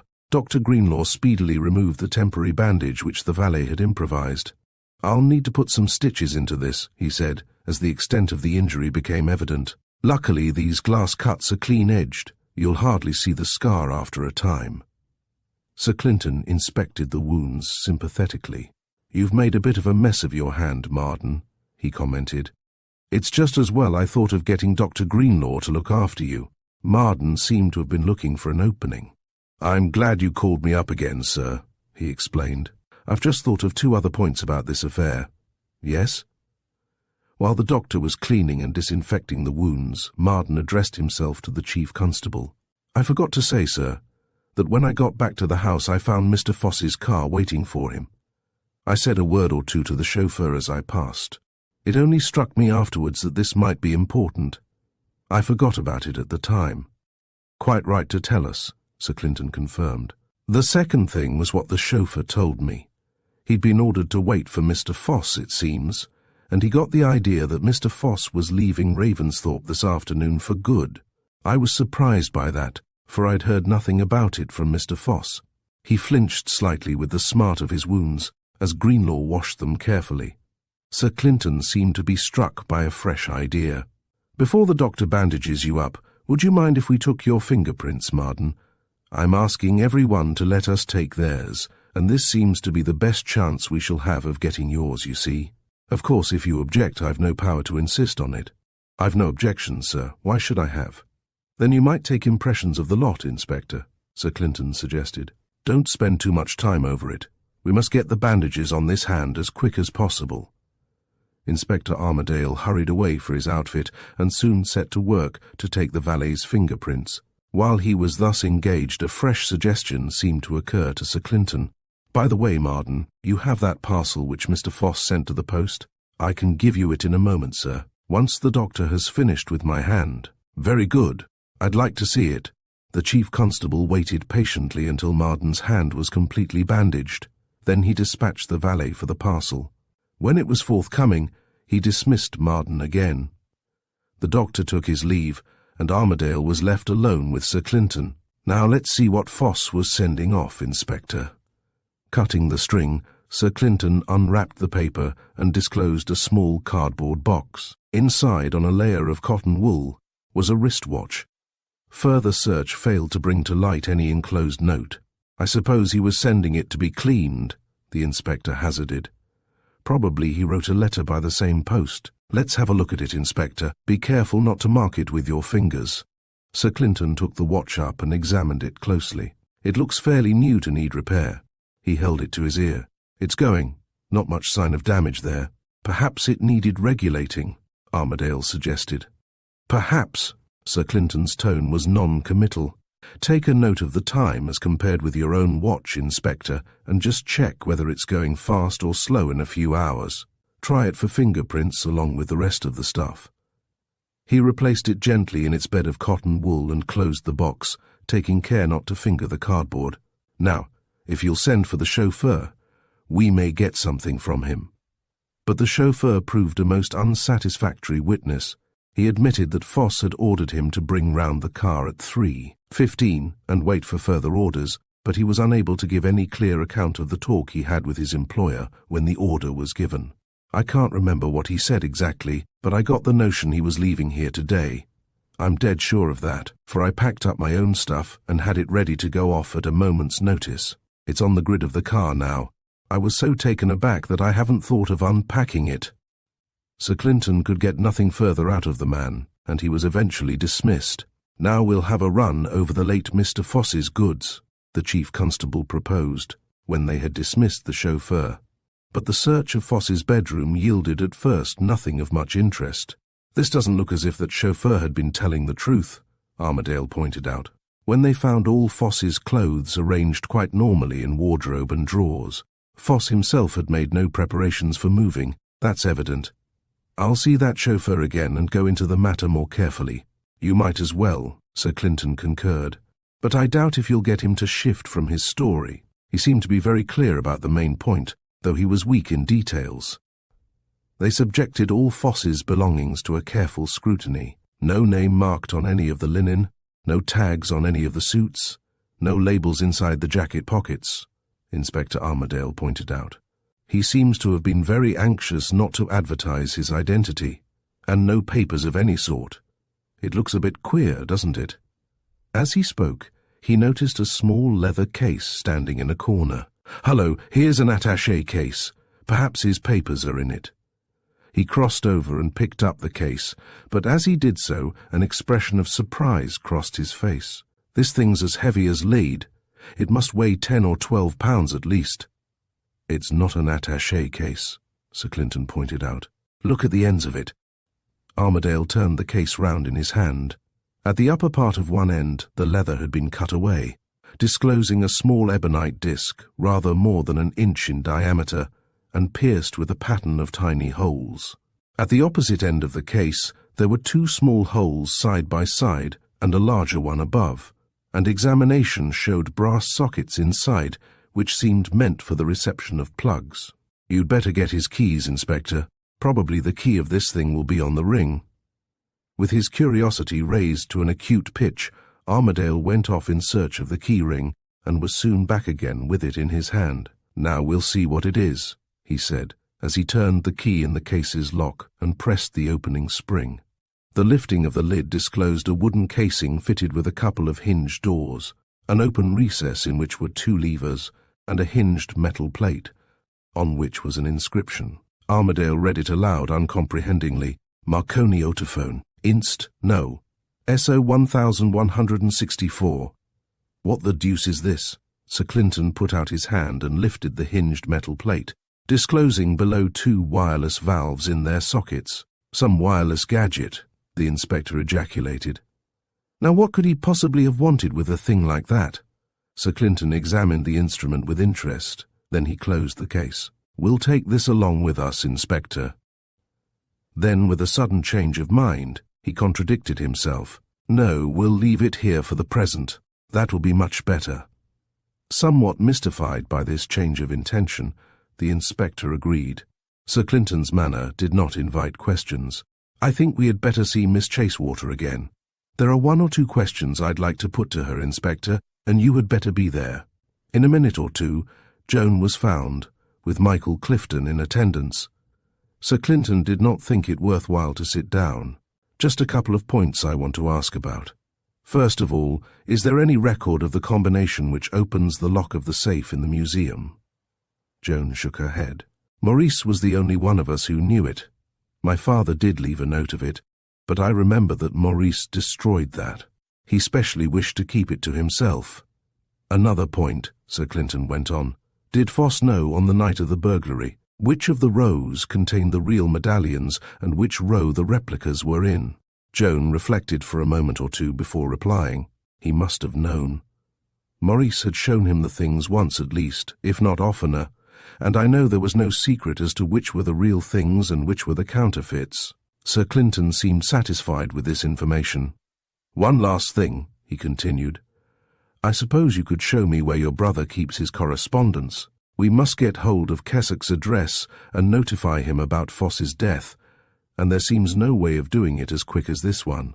If the papers aren't locked up, perhaps I could see them now. It appeared that the letters were available, and Sir Clinton turned them over rapidly. 5th Avenue? That's satisfactory. He put the papers back in their place. There's just one thing more. I'm going to put a constable on guard at the door of the museum for a while. Day and night for a day or 2, perhaps. You won't mind? Certainly not. Do as you wish. Sir Clinton acknowledged the permission. Then, as though struck by an afterthought, he inquired, Have you Cecil's address? Joan shook her head. He said he'd let me know where he was staying, but he hasn't written. Perhaps he hasn't settled down yet. He may be staying at an hotel for a day or 2. Please ring me up as soon as he sends word. Joan promised to do this, and Sir Clinton continued. By the way, Inspector Armadale wishes to take the fingerprints of everyone in the house. Would you mind setting an example and having yours taken along with the rest? If you do it, then it will be easier for us to get the others. They won't be suspicious when they hear that it's a general inquisition. Both Joan and Michael consented without ado. The inspector will be with you in a moment or 2, Sir Clinton said, as he took his leave. Just a word with you, Inspector. Armadale followed him from the room. Now, Inspector, there's a lot for you to do yet. First of all, get these fingerprints, then telephone to London and get Keswick's business address. As soon as you get it, let me know. But you got his address from the correspondence, sir, surely. It's in 5th Avenue. I want his other address, his office in New York, you understand. His office will be shut by now if you're going to cable, the inspector pointed out thoughtlessly. No, it won't. You forget that their time is some hours behind ours. We'll catch him in office hours if you hurry. Then when you've done that, get Foss's face photographed and arrange for a constable and reliefs to be posted at the museum door till further orders. The museum door is to be left open and the light is to be left burning at night so that he can keep his eye on things. Inspector Armadale jotted some notes in his pocketbook. As he closed this, he seemed to think of something. There's just one thing, sir. You want to get into the safe. Couldn't we get the number of the lock combination from the makers? They must know it. Sir Clinton shook his head. Unfortunately, the safe has no maker's nameplate on it, Inspector. I looked at the time we examined it. It's a fairly old pattern, though, I noticed. And if it hasn't got a balanced fence arbor, I think I can guarantee to find the combination of it with a little assistance. Armadale looked rather blank. I thought these things were too stiff to tackle, he said. Sir Clinton suppressed a smile. You ought to read Edgar Allan Poe, Inspector. Human ingenuity cannot concoct a cipher which human ingenuity cannot resolve, was a dictum of his. If I'm not mistaken about that safe, I think I could guarantee to open it in less than 10 minutes. The resources of science and all that, you know. But I think it would be better to wait a while and see if Mr. Chasewater turns up to open it for us himself. But perhaps Mr. Chasewater's body is inside it now, the inspector suggested. There may have been a double murder for all we know. In that case, we shall find him when we open it, Sir Clinton assured him lightly. If he's inside, he'll hardly be likely to shift his quarters. Chapter 10. The Shot in the Clearing. When Sir Clinton reached his office on the morning after the murder at Ravensthorpe, he found Inspector Armadale awaiting him with a number of exhibits. "I've brought everything that seemed worthwhile," Armadale explained. "I thought you might care to look at some of the things again, although you've seen them already." "That's very good of you, Inspector. I should like to see some of them, as a matter of fact. Now suppose we begin with the fingerprints. They might suggest a few fresh ideas." "They seem to suggest more notions than I have room for in my head," the inspector confessed ruefully. "It's a most tangled case to my mind." "Then let's start with the fingerprints," the chief constable proposed. "At least they'll settle some points, I hope." Armadale unwrapped a large brown paper parcel. "I got the lot without any difficulty, and last night we photographed them all and enlarged the pictures. They're all here." "You took Foss's, I suppose?" "Yes, and I managed to find some of Maurice Chasewater's too." "That's pretty sharp work," Sir Clinton complimented his subordinate. "How did you manage to make sure they were his?" "I asked for his set of razors, sir, and took them from the blades. He'd left prints here and there of his finger and thumb, either on the blade or on the handle. Of course I couldn't get anything else very sharp, but there are quite enough for the purpose, as you'll see." He laid out 3 enlarged photographs on the desk before Sir Clinton. Then below each of the first 2, he put down a second print.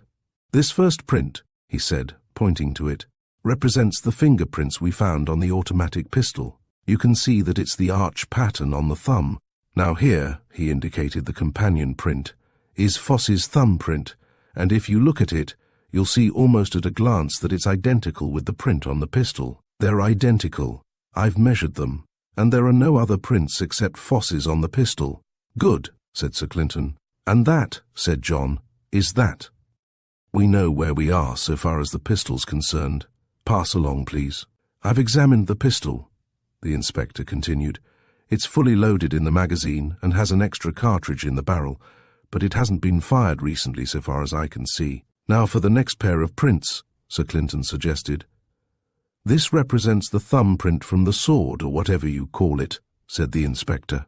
"Also prints of the 2 middle fingers of the right hand, found on the weapon. The second print of the pair shows identical fingerprints from a different source. The thumbprints in the 2 cases are not exactly alike, because you get only the edge of the thumb marked in the grip of a sword, whereas the other specimen gives a full imprint. But I think you'll find they're the same. I've measured them too. You can see that the thumb pattern is a loop type, quite different from Foss's prints, and there's a trace of a tiny scar at the edge of the thumb in both these prints. I'd like you to compare them carefully, sir." Sir Clinton took up the 2 prints and scanned them with care, comparing the images point by point. "There's no mistake possible," he said. "The 2 sets are identical, so far as I can see, and the scar on the thumb is a clinching bit of evidence." "You admit they're from the same hand?" asked the inspector with a peculiar look at Sir Clinton. "Undoubtedly. Now whose are the second set?" The inspector continued to look at his superior with something out of the common in his expression. "The second set of prints came from Maurice Chasewater's razors," he said. The chief constable's lips set tightly, and a touch of grimness showed in his face. "I see we shall have to be quite clear about this, Inspector," he said bluntly. "By the look of you, you seem to think I'd be taken aback by this evidence because Mr. Chasewater is a friend of mine. I was taken aback, naturally enough. But if you think it's going to make any difference to the conduct of this case, and I seem to see something of the sort in your face, you can put that out of your mind once for all. The business of the police is to get hold of the murderer, whoever he may be. Friendship doesn't come into these affairs, Inspector. So kindly don't suspect me of anything of that kind in future. You know what I mean. I needn't put it into words." Without giving Armadale time for reply, he picked up the last print. "What's this?" "It's the set of prints I took from the valet's fingers," the inspector hastened to explain. "It corresponds to nothing I found anywhere else. You can see it's a wall type on the thumb." Sir Clinton examined the print for a moment or two, then put it down. "What about the box and the wristwatch?" he asked. Inspector Armadale's face showed that here he was puzzled. "There's nothing on either of them, not a recent mark of any description. And yet the man who packed them up must have fingered both things, with gloves on, evidently." "But why gloves?" the inspector demanded. "Why gloves?" Sir Clinton echoed, rather sarcastically. "To avoid leaving fingerprints, of course. That's obvious." "But why avoid leaving fingerprints on a thing that you're sending to a jeweler for repair? Think it over, Inspector. I won't insult you by telling you my solution. Let's take another point. Have you the watch itself here?" The inspector produced it and handed it over. Sir Clinton took out a pocket knife and opened the back of the case. "No use," he announced, after examining the back cover carefully. "It's never been repaired. There are no reference marks scratched on the inside of the back, as there usually are when a watch has gone back to the watchmakers. If there had been, we might have found out something about Foss in that way, by getting hold of the watchmakers. By the way, have you timed this thing as I asked you to do?" "It's running on time," Armadale answered. "It hasn't varied a rap in the last 12 hours. A practically new watch, running to time, never needed repair so far. Dispatched by post with no finger marks of the dispatcher. Surely you can see what that means." Inspector Armadale shook his head. "It might be a secret message," he hazarded, though without much confidence. "I mean a prearranged code." "So it might," Sir Clinton agreed. "The only thing against that in my mind is that I'm perfectly sure that it wasn't." Armadale looked sulky. "I'm hardly clever enough to follow you, sir, I'm afraid."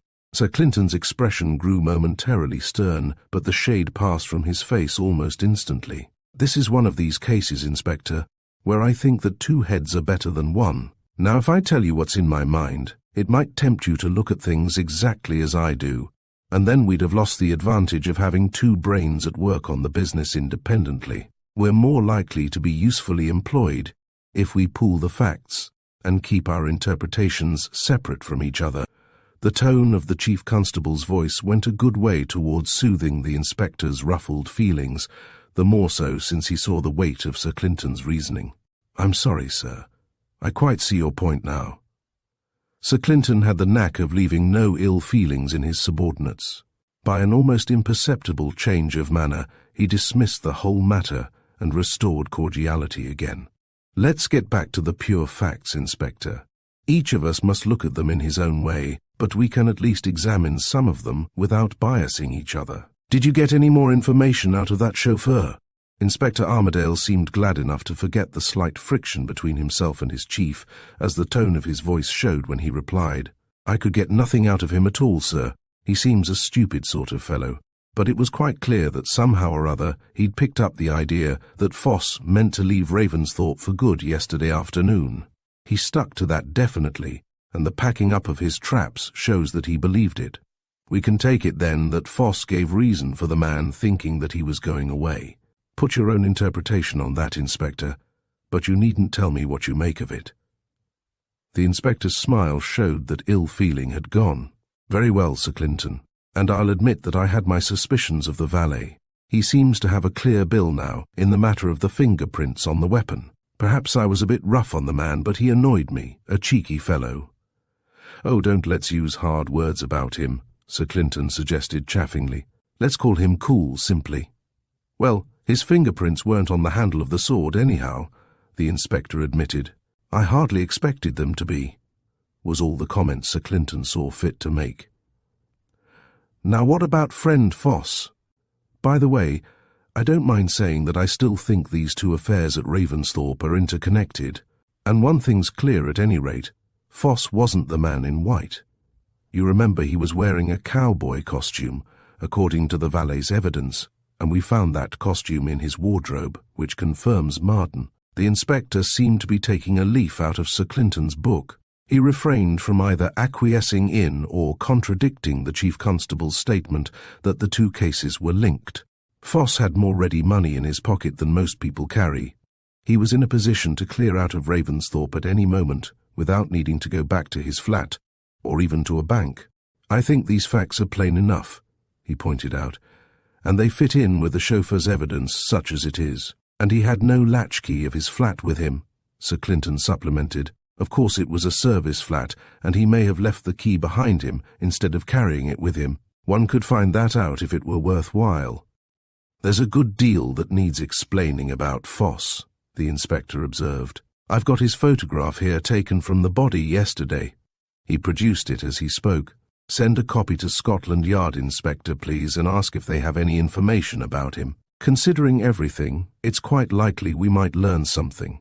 You might send his fingerprints also, to see if they have them indexed there." "I'll send Marden's too, when I'm at it," the inspector volunteered. "And the chauffeur's. We might as well be complete when we're at it." Sir Clinton indicated his agreement without saying anything. He changed the subject when he next spoke. "We've agreed to pool the facts, Inspector, and I've got a contribution. 2 contributions, in fact, towards the common stock. Here's the first." He laid a telegraph form on the desk before Armadale, and the inspector read the wording: "Have no agent named Foss, am not negotiating for Leonardo medallions. Keswick." "Well, that's a bit of a surprise," ejaculated the inspector. "It was obvious that there was something fishy, but I hadn't imagined it was as fishy as all that. Keswick knows nothing about him, then?" "My cable was fairly explicit. It's clear that friend Foss had no authority from Keswick. But what about all that correspondence between Maurice Chasewater and Keswick that we saw?" "Forgeries, so far as the Keswick letters were concerned, obviously. One of Keswick's household must have been in league with Foss and intercepted Maurice Chasewater's letters. Then replies were forged and dispatched. I've cabled Keswick about it this morning so as to get the news in at once. The Confederate may hear of Foss's murder through the newspapers in 4 or 5 days when our papers get across there. He might bolt when he got the news. I've given Keswick a chance to forestall that if he wants to." "That puts a new light on things, certainly," Armadale said when he had considered the new facts. "Foss was a wrong and masquerading here for some purpose or other, the medallions probably. That fits in with all the unmarked linen and the rest of it. But why was he murdered?" Sir Clinton disregarded the question. "I've got another fact to contribute," he went on. "You remember that Marconi otophone in Foss's room? I've made some inquiries about it. It's a thing they make for the use of deaf people, a modern substitute for the ear trumpet." The inspector made a gesture of bewilderment. "But Foss wasn't deaf. He admitted to you that he had good enough hearing when he was telling you about overhearing Foxton Polegate in the Winter Garden." "That's quite true," Sir Clinton rejoined. "But he evidently needed an otophone for all that." The inspector pondered for a few moments before speaking. "It beats me," he said at last. Sir Clinton dismissed the subject without further discussion. "Now what about Maurice Chasewater?" he inquired. "There's no great difficulty in suggesting how he disappeared from the museum. It's common talk hereabout that Ravensthorpe has secret passages, and one of them may end up in the wall of the museum." It was the turn of Armadale to contribute a fresh fact. "He didn't appear at any local station yesterday or this morning, and he didn't use a motor of any sort that I've been able to trace. I've had men on that job, and it's been thoroughly done. Congratulations, Inspector. If he hasn't got away, then he must be somewhere in the neighbourhood still." "I should say that was indisputable, if not certain," commented Sir Clinton, with a return of his faintly chaffing manner. "A man can only be in one place at once, if you follow me, and if he's not there, then he must be here." "Yes, but where is here in this particular case?" inquired Armadale, following his chief's mood. "I expect he's hiding somewhere around. It's what anyone might do if they found themselves up to the hilt in a case of murder." He paused for an instant. "Or manslaughter, and got into a panic over it." Sir Clinton ignored the inspector's last sentence. "I wish I could get into touch with Cecil Chasewater. He ought to be at home just now. He's the only man in the family now, and he ought to take charge of things up there." "You haven't got his address yet, sir?" "Not yet." Sir Clinton put the subject aside. "Now, Inspector, let me remind you of what's wanted. What was the crime? Who did it? When was it done? And where? How done? And with what motive? Who in the deed did share? You put it down as murder. Or manslaughter, corrected Armadale. And we know when, how, and where, at any rate, do we? Sir Clinton rejoined. Speak for yourself. I'm not so sure about when and where yet, and how is still a dark mystery so far as I'm concerned. I mean, he added, so far as legal proof goes. The inspector was about to say something further when a knock at the door was heard, and a constable appeared in answer to Sir Clinton's summons. The Ravensthorpe head keeper wants to see you, Sir Clinton, if you can spare him a moment. He says it's important. The chief constable ordered the keeper to be admitted. Well, Mole, what's your trouble? He inquired when the man appeared. It's this way, Sir Clinton, Mole began. Seeing the queer sort of things we've seen lately, it seemed to me that maybe another queer thing that's happened might be important. So I thought it over, and I made bold to come and tell you about it. He seemed to lose confidence a little at this point, but Sir Clinton encouraged him by a show of interest. Last night, he went on, I was going through the wood at the back of the house. About 11 o'clock it was, as near as I can make it. At the back of the house, there's a strip of woodland, then a little bit of a clearing, and then the rest of the wood. I'd come out of the bigger bit of the wood, and got most of the way across the clearing when it happened. I can tell you just where it was, for I was passing the old ruin there, the Knight's Tower they call it. He paused for a moment or two, evidently finding continuous narrative rather a strain. The moon was well up by that time. It's just past the full these days, and the place was as clear as day. Everything was quiet, except an old owl that lives in a hollow tree up by there. I could hear the swish of my feet in the grass and mighty little else, for the grass was dewy and made a lot of noise with my stepping through it. Well, as I was going along, all of a sudden I heard a shot. It sounded close by me and I turned at once. There's a poaching chap that's given me a lot of trouble, and I didn't put it past him to think he might be trying to give me a scare. But when I turned round, there was nothing to be seen. There was nothing there at all, and yet that shot had come from quite close by. Did it sound like the report of a shotgun? Sir Clinton asked. Mould seemed to be in a difficulty. Shotgun sounds I know fairly well. Teat weren't from a shotgun. More like a pistol shot it sounded, when I'd had time to think over it. And yet it weren't altogether like a pistol shot neither. That's a sharp sound. This was more booming-like, if you understand me. I'm afraid I don't quite see it yet, Mould, Sir Clinton admitted. I know how difficult it is to describe sounds, though. Have another try. Did it remind you of anything? A light seemed to flicker for a moment in Mould's memory. I know, he exclaimed. It was like this. I've got it. Did you ever stand at the door of our Morris tube range in the village while there was firing going on inside? Well, this was something like that, only more so. I mean as if they'd fired something a bit heavier than a miniature rifle. That's it. That's just how it sounded. He was evidently relieved by having found what he considered an apt simile. What happened after that? Sir Clinton demanded. When I saw nobody near me, I'll admit I felt a bit funny. Here was a shot coming, so it seemed, out of the empty air, with nothing to account for it. Straight away, I'll admit, sir. I began thinking of that black man that little Jenny Hitchin has been spreading the story about lately. Sir Clinton pricked up his ears. We'll hear about the black man later on, Mould, if you please. Tell us what you did at that moment. Well, sir, I searched about. The moon was clear of clouds, and the place was just an open glade. The shot had come from quite nearby, as I said, but when I hunted I could find nothing. There wasn't a track in the dew on the grass. My own tracks showed up in the moonlight as clear as clear. There wasn't anyone hiding in the old ruin. I went through and around it twice.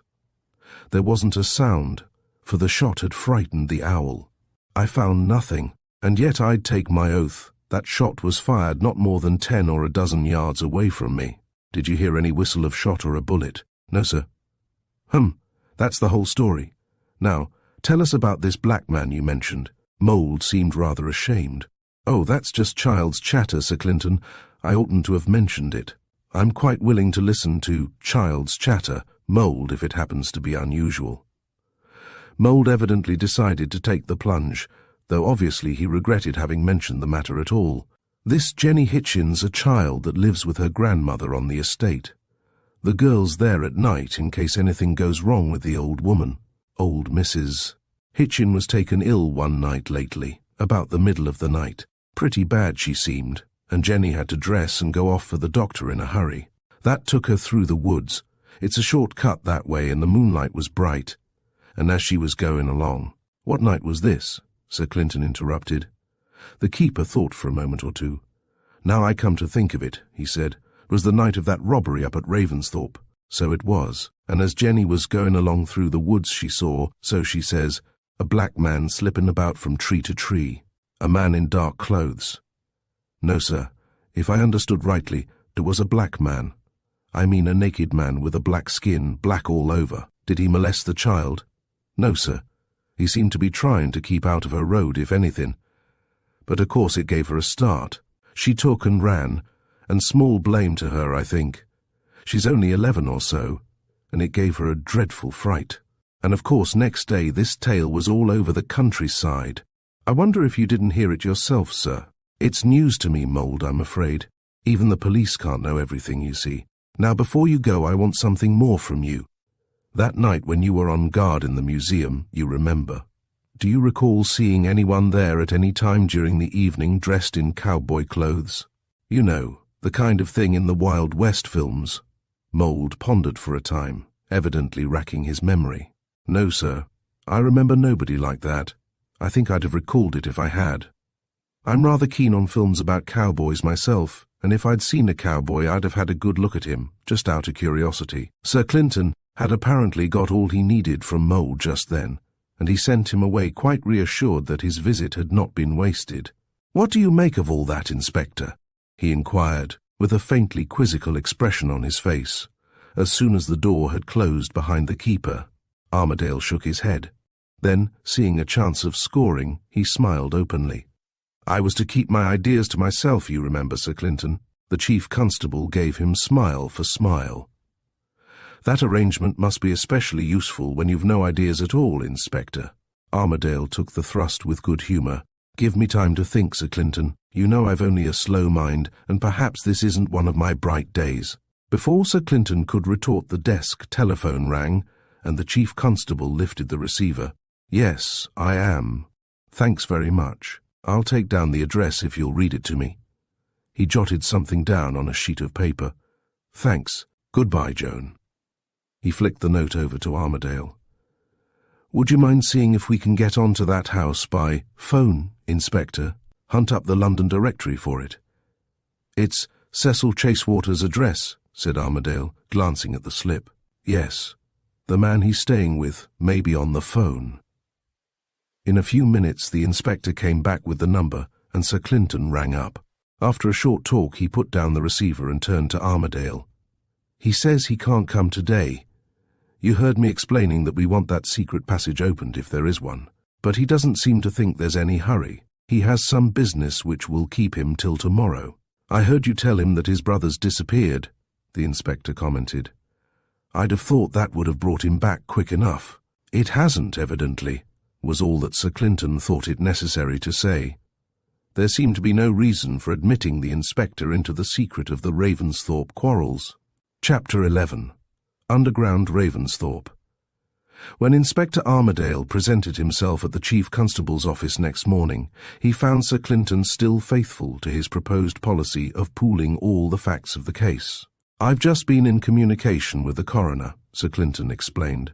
"I've pointed out to him that possibly we may have further evidence for the inquest on Foss, and I suggested that he might confine himself to formalities as far as possible, and then adjourn for a day or two. It means keeping Marden and the chauffeur here for a little longer, but they can stay at Ravensthorpe. Miss Chasewater has no objections to that. She agreed at once when I asked her. The jury will have enough before them to bring in a verdict of murder against someone unknown," the inspector pointed out. "Do you want to make it more definite while we're in the middle of the case?" Sir Clinton made a non-committal gesture as he replied, "Let's give ourselves the chance at least of putting a name on the criminal. If we don't succeed, there's no harm done. Now here's another point. I've had a telephone message from Scotland Yard. They've nothing on record corresponding to the fingerprints of Marden or the chauffeur. Foss was a wrong. They've identified his fingerprints, and his photograph seems to have been easily recognizable by some of the yard people who had dealings with him before. He went by the name of Coco Tom among his intimates, but his real name was Thomas Paleton. He'd been convicted a couple of times, though not recently. What was his line? The inspector inquired. Confidence trick in one form or another, they say. Very plausible tongue, apparently. Did they say anything more about him? Asked the inspector. Anything about working with a gang, usually, or something like that. If he did, then we might get a clue or two from his associates. He usually played a lone hand, it seems, Sir Clinton answered. Apparently he used to be on the halls, the cheaper kind. The wonderful Wizard of Woz, he called himself then. But somehow they made the business too hot for him, and he cleared out into swindling. Ah! Armadale evidently saw something which had not occurred to him before. Those pockets of his, the ones that puzzled me, they might have been useful to a man who could do a bit of sleight of hand. I never thought of that at the time. He looked accusingly at Sir Clinton, who laughed at the expression in the inspector's eyes. Of course, I admit I saw the use of the pockets almost at once, he said. But that's not a breach of our bargain, Inspector. The facts are all that we are pooling, remember, and the fact that Foss had these peculiar pockets was as well known to you as to myself. This notion about sleight of hand is an interpretation of the facts, remember, and we weren't to share our inferences. I knew pretty well at the time that you'd spotted something, Armadale contented himself with saying, but since you put it in that way, I'll admit you were quite justified in keeping it to yourself as special information, sir. I take it that it's a race between us now, and the one that hits on the solution first is the winner. I don't mind. Then there's one other bit of information needed to bring us level. I've just had a message over the phone from Mr. Cecil Chasewater. It appears he's just got home again, came by the first train in the morning from town, apparently. He's waiting for us now, so we'd better go up to Ravensthorpe. I have an idea that he may be able to throw some light on his brother's disappearance. At least he may be able to show us how that disappearing trick was done, and that would always be a step forward. When they reached Ravensthorpe, Cecil was awaiting them.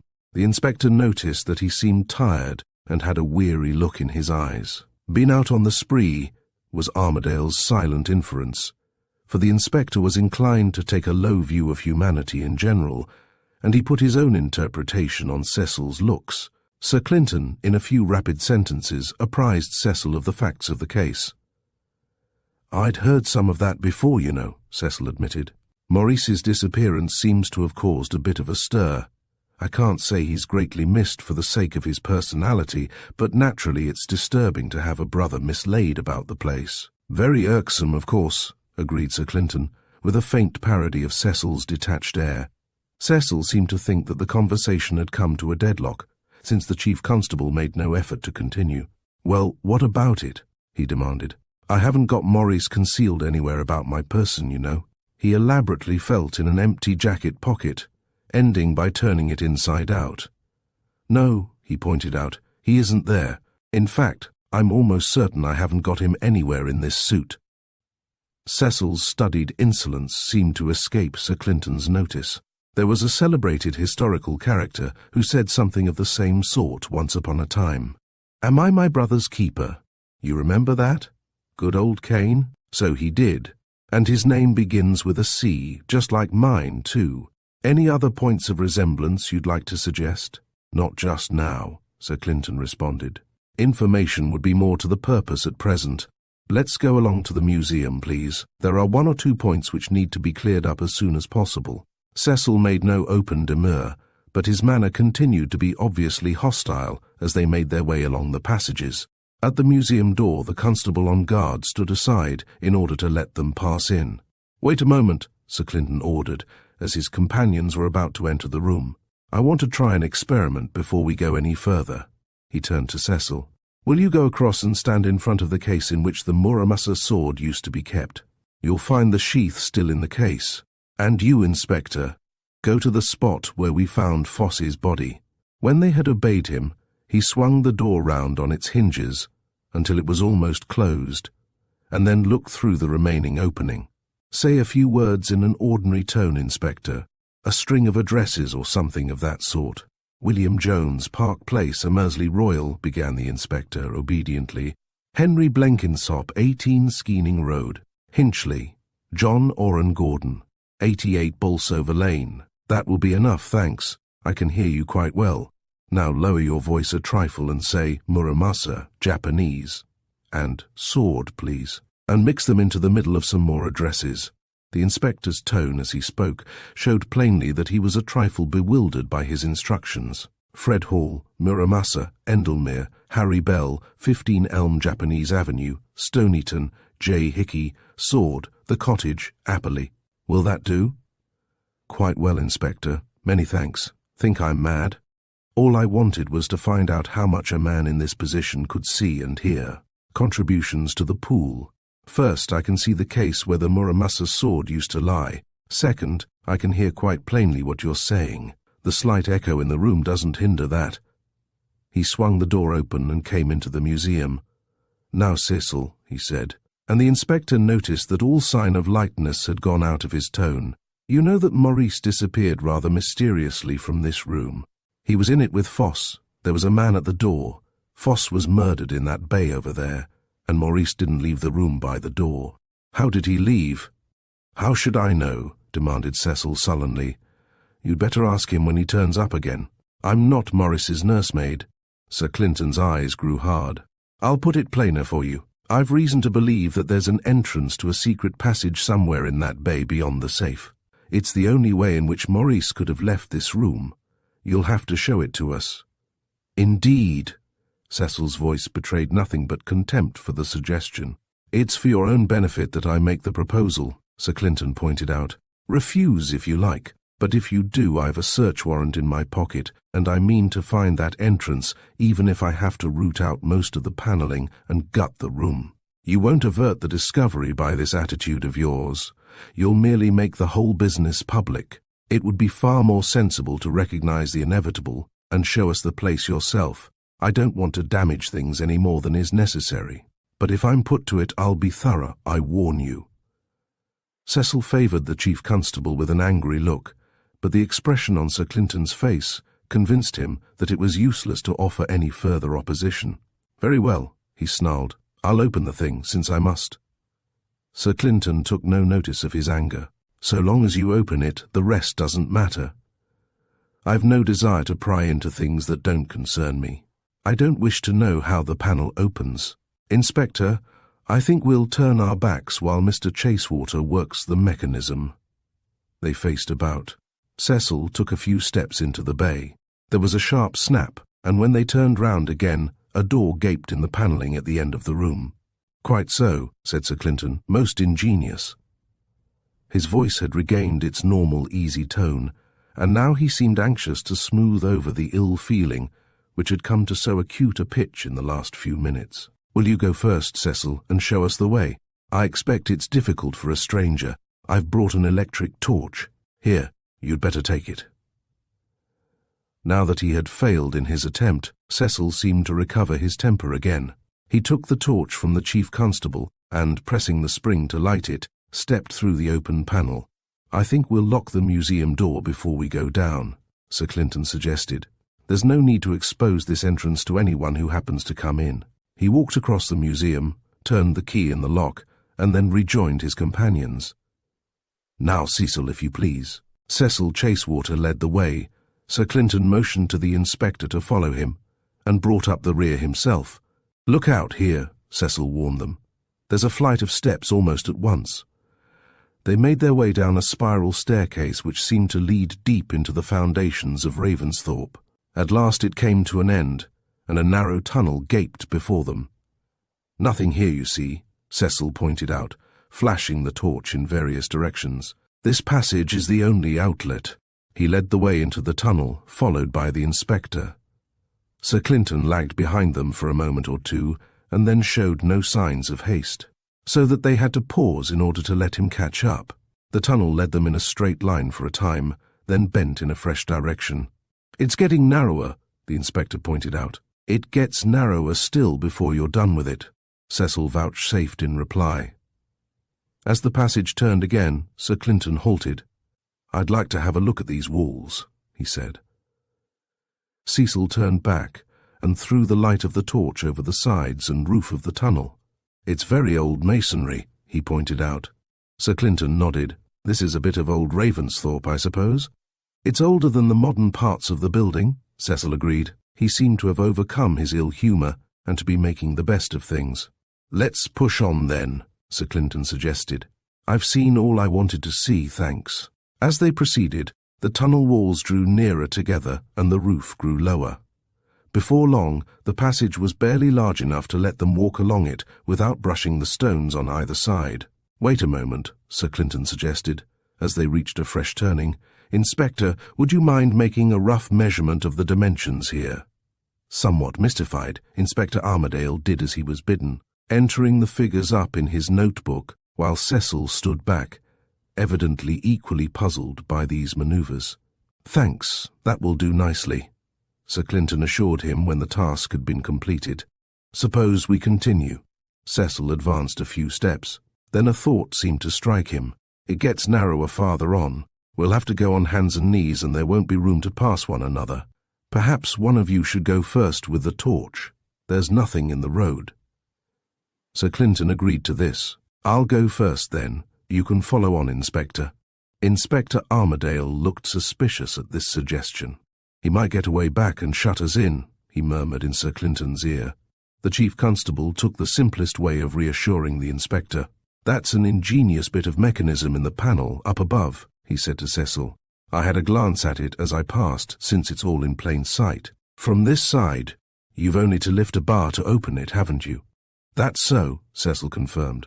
Armadale was evidently satisfied by the information which Sir Clinton had thus conveyed to him indirectly. He squeezed himself against the wall and allowed the Chief Constable to come up to the head of the party. Sir Clinton threw his light down the passage in front of them. "It looks like all fours now," he commented, as the lamp revealed a steadily diminishing tunnel. "We may as well begin now and save ourselves the chance of knocking our heads against the roof." Suiting the action to the word, he got down on hands and knees and began to creep along the passage. "At least we may be thankful it's dry," he pointed out. The tunnel grew still smaller until they found more than a little difficulty in making their way along it. "Have we much farther to go?" asked the inspector, who seemed to have little liking for the business. "The end's round the next corner," Cecil explained. They soon reached the last bend in the passage, and as he turned it, Sir Clinton found himself at the entrance to a tiny space. The roof was even lower than that of the tunnel, and the floor area was hardly more than a dozen square feet. A stone slab, raised a few inches from the ground, seemed like a bed fitted into a niche. "A bit wet in this part," Sir Clinton remarked. "If I'd known that we were in for this sort of thing, I think I'd have put on an old suit this morning. Mind your knees on the floor, Inspector. It's fairly moist." He climbed into the niche, which was no bigger than the bunk of a steamer, and began to examine his surroundings with his torch. Inspector Armadale, taking advantage of the space thus made clear, crept into the tiny chamber. "This place looks as if it had been washed out lately," he said, examining the smooth flagstones which formed the floor. He turned his attention to the roof, evidently in search of dripping water, but he could find none, though the walls were moist. Suddenly Sir Clinton bent forward and brought his lamp near something on the side of the niche. The inspector, seeing something in the patch of light, craned forward to look also, and as he did so, he seemed to recognize what he saw. "Why, that's—" he ejaculated. Sir Clinton's lamp went out abruptly, and Inspector Armadale felt his arm gripped warningly in the darkness. "Sorry," the Chief Constable apologized. "My finger must have shifted the switch on the torch. Out of the way, Inspector, please. There's nothing more to be seen here." Inspector Armadale wriggled back into the passage again as Sir Clinton made a movement as though to come out of his perch in the recess. "So this is where Maurice got to when he left the museum," the Chief Constable said reflectively. "Well, he isn't here now, that's plain. We'll need to look elsewhere, Inspector, according to your scheme. If he wasn't elsewhere, he was to be here. But as he isn't here, he's obviously elsewhere. And now I think we'll make our way up to the museum again." "Wait a moment," We've got to get back into that passage with our heads in the right direction. Once we're into the tunnel, there won't be room to turn round. It took some maneuvering to arrange this, for the tiny chamber was a tight fit for even 3 men. But at last they succeeded in getting back into the tunnel in a position which permitted them to creep forwards instead of backwards. They finally accomplished the long journey without incident and emerged through the gaping panel into the museum once more. Now we'll turn our backs again, Inspector, and let Mr. Chasewater close the panel. Again the sharp click notified them that they could turn round. The panelling seemed completely solid. There are just a couple of points I'd like to know about, Sir Clinton said, turning to Cecil. You don't know the combination that opens the safe over there, I believe? Cecil Chasewater seemed both surprised and relieved to hear this question. No, he said. Maurice kept the combination to himself. Sir Clinton nodded as though he had expected this answer. Just another point, he continued.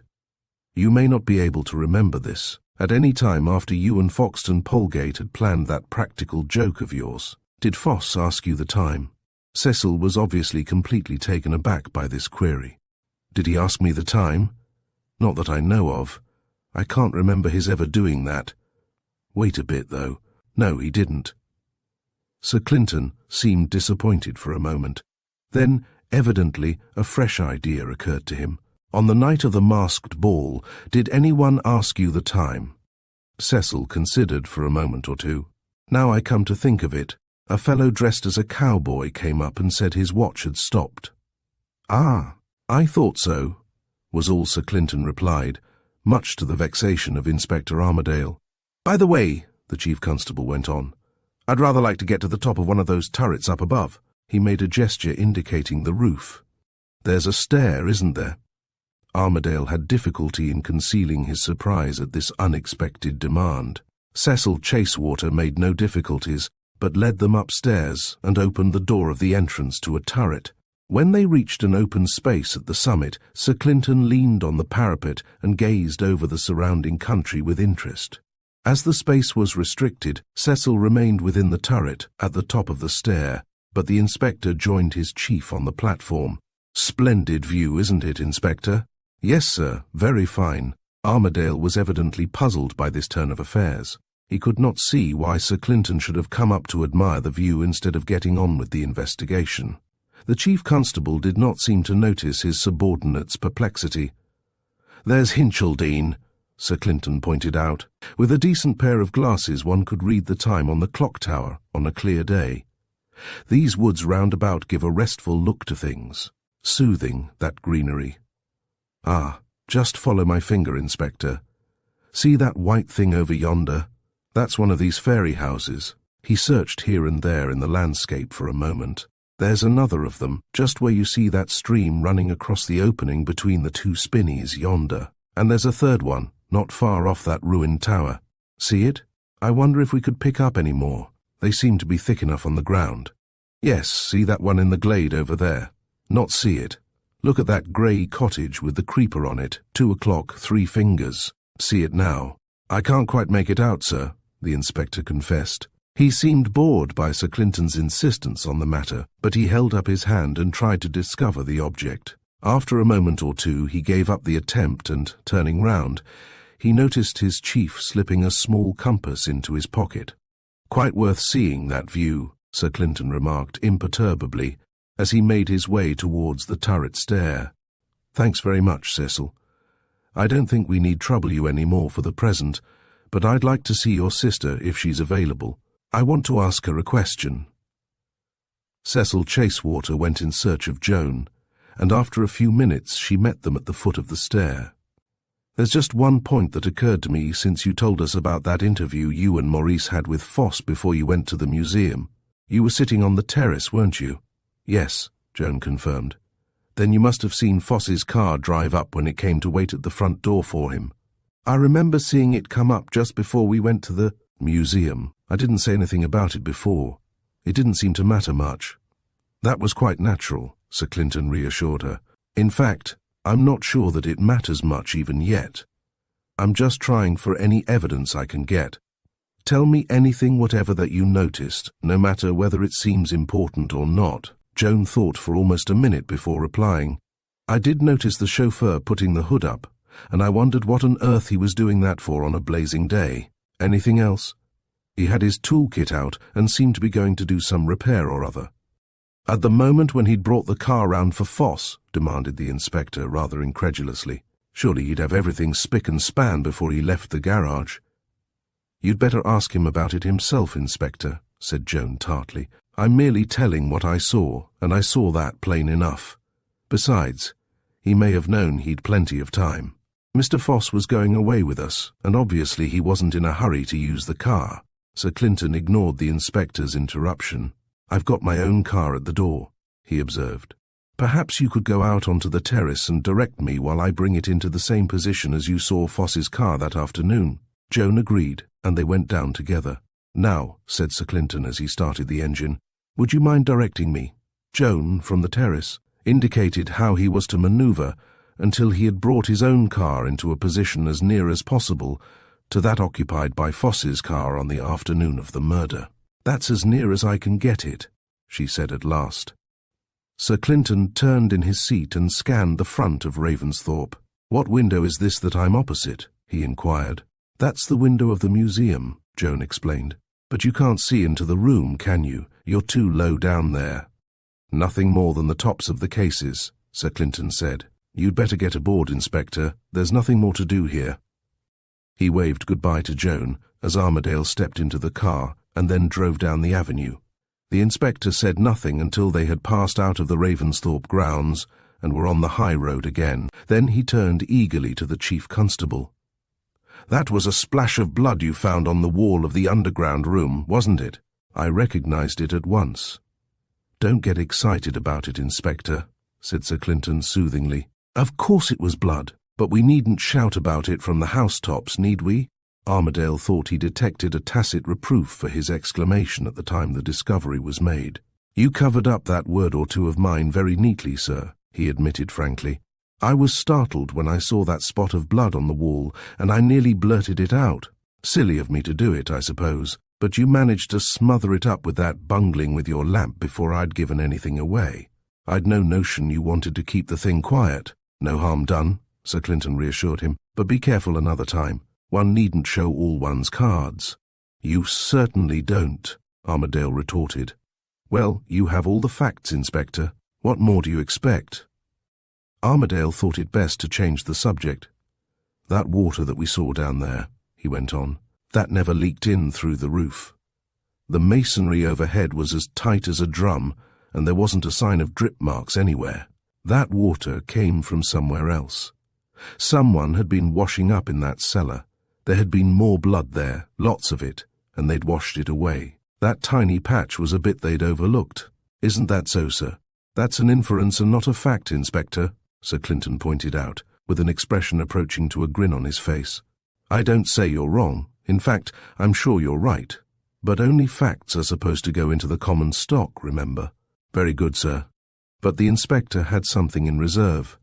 "I'll give you a fact now," he said with ill-suppressed triumph. "As you came away, you happened to ask Mr. Chasewater if he'd come by the first train this morning." "Yes." "And he said he did?" "Yes." "Well," said Armadale with a tinge of derision in his voice, "he took you in there, but he didn't come over me with that tale. He didn't come by the first train, he wasn't in it, and what's more, he didn't come by train to our station at all, for I happened to make inquiries. I knew you were anxious for him to come back, and I thought I'd ask whether he'd come." "That's very interesting," said Sir Clinton. He made no further remark until they reached the police station. Then, as they got out of the car, he turned to the inspector. "Care to see me do a little map drawing, Inspector? It might amuse you." Chapter 12. Chuchundra's Body. Sir Clinton's map drawing, however, was destined to be postponed. Hardly had they entered his office when the telephone bell rang. After a few moments' conversation, he put down the receiver and turned to Armadale. "That's Mould, the keeper. He's found Maurice Chasewater's body. He's telephoning from his own cottage, so I told him to wait there and we'll go up in the car. The body's in the woods, and we'll save time by getting Mould to guide us to it instead of hunting round for the place." It did not take long to reach the head keeper's cottage, where they found Mould in a state of perturbation. "Where is this body?" Sir Clinton demanded, cutting short Mould's rather confused attempts to explain matters. "Take us to it first of all, and then I'll ask what I want to know." Under the keeper's guidance, they made their way through the woods, and at last emerged into a small clearing in the centre of which rose a few ruined walls. "This is what they call the Knight's Tower," Armadale explained. Sir Clinton nodded. "I expected something of the sort. Now, Mould, where's Mr. Chasewater's body?" The keeper led them round the tower, and as they turned the corner of a wall they came upon the body stretched at full length on the grass. "The turf's short," said Armadale, with some disappointment. "There's no track on it round about here." "That's true," said Sir Clinton. "We'll have to do without that help." He walked over to where Maurice Chasewater was lying. The body was on its back, and a glance at the head was enough to show that life must be extinct. "It's not pretty," Sir Clinton said, as he pulled out his handkerchief and covered the dead face. "Shot at close range, evidently. I don't wonder you were a bit upset, Mould." He glanced round the little glade, then turned again to the keeper. "When did you find him?" he demanded. "Just before I rang you up, sir. As soon as I came across him, I ran off to my cottage and telephoned to you." "When were you over this ground last? Before you found him, I mean." "Just before dusk last night, sir. He wasn't there then." "You're sure?" "Certain, sir. I couldn't have missed seeing him." "You haven't touched the body?" Mould shuddered slightly. "No, sir. I went off at once and rang you up." "You met no one hereabouts this morning?" "No, sir. And you saw no one last night either?" "No, sir." "It was somewhere round about here, wasn't it, that you heard that mysterious shot you told us about?" "Yes, sir. I was just here at the time." Mould walked about 20 yards past the tower to show the exact position. Sir Clinton studied the lie of the land for a moment. Have you any questions you want to ask, Inspector?"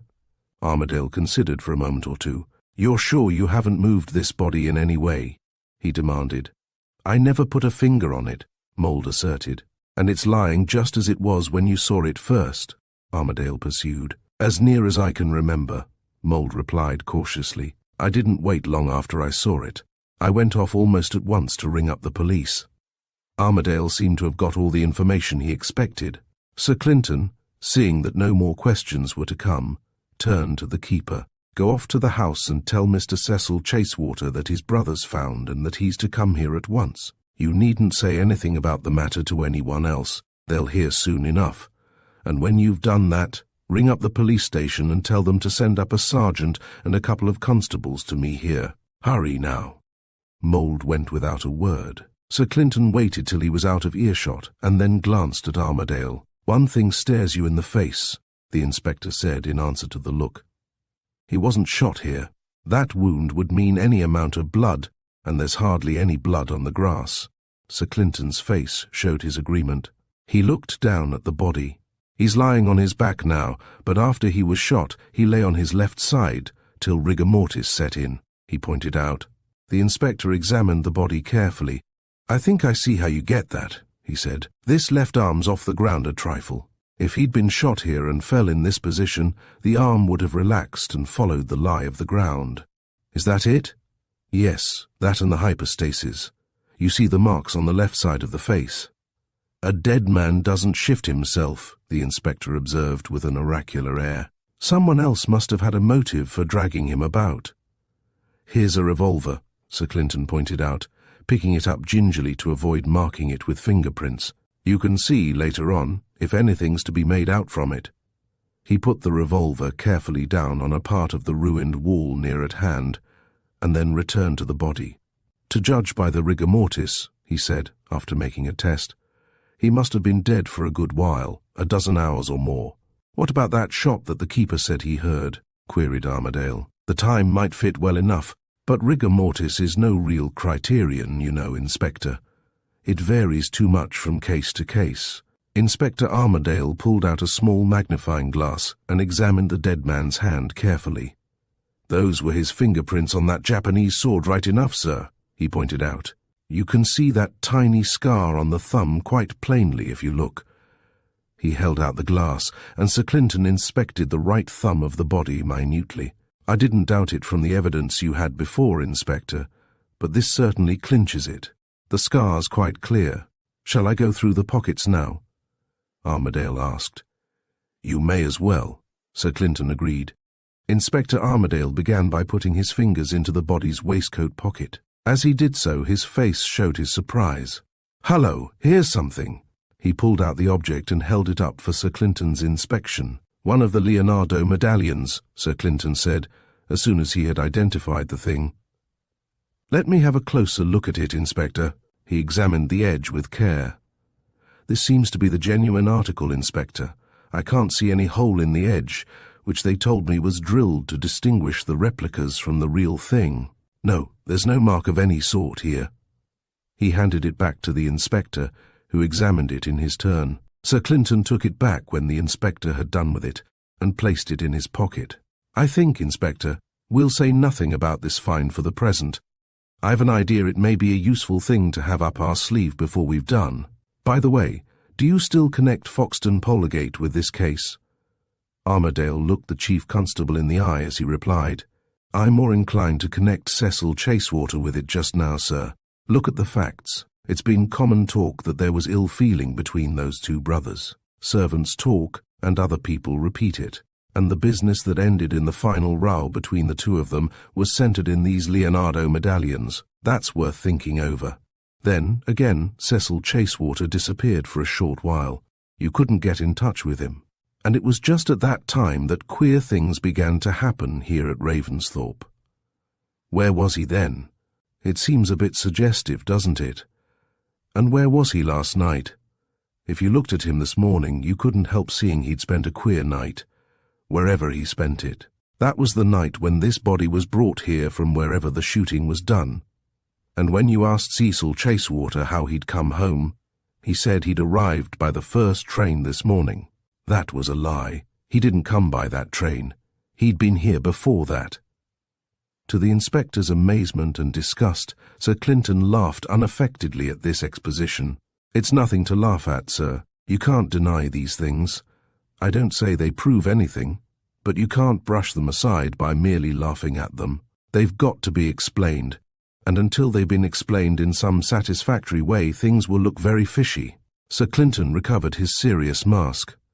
"Perhaps I laughed a little too soon, Inspector. I apologize.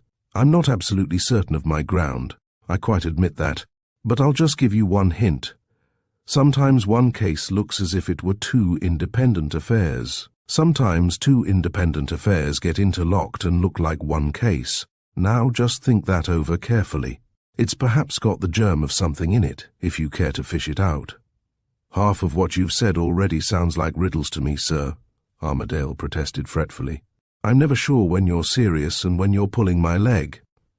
Sir Clinton was saved from the embarrassment of a reply by the arrival of Cecil Chasewater. He nodded curtly to the two officials as he came up. The inspector stepped forward to meet him. "I'd like to put one or two questions to you, Mr. Chasewater," he said, ignoring the look on Sir Clinton's face. Cecil looked Armadale up and down before replying. "Well, go on," he said shortly. "First of all, Mr. Chasewater," the inspector began, "I want to know when you last saw your brother alive." Cecil replied without the slightest hesitation. "On the morning I left Ravensthorpe. We'd had a disagreement and I left the house. That was the last time you saw him." "No, I see him now." The inspector looked up angrily from his notebook. "You're giving the impression of quibbling, Mr. Chasewater." "I'm answering your questions, Inspector, to the best of my ability." Armadale made a fresh cast. "Where did you go when you left Ravensthorpe?" "To London." "You've been in London, then, until this morning?" Cecil paused for a moment or two before answering. "May I ask, Inspector, whether you're bringing any charge against me?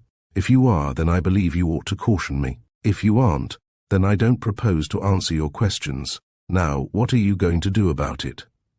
Armadale was hardly prepared for this move. "I think you're injudicious, Mr. Chasewater," he said in a tone which he was evidently striving not to make threatening. "I know you didn't arrive by the first train this morning, though you told us you did. Your position's rather an awkward one, if you think about it." "You can't bluff me, Inspector," Cecil returned. Make your charge, and I'll know how to answer it. If you won't make a charge, I don't propose to help you with a fishing inquiry." The inspector glanced at Sir Clinton's face, and on it he read quite plainly the Chief Constable's disapproval of his proceedings. He decided to go no further for the moment. Sir Clinton intervened to make the situation less strained. "Would you mind looking at him, Cecil, and formally identifying him?" Cecil came forward rather reluctantly, knelt down beside his brother's body, examined the clothes and finally, removing the handkerchief, gazed for a moment or two at the shattered face. The shot had entered the right side of the head and had done enough damage to show that it had been fired almost in contact with the skin. Cecil replaced the handkerchief and rose to his feet. For a few moments he stood looking down at the body. Then he turned away. "That's my brother, undoubtedly." Then, as if speaking to himself, he added in a regretful tone, "Poor old Chuchundra." To the inspector's amazement, Sir Clinton started a little at the word. "Was that a nickname, Cecil?" Cecil looked up, and the inspector could see that he was more than a little moved. "We used to call him that when we were kids." Sir Clinton's next question left the inspector still further bemused. "Out of the Jungle Book by any chance?" Cecil seemed to see the drift of the inquiry, for he replied at once, "Yes, Rikki Tikki Tavi, you know." "I was almost certain of it," said Sir Clinton. "I can put a name to the trouble, I think. It begins with A." Cecil reflected for a moment before replying, "Yes, you're right. It does begin with A." "That saves a lot of bother," said Sir Clinton thankfully. "I was just going to fish in a fresh direction to get that bit of information. I'm quite satisfied now." Cecil seemed to pay little attention to the Chief Constable's last remark. His eyes went round to the shattered thing that had been his brother. "I'd no notion it was as bad as all this," he said, more to himself than to the others. "If I'd known, I wouldn't have been so bitter about things." The sergeant and constables appeared at the edge of the clearing. "Seen all you want to see, Inspector?" asked Sir Clinton. "Then in that case we can leave the body in charge of the sergeant. I see they've got a stretcher with them. They can take it down to Ravensthorpe." Armadale rapidly gave the necessary orders to his subordinates.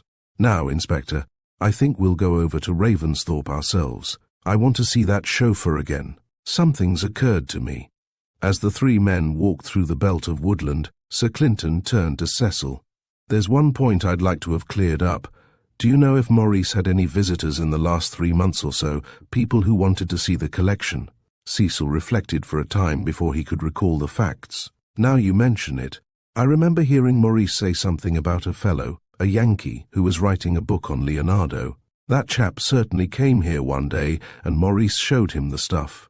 The medallions were what he chiefly wanted to look at, of course. You didn't see him?" "No, none of us saw him except Maurice." Sir Clinton made no comment, and they walked on in silence till they came to the house. Inspector Armadale was by this time completely at sea. "Find that chauffeur, Inspector, please, and bring him along. I've got 1 or 2 points which need clearing up." When the chauffeur arrived, it was evident that Armadale had not been mistaken when he described him as stupid-looking. Information had to be dragged out of him by minute questioning. "Your name's Brackley, isn't it?" Sir Clinton began. "Yes, sir." "Joe Brackley. Now, Brackley, don't be in a hurry with your replies. I want you to think carefully. First of all, on the day that Mr. Foss was murdered, he ordered you to bring the car round to the front door." "Yes, sir. I was to wait for him if he wasn't there." "You pulled up the car here, didn't you?" Sir Clinton indicated the position in front of the house. "Yes, sir. It was there or thereabouts." "Then you put up the hood?" "Yes, sir." "What possessed you to do that on a sunny day?" "One of the fastenings was a bit loose and I wanted to make it right before going out." "You didn't think of doing that in the garage?" "I didn't notice it, sir, until I'd brought the car round. My eye happened to fall on it, and just then I saw Mr. Foss going off into the house with some people. He didn't seem in a hurry, so I thought I'd just time to make the repair before he came out." "You got onto the running board to reach the hood, didn't you?" "Yes, sir." "Which running board? The one nearest the house?" "No, sir. The other one." "So you could see the front of the house as you were working?" "Yes, sir." "Did you see anything whatever, while you were at work?" "You must have raised your eyes occasionally." I could see the window opposite me. By and by I think Marden, the valet, came up and spoke to you? Yes, sir, he did. He'd been going to the post, he said, but there had been some mistake or other, and he'd come back. He left you and went into the house? Yes, sir. After that, did you see Marden again, I mean within, say, 20 minutes or so? Yes, sir. Where did you see him, if you can remember? Up there, sir, at that window. He was talking to Mr. Foss. When you were up on the running board, you could just see into the room. Yes, sir. What happened after that? I finished the repair, so I came down off the running board and let down the hood again. Anything else you can remember, Brackley? No, sir. Very well, that will do. By the way, Inspector, Sir Clinton turned round, preventing the inspector from making any comments while the chauffeur was standing by. I'd clean forgotten the patrolling of the place up yonder. I've never found time to go up there, but it's really a bit out of date now. I think we can dispense with the patrol after tonight. And the same holds for that guard on the museum. There's no need for either of them. Very good, sir, Armadale responded mechanically. The inspector was engaged in condemning his own stupidity. Why had he not seen the possibilities involved in that repair of the hood? With the extra foot of elevation, of course, the chauffeur could see further into the museum than a man standing on the ground. And here was the damning evidence that Marden's story was a lie, and the inspector had missed it. He almost gritted his teeth in vexation as he thought of it. The keystone of the case, and the chief constable had taken it under his nose. Sir Clinton turned to Cecil as the chauffeur retired. I shall be here about 1 o'clock in the morning, Cecil, he said, lowering his voice. I want you to be on the watch and let me in without anyone getting wind of my visit. Can you manage it? Easily enough. Very well. I'll be at the door at 1 o'clock sharp. But remember, it's an absolutely hush-hush affair. There must be no noise of any sort. I'll see to that, Cecil assured him. Sir Clinton turned to the inspector. Now I think we'll go across to where we left my car.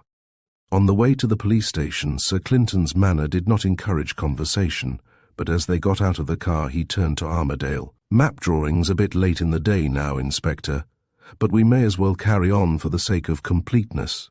He led the way to his office, took a ruler and protractor from his desk, and set to work on a sheet of paper. Take this point as the museum, he said. This line represents the beginning of the tunnel. I took the bearing that time when I lagged behind you. At the next turn, this one here, I made a pretense of examining the walls and took the bearing as we were standing there. I got the third bearing when I asked you to measure the dimensions of the tunnel.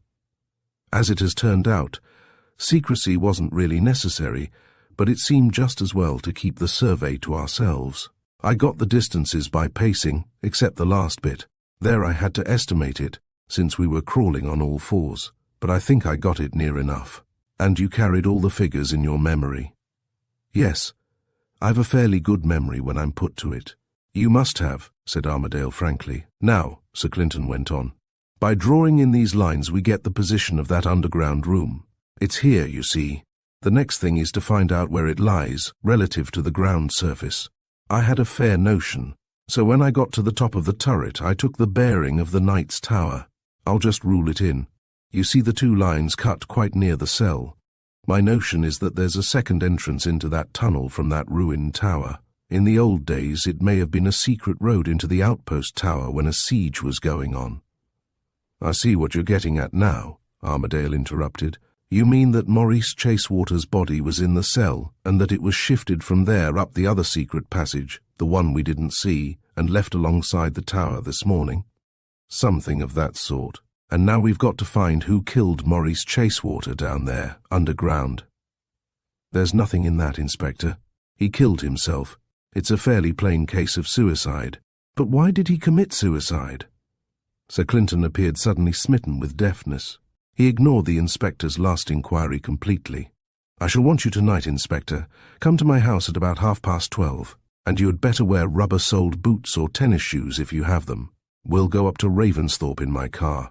You're going to arrest Marden, sir? No, was Sir Clinton's reply, which took the inspector completely aback.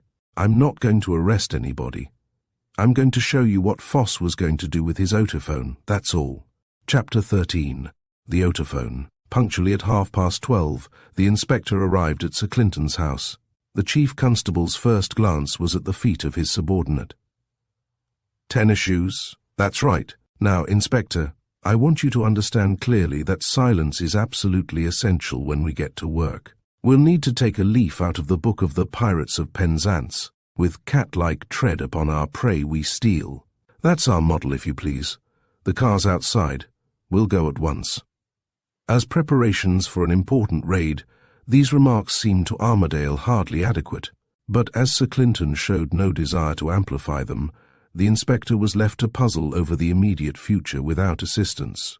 The hint about the otophone had roused his curiosity. Foss's hearing was quite normal, he said to himself, turning the evidence over in his mind. He heard that conversation in the Winter Garden quite clearly enough, so quite evidently one couldn't call him deaf, and yet he was dragging an otophone about with him. "I don't see it." The chief constable pulled up the car in the avenue at a considerable distance from the house. "Change here for Ravensthorpe," he explained, opening the door beside him.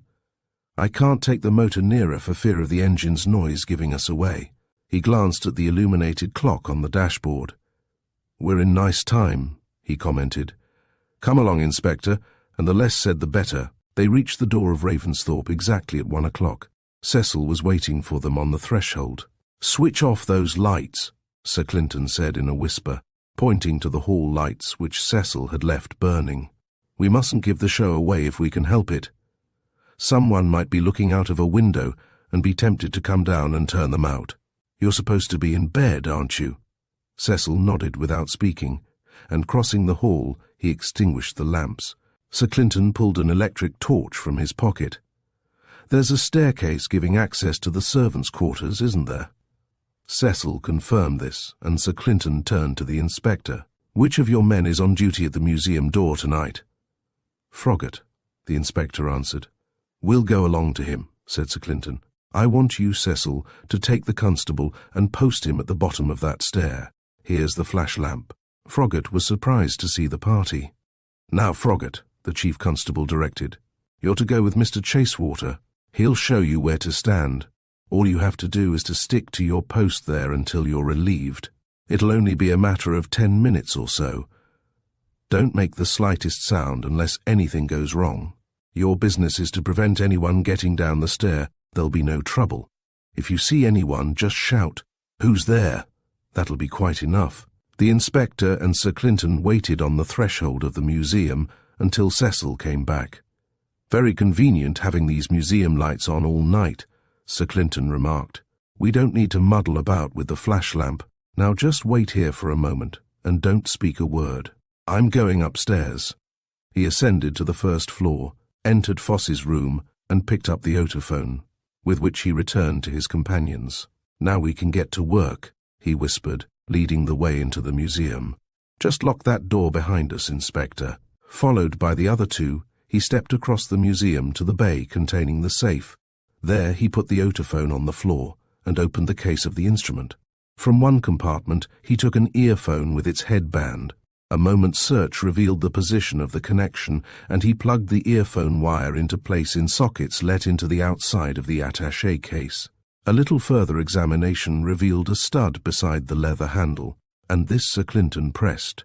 "That should start the thing," he commented. He lifted the hinged metal plate slightly and peered into the cavity which contained the valves. "That seems all right," he said, as his eye caught the faint glow of the dull emitters. Shutting down the plate again, the chief constable put his finger into the compartment from which he had taken the earphone, pressed a concealed spring, and pulled up the floor of the compartment. "This is the microphone," he explained, drawing out a thick ebonite disc mounted on the false bottom of the compartment. "It's attached to a longish wire so that you can take it out and put it on a table while the case with the valves and batteries lies on the floor out of the way. Now we'll tune up." He brought microphone and earphone together when a faint musical note made itself heard. Then he handed the microphone to Cecil. "Hold that tight against the safe door, Cecil. Get the base in contact with the metal of the safe and keep the microphone face downwards. It's essential to hold it absolutely steady, for the slightest vibration will put me off." He fitted on the headband and moved the two tiny levers of the otophone until the adjustment of the instrument seemed to satisfy him. Then, very cautiously, he began to work the mechanism of the combination lock. For some time he seemed unable to get what he wanted, but suddenly he made a slight gesture of triumph. "It's an old pattern, as I thought. There's no balanced fence arbor. This is going to be an easy business." Easy or not, it took him nearly a quarter of an hour to accomplish his task, for at times he obviously went astray in the work. "Try to keep your feet still," he said. "Every movement you make is magnified up to the noise of a pocket avalanche." At last the thing was done. The safe door swung open. Sir Clinton took off the headband, received the microphone from Cecil, and packed it away in the case of the otophone, along with the earphone. "You'd better jot down the number of the combination, Cecil," he suggested. "It's on the dial at present." While Cecil was busy with this, the Chief Constable switched off the otophone and put it in a place of safety. "Now we'll see what's inside the safe," he said. He swung the door full open and disclosed a cavity more like a strong room than a safe. "Have you any idea where the medallions were usually kept?" he inquired. Cecil went over to one of the shelves and searched rapidly. "Why, there are only 2 of them here," he exclaimed in dismay. "Hush!" Sir Clinton warned him sharply. "Don't make a row. Have a good look at the things." Cecil picked up the medallions and scanned them minutely. His face showed his amazement as he turned from one to another. "These are the replicas. Where have the genuine Leonardos gone?" "Never mind that for the present. Put these things back again. I'm going to close the safe. We mustn't risk talking too much here, and the sooner we're gone the better." He picked up the otophone and led the way out of the museum. "You might bring Froggatt back to his post here," he said. "We don't need him at the stair any longer. I must go upstairs again for a moment with this machine." Cecil piloted Froggatt back to his original post, just as the Chief Constable rejoined them. "I don't want to talk here," Sir Clinton said to Cecil. "Get a coat and walk with us down to the car. We've done our work for the night." The Chief Constable waited until they were well away from the house before beginning his explanation. "That otophone is, as I expect you saw, simply a microphone for picking up sound, plus a 2-valve amplifier for magnifying it. The sounds that reach the microphone are amplified by the valve set to any extent, within limits, that you like to set it for. You can make the crumpling of a piece of paper sound like a small thunderstorm if you choose, and it's especially sensitive to clicks and sounds of that sort. The mere involuntary shifting of your feet on that parquet floor made a lot of disturbance. Now, in the older type of combination locks, if the dial was carefully manipulated, a person with sharp hearing might just be able to detect a faint click when a tumbler fell into place in the course of a circuit. And by making a note of the state of the dial corresponding to each click, the combination could finally be discovered. In the modern patterns of locks this has been got round.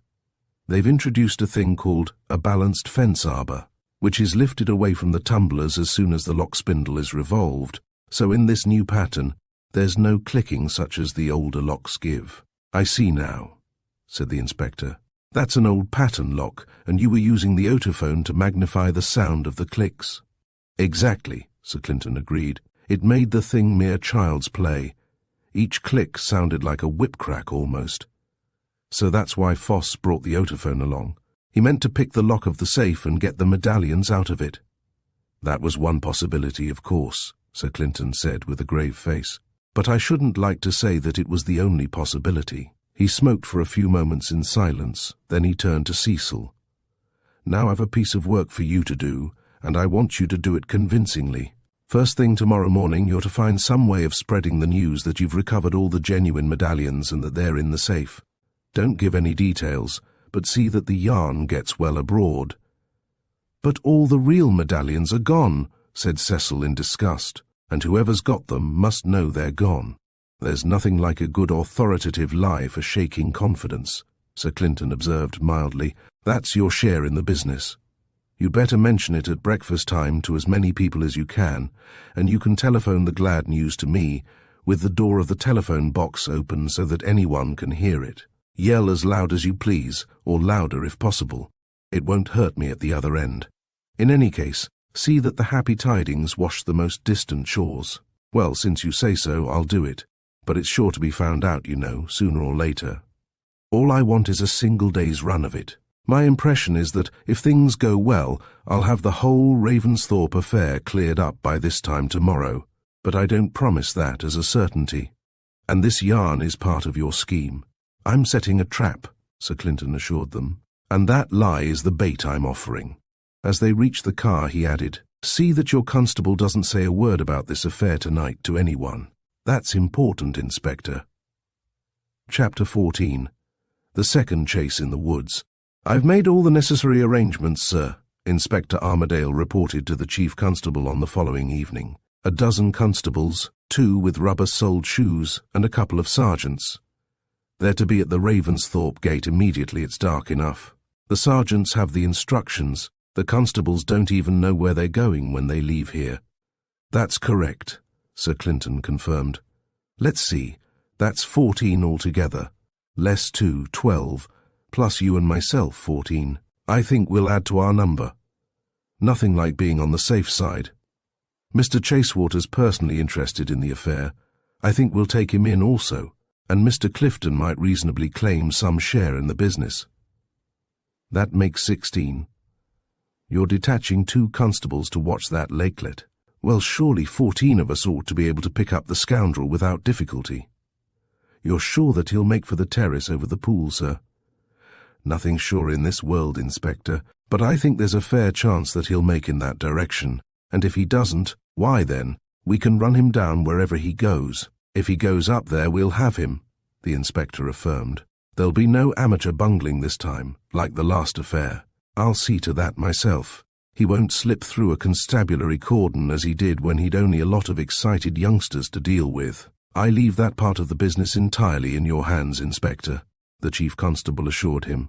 "What I can't see," the inspector continued, with a faint querulousness in his tone, "is why you're going about the thing in this elaborate way. Why not arrest him straight off and be done with it? Because there's one little party you've omitted to take into your calculations, Inspector, and that's the jury. Suspicion's not good enough for us at this stage. Criminal trials aren't conducted on romantic lines. Everything's got to be proved up to the hilt. Frankly, in this case, you've been scattering your suspicions over a fairly wide field, haven't you? It's our business to be suspicious of everybody," the inspector pleaded in extenuation. "Oh, within limits, Inspector. You started by suspecting Foxton Polgate, then you branched off to Marden, after that you hovered a bit round Morris Chasewater, and at the end you were hot on Cecil Chasewater's heels. There's too much of the smart reader of detective stories about that.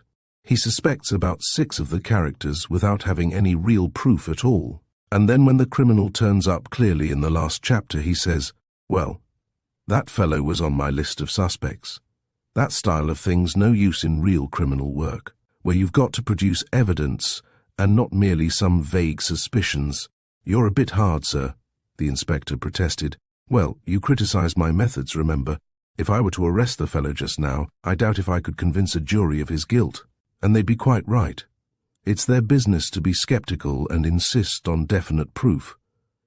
It's that proof that I expect to get out of tonight's work." "It will be very instructive for me, sir," Inspector Armadale commented with heavy irony. "You take things too seriously," Sir Clinton retorted with an evident double meaning in the phrase. "What you need, Inspector, is a touch of fantasy. You'll get a taste of it tonight, perhaps, unless my calculations go far astray. Now I'm going to ring up Mr. Chasewater and make arrangements for tonight." And with that he dismissed the inspector. Armadale retired with a grave face, but when he closed the door behind him, his expression changed considerably. There he was, pulling my leg again. Confound him, he reflected. A touch of fantasy indeed. What's he getting at now? And the worst of it is, I haven't got to the bottom of the business yet myself. He's been quite straight in giving me all the facts. I'm sure of that. But they seem to me just a jumble. They don't fit together anyhow. And yet he's not the bluffing kind. He's got it all fixed up in his mind, I'm sure of that, whether he's right or wrong. Well, we'll see before many hours are over. And with reflections like these, Inspector Armadale had to content himself until nightfall. As they drove up to the Ravensthorpe gates, the inspector found Sir Clinton in one of his uncommunicative moods. He seemed abstracted, and even, as the inspector noted with faint malice, a little anxious about the business before them. When they reached the gates, they found the constabulary squad awaiting them. Sir Clinton got out of the car after running it a little way up the avenue. "Now, the first thing you've got to remember," he said, addressing the squad, "is that in no circumstances are you to make the slightest noise until you hear my second whistle. You know what you're to do. Get up behind the house at the end opposite to the servants' wing and stay there till you get my signal. Then you're to come out and chase the man whom the inspector will show you. You're not to try to catch him. Keep 100 yards behind him all the time, but don't lose sight of him. The inspector will give you instructions after you've chased for a while. Now, which of you are the two with tennis shoes?" 2 constables stepped out of the ranks. Sir Clinton took them aside and gave them some special instructions. "Now you'd better get to your places," he said, turning to the squad again. "Remember, not a sound. I'm afraid you'll have a long wait, but we must take things as they come." As the squad was led off into the night, he moved over to where the inspector was standing. "I want something out of the car," he said. The inspector followed him and waited while Sir Clinton switched off the headlights and the tail lamp. The chief constable felt in a locker and handed something to Armadale. "A pair of night glasses, Inspector. You'll need them, and that's the lot. We'd better get to our position. There's no saying when the fellow may begin his work." Rather to the mystification of the inspector, Sir Clinton struck across the grass instead of following the avenue up to the house. After a fairly long walk, they halted under a large tree. "A touch of fantasy was what I recommended to you, Inspector. I think a little tree climbing is indicated. Sling these glasses round your neck as I'm doing, and follow on." "Quite mad," was the inspector's involuntary comment to himself. "I suppose once we get up there, he'll come down again and tell me I needed exercise." He followed the chief constable, however, and was at last directed to a branch on which he could find a safe seat. "Think I'm demented, Inspector?" Sir Clinton demanded with the accuracy of a thought reader. "It's not quite so bad as that, you'll be glad to hear. Turn your glasses through that rift in the leaves. I was at special pains to cut it yesterday evening, in preparation for you. What do you see?" The inspector focused his glasses and scanned the scene visible through the fissure in the foliage. "The front of Ravensthorpe," he answered. "Some windows?" "Yes. Well, one of them's the window of the museum, and this happens to be one of the few points from which you can see right into the room. If the lights were on there, you'd find that we're looking squarely onto the door of the safe." With this help, the inspector was able to pick out the window which evidently he was expected to watch. "It'll be a slow business," Sir Clinton said in a bored tone, "but one of us has got to keep an eye on that window for the next hour or two at least. We can take it in turn." They settled down to their vigil, which proved to be a prolonged one. The inspector found his perch upon the branch anything but comfortable, and it grew more wearisome as the time slipped past. "Fantasy," he commented bitterly to himself as he shifted his position for the 20th time. "Cramps more likely," but at last their tenacity was rewarded. It was during one of the inspector's spells of watching. Suddenly the dark rectangle of the window flashed into momentary illumination and faded again. "There he is," exclaimed the inspector. "He's carrying a flash lamp." Sir Clinton lifted his glasses and examined the place in his turn. "I can see him moving about in the room," the inspector reported excitedly. "Now he's going over towards the safe. Can you see him, sir?" "Fairly well. What do you make of him?" The inspector studied his quarry intently for a while. "That's the otophone, isn't it, sir? I can't see his face. It seems as if he'd blackened it. No, he's wearing a big mask. It looks like—" His voice rose sharply. "It's Marden. I recognize that waterproof of his. I could swear to it anywhere." "That's quite correct, Inspector. Now I think we'll get down from this tree as quick as we can, and I'll blow my whistle. That ought to startle him. And I've arranged for that to be the signal for a considerable amount of noise in the house, which ought to give the effect we want." He slipped lightly down the branches, waited for the slower-moving inspector, and then blew a single shrill blast on his whistle.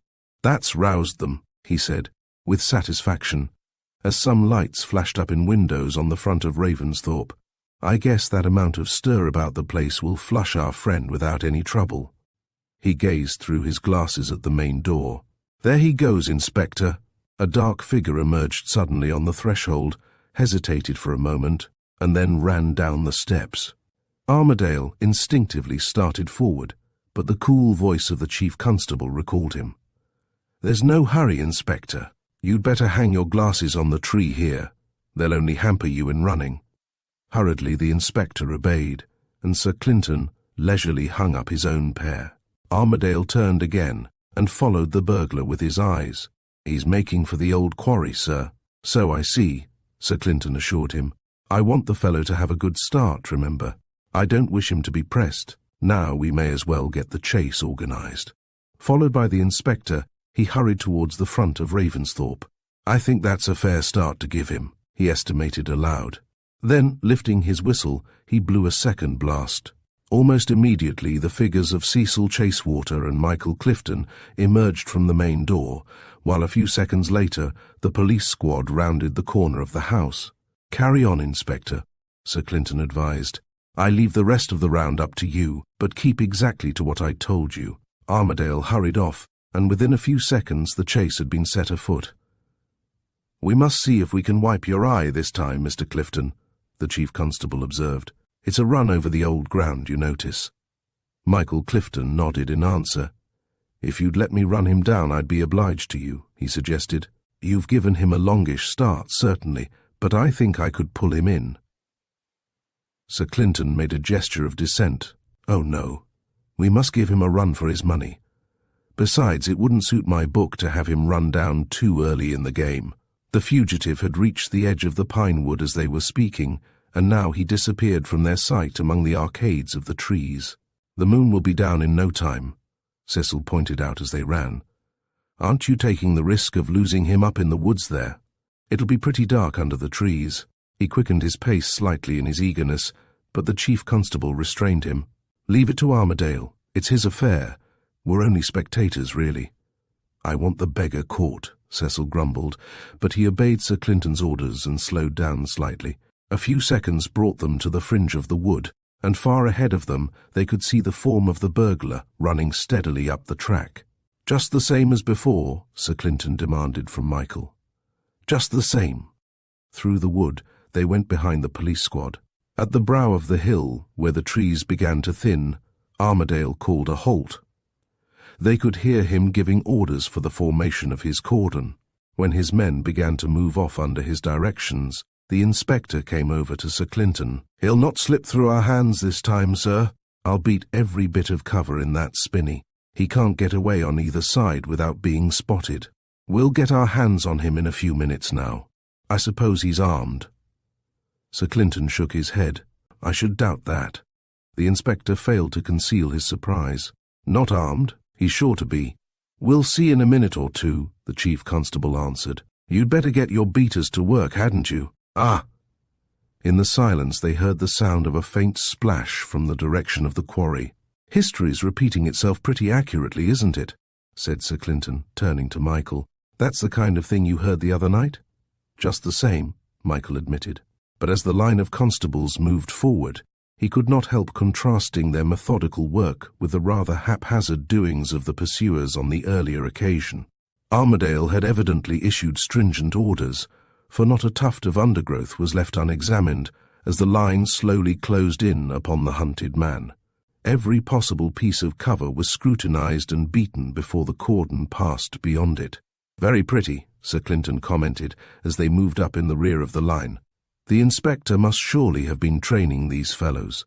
They really do the business excellently." Michael suddenly left the path they were following and stepped across under the trees. "I'm going to have a look at that fairy house myself," he declared. "That's where I found Maurice after the last show. I want to be perfectly certain that it's empty." He opened the door, leaned inside the building, and then came back to his companions. Something like disappointment was visible in his expression. He was taken aback to see glances of sardonic amusement exchanged between Cecil and the chief constable. "Drawn blank, have you?" Cecil inquired. "There's no one there at present," Michael admitted. "I don't think the constables would have missed a plain thing like that," Sir Clinton remarked mildly, though with a faint undertone of correction in his voice. Before Michael had time to reply, they heard Armadale's voice. The cordon had passed completely through the spinney and was now on the edge of the marble terrace. "Come along," Sir Clinton urged. We mustn't miss the final scene." They hurriedly joined the line just as Armadale ordered a last advance. "He's somewhere on this terrace," he told his men. "See that he doesn't break away from you at the last moment." Sir Clinton turned to Michael. "Just the same as before?" Michael made a gesture of assent. "I'll admit that this is more businesslike." The constabulary line crept forward almost foot by foot, subjecting every one of the marble seats to the most rigid scrutiny. Inspector Armadale's anxiety was more and more apparent as the cordon advanced, without securing the man for whom they were searching. At last, the whole of the possible cover had been beaten, and the constables emerged on the open terrace. The fugitive had vanished, apparently, into thin air. Michael Clifton turned to the chief constable with an ironical smile. "Just the same as last time, it seems. How history repeats itself." The inspector hurried across the terrace to where they were standing. It was obvious that he was completely staggered by the turn of events. "He's got away, sir," he reported in a mortified voice. "I can't think how he's managed it." "I think we'll repeat that last stage again, Inspector, if you don't mind. Withdraw your men till they're just in front of that last line of seats." While the inspector was giving his orders, Sir Clinton pulled his case from his pocket, opened it, and thoughtfully tapped a cigarette on the lid. Before lighting it, he threw a glance up and down the empty spaces of the terrace from which the fugitive had so mysteriously vanished. "All plain and above board, isn't it?" he said, turning to his two companions. "I've got nothing in my hands except a cigarette, and you can search my sleeves if you like. It is required, as Euclid would say, to produce a full-sized burglar for the satisfaction of the audience. It's a stiff job." He glanced again over the wide white pavement of the terrace. "A conjurer's usually allowed a little patter, isn't he? The quickness of the tongue distracts the eye, and all that. Just a question, then. Do you happen to remember what Medusa was able to do? Turn things into stone when she looked at them, didn't she? That somehow brings the late Pygmalion to my mind, a kind of association of opposites, in a way, I suppose. But I've often wondered what Pygmalion felt like when the statue came to life." He turned sharply on his heel. "You can come down off that pedestal, my friend. The game's up." To the amazement of the group around him, the white marble statue above him started suddenly into life. It leapt down from its base onto the pavement of the terrace, staggered as it alighted, and then, as Cecil and Michael grasped at its smooth sides, it shook itself clear and sprang upon the broad marble balustrade. "Come back, you fool!" Sir Clinton snapped, as the figure faced outward to the gulf below. But instead of halting, the white form gathered itself together for an instant, and then dived headlong into the abyss. There was the sound of a splash, and an appalling cry came up through the night. Sir Clinton dashed to the rail. "Below there. Get out on that raft at once and pick him up. He's badly hurt. He'll drown if you don't hurry." The inspector hurried forward. "Why didn't you warn us, sir? We'd have had Martin as easy as anything, if you'd only told us what to expect." Sir Clinton looked round. "Martin? That's not Martin. I tell you, Inspector, if that jump of his meant anything, it suggests that there's no Martin at all." The inspector's amazement overbore his chagrin. "I don't understand," he began. "Never mind, I'll explain later. Get away down to the waterside at once. See if he's badly damaged. Quick now." As the inspector hurried off, the chief constable turned to Michael Clifton. "History doesn't always repeat itself exactly, you see." He pulled out a matchbox and lit his cigarette in a leisurely fashion. Then, throwing away the vesta, he inquired, "You see now how he got away from you last time?" Michael made no reply. He was examining the pedestal from which the living statue had taken its flight, and he could see the scores and cuts left by the chisel which had smoothed the standing place of the original marble figure. Quite obviously, on the night of the masked ball, the same trick had been played, and while the pursuers were searching all around, the fugitive had stood rigid above them, unsuspected by anyone. Cecil turned to the chief constable. "Aren't you going down to see if something can't be done for the poor devil? He must have come a fearful smash on the rocks." "Poor devil," Sir Clinton retorted. "That's not a poor devil. That's a wild beast, if you're anxious for information. But if you're a member of the Society for the Prevention of Cruelty to Animals, I suppose we'd better see that things are done decently and in order. We'll go down if you're perturbed about him." It took them some little time to descend to the level of the lakelet.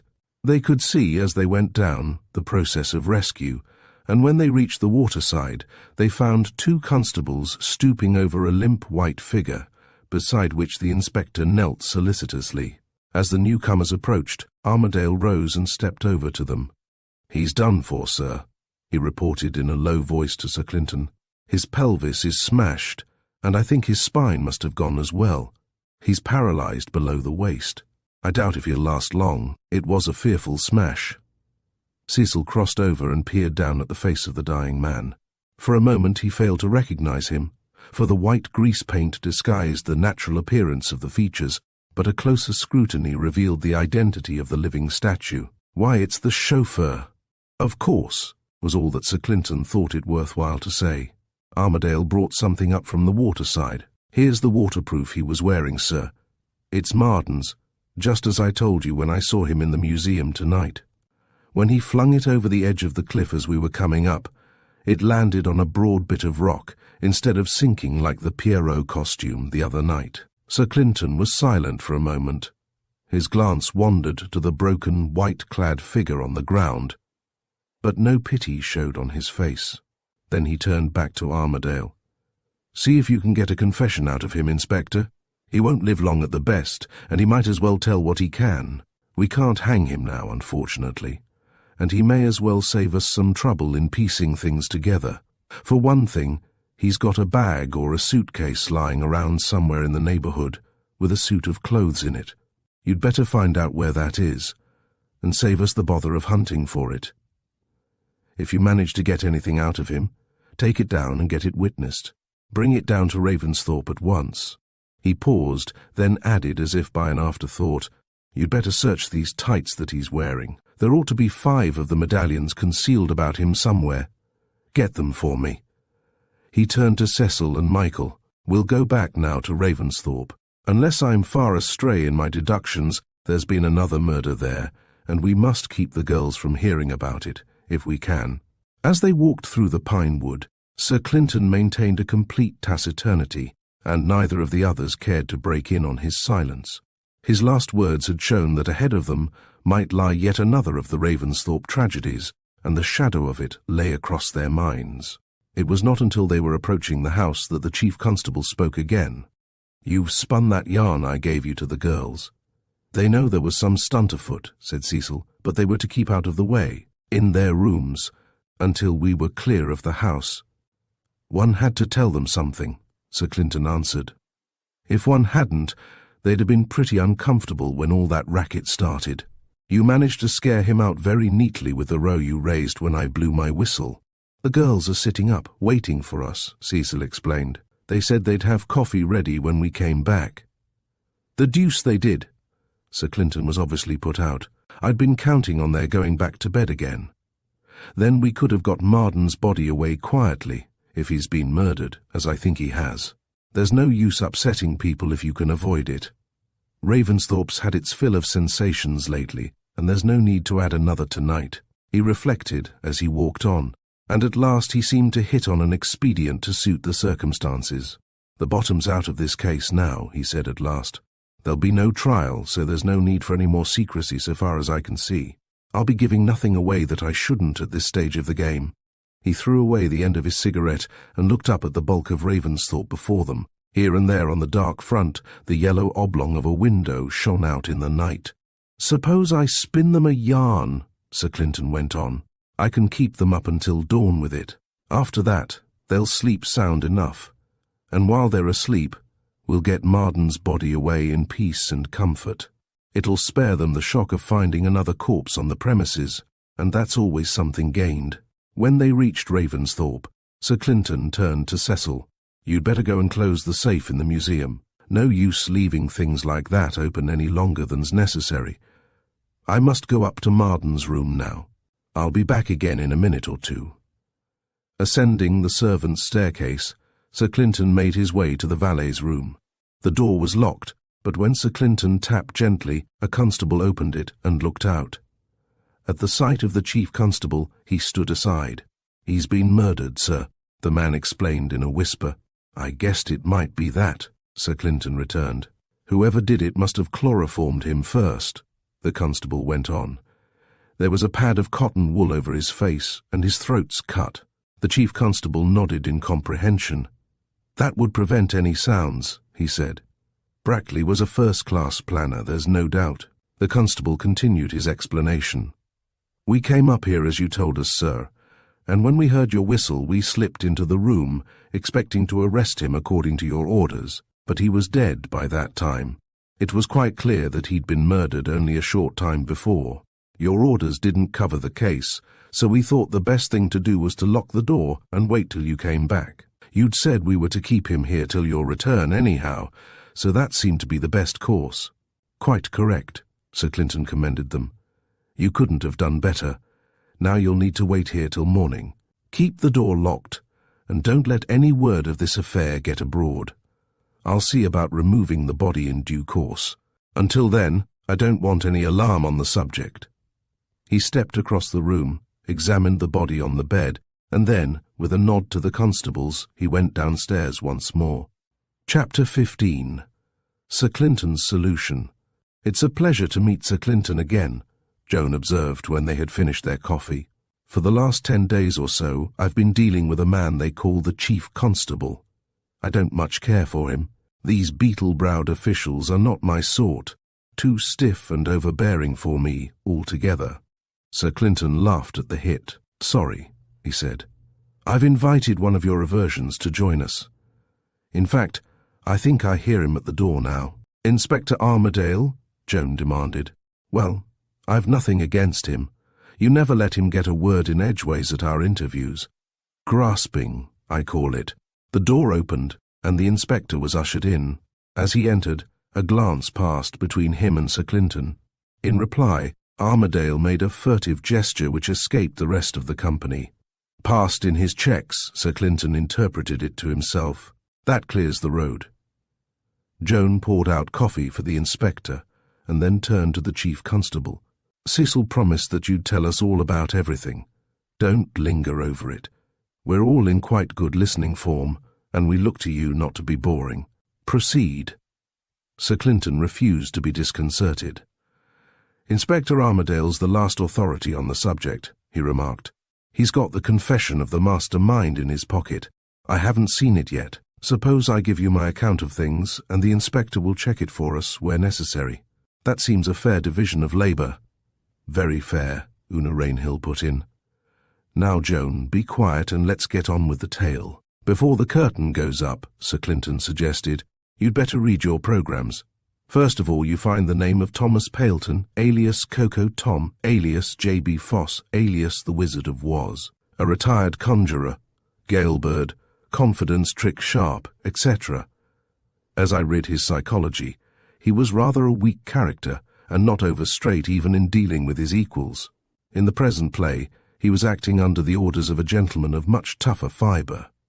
The next name on the programme is Thomas Marden. The police have no records of his early doings, but I suspect that Mr. Marden had cause to bless his luck in this respect, rather than his honesty. I'm sure he wasn't a prentice hand. As to his character, I believe he was rather a violent person when roused, and he had a deplorable lack of control over a rather bad temper. The third name is Stephen Rax, the inspector supplied in answer to Sir Clinton's glance of inquiry. Alias Joe Brackley, Sir Clinton continued. I think we'll call him Brackley, since that was the name you knew him by, if you knew him at all. He was nominally Foss's chauffeur. Actually, I think, he was the brain of the gang and did the planning for them. That's correct, the inspector interpolated. Mr. Brackley, I think, was the most deliberately unscrupulous of them all, Sir Clinton continued. A really dangerous person who would stick at nothing to get what he wanted or to cover his tracks. Then, last of all, there's a Mr. Blank, whose name I do not know, but who at present is under arrest in America for forging the name of Mr. Kessock the millionaire.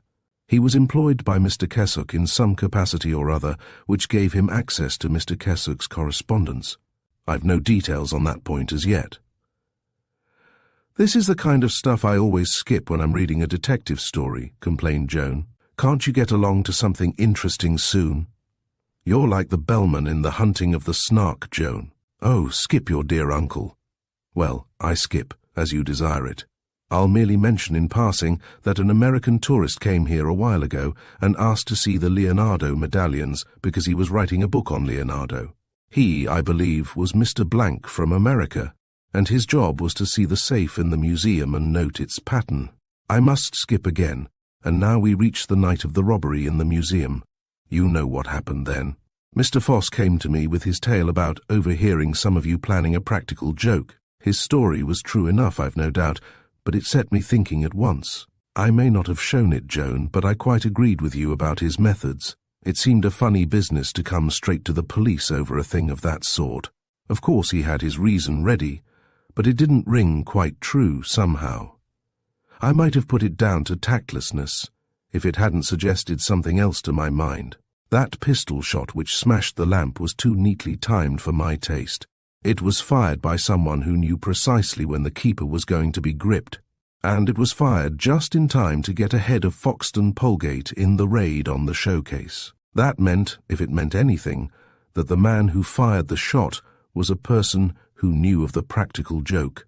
But on the face of it, Foss was the only person who knew about the joke, bar the jokers themselves. So naturally I began to suspect Foss of having a hand in the business. It was the usual mistake of the criminal, trying to be too clever and throw suspicion onto someone else. Now Foss wasn't the man in white, obviously, for he came to see me while the manhunt was still in full cry. So at that stage in the business I was fairly certain that at least two people were in the game, Foss and someone else who was the man in white. That looked like either the valet or the chauffeur, since they were the only people I knew about who were directly associated with Foss while he was here. But this incognito business at the masked ball had made it possible for outsiders to come in unrecognized, so the man in white might be a Confederate quite outside our range of knowledge. One couldn't assume that either Marden or Brackley was in the show at all. I learned later on that Foss had synchronized his watch with yours, Cecil, and that, of course, made it pretty plain that he was in the game. There was also another bit of evidence which suggested something. If either the valet or the chauffeur was the Confederate, then they could easily enough have found out from the servants what costume Morris meant to wear that night. A few questions to his valet would have got the information, and they could have chosen the Pierrot costume for their own runner in order to confuse things. That suggested that Foss's servants might be in the business, but it proved nothing really. The white Pierrot costume was chosen mainly for its conspicuousness, I'm sure. Now I come to the disappearance of the man in white. Thank goodness, Joan commented. It gets more interesting as it goes on, doesn't it? That's something to be thankful for. One does one's best, Sir Clinton retorted, unperturbed. Now the vanishing of that fellow could be accounted for in various ways so far as I could see. First of all, he might have slipped down the rope into the little lake. That was what the rope was meant to suggest, obviously. But unfortunately, one of the hunters had the wit to keep an eye on the lake, and it was pretty clear the man in white didn't go that way. Then there was the possibility of his being concealed in the cave, but that was ruled out by the search of the cave. Thirdly, the gang might have hit on the opening of one of the secret passages of Ravensthorpe. Candidly, I ruled that out also. It seemed next door to impossible.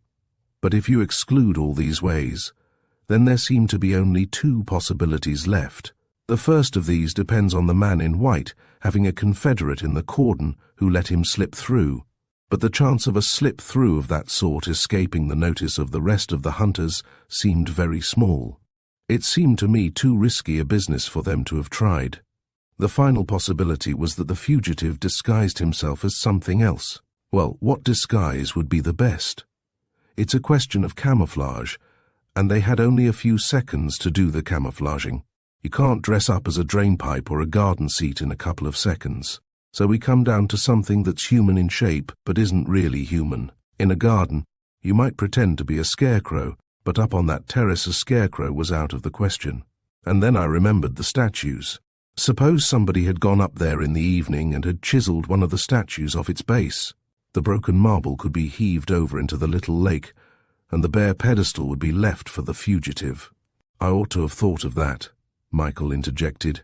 It's so obvious when you think of it. But I didn't think of anything like that at the time. My impression then, Sir Clinton continued, was that the man in white had white tights on under his Pierrot dress. His face and hands were whitened also, so that as soon as he stripped off his jacket and trousers, he was sufficiently statue-like to pass muster in that light. His eyes would have given him away in daylight, but under the moon he'd only got to shut them and you'd hardly notice his whitened eyelashes. In the few moments that you left him, while the cordon was being formed, he took off his Pierrot things, wrapped them round the weight he'd used in breaking the case's glass, and pitched the lot over the balustrade. That would account for the splash that was heard. Sir Clinton paused to light a cigarette. That theory seemed to fit most of the evidence, as you see. It explained why they'd chosen that particular place for the disappearing trick, and it accounted for the splash as well. Further, it suggested that there was a third man in the gang, the man who smashed down the real statue. They'd leave that bit of work to the last moment, for fear of the damage being seen accidentally beforehand. Now Foss was at the masked ball, so it wasn't he. The man in white might need all his powers in that race, so it was unlikely that he'd been up there on a heavy bit of manual labour just then, for the shifting of that statue, even in pieces, can have been no light affair. That suggested the use of a third confederate, but I'm no wild enthusiast for theories. I simply noted the coincidence that this theory demanded 3 men, and that Foss's party contained 3 men: himself, the valet, and the chauffeur. Now, for reasons which I'll give you immediately, it seemed likely that this affair was only a first step in a more complicated plan. On the spur of the moment, I decided it was worthwhile taking a hand, so I got a patrol set round the spinney and issued orders that no one was to go up to the terrace until I'd been over the ground. I took good care that everyone knew about this, and I took equally good care not to go there myself. I rather advertised the thing, in fact. That was to assure the fellows that no one had seen the empty pedestal. They were pretty certain to rout about for information, and they'd hear on all sides that no one had been up to the terrace. That left the thing open for them to try again if they wanted to. Another thing confirmed my notions. When the inspector was dragging the lake, he got a largish piece of marble out of it.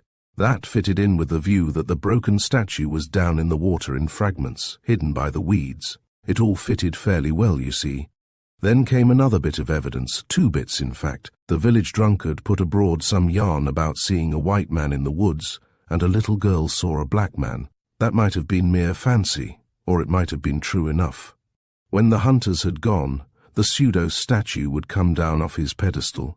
Suppose he wandered off into the wood and was seen by old Groby. There's your white man. But he couldn't possibly get back to the house in white tights. He'd want to get in as quietly as possible. What about a set of black tights under the white ones? When he took off the white ones, he'd be next door to invisible among shadows, and he'd be able to sneak in through a window in the servants' wing, in the shadow of the house, fairly inconspicuously. Perhaps that's how it happened.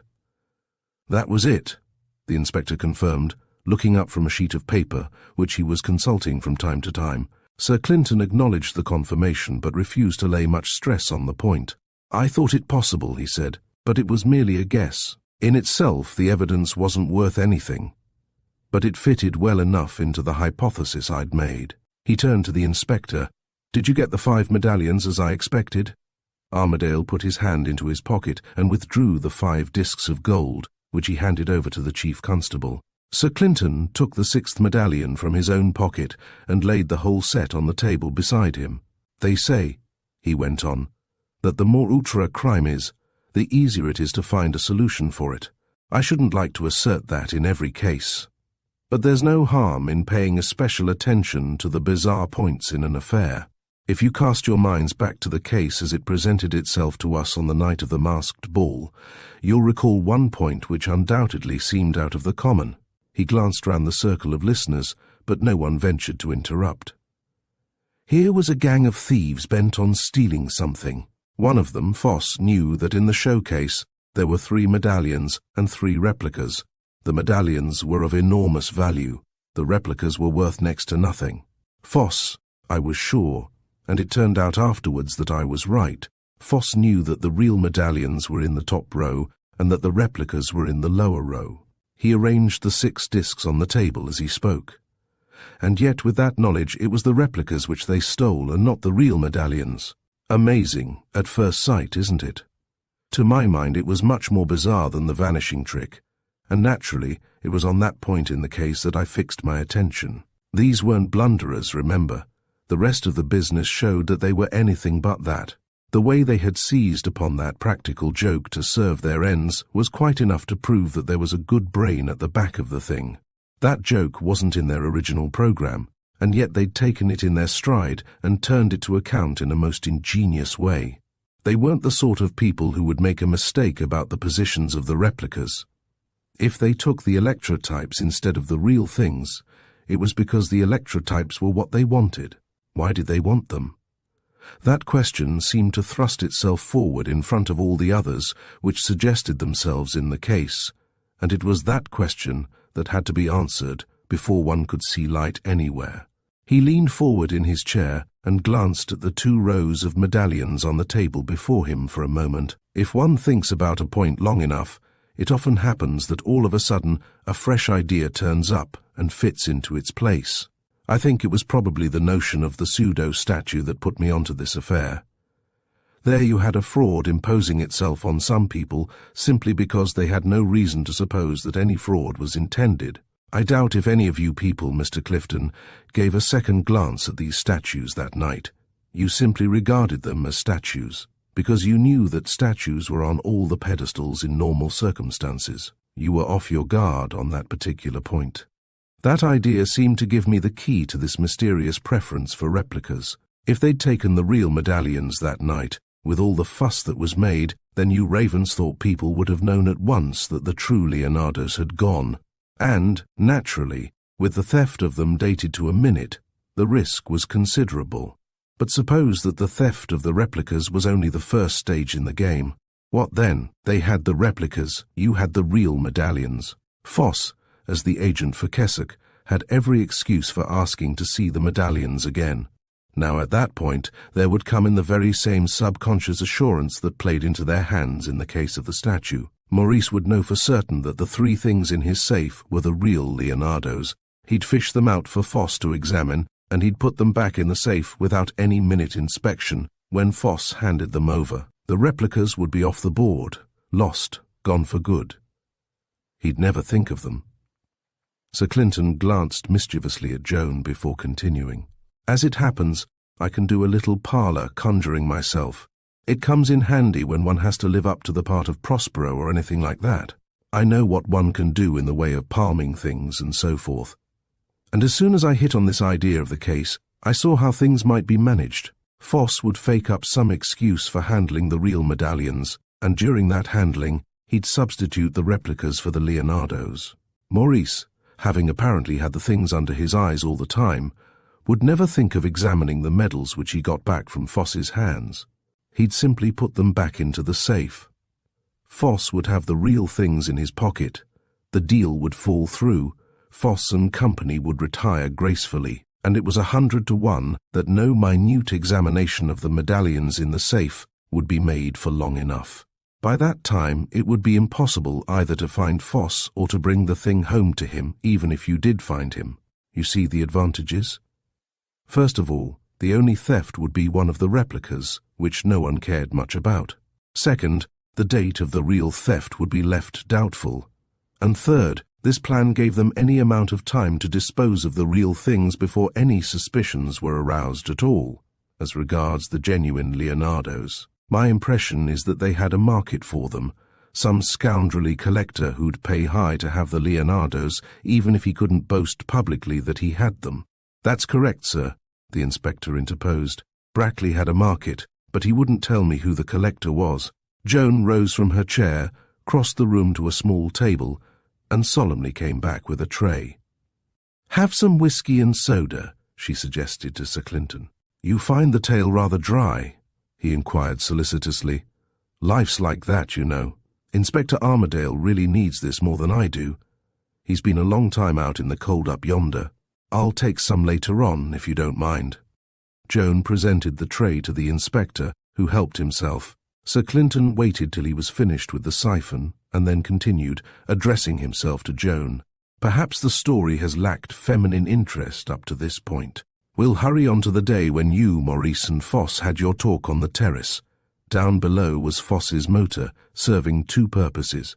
It was there if they had to make a bolt, should things go wrong. It also allowed the chauffeur, making a fake repair, to watch what went on in the museum. I gather that he meant to keep an eye on his confederates.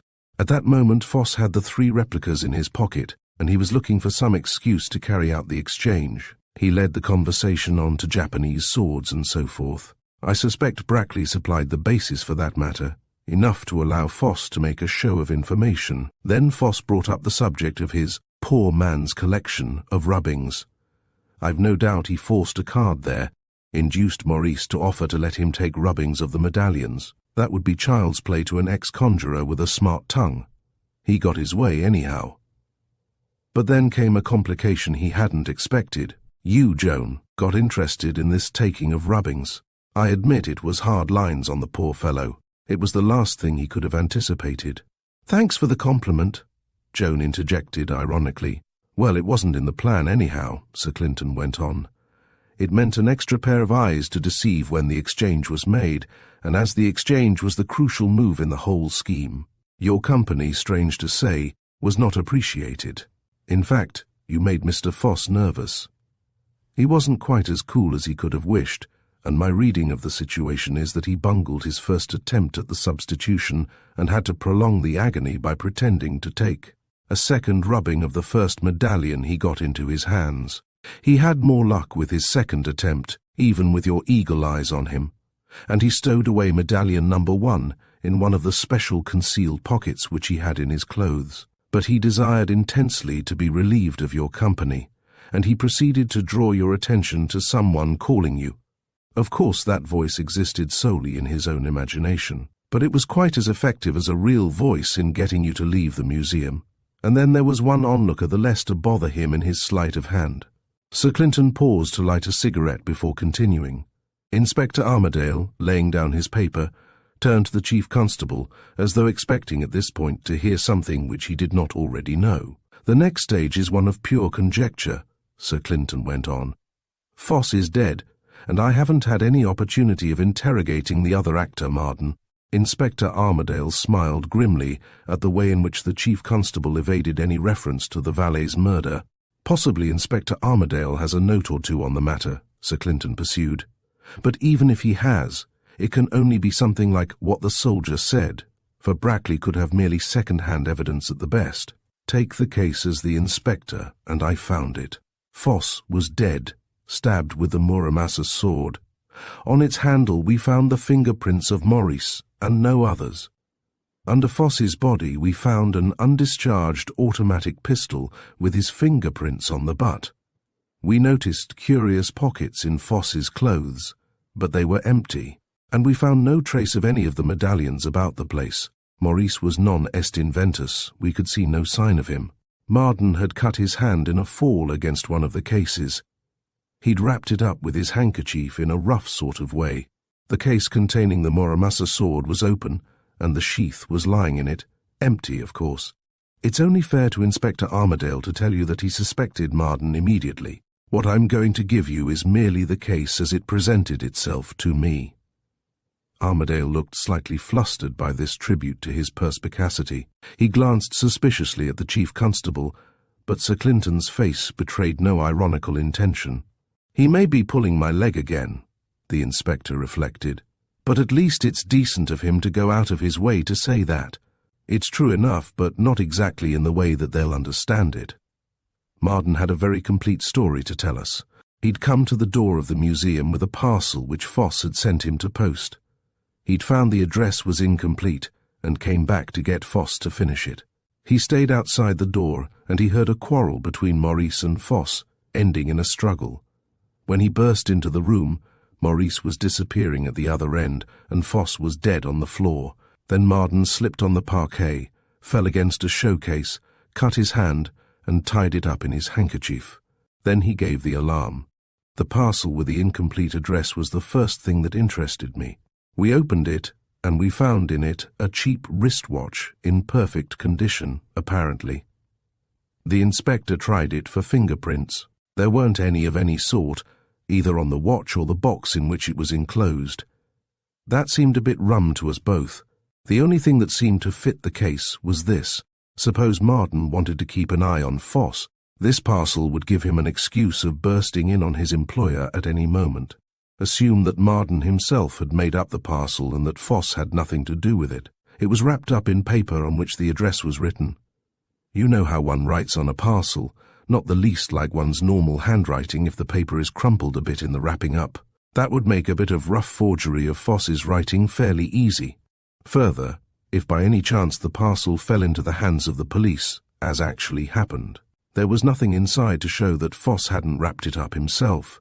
Nobody else's finger marks were on it at all. It had been wrapped up with gloved hands. And the contents were innocent enough.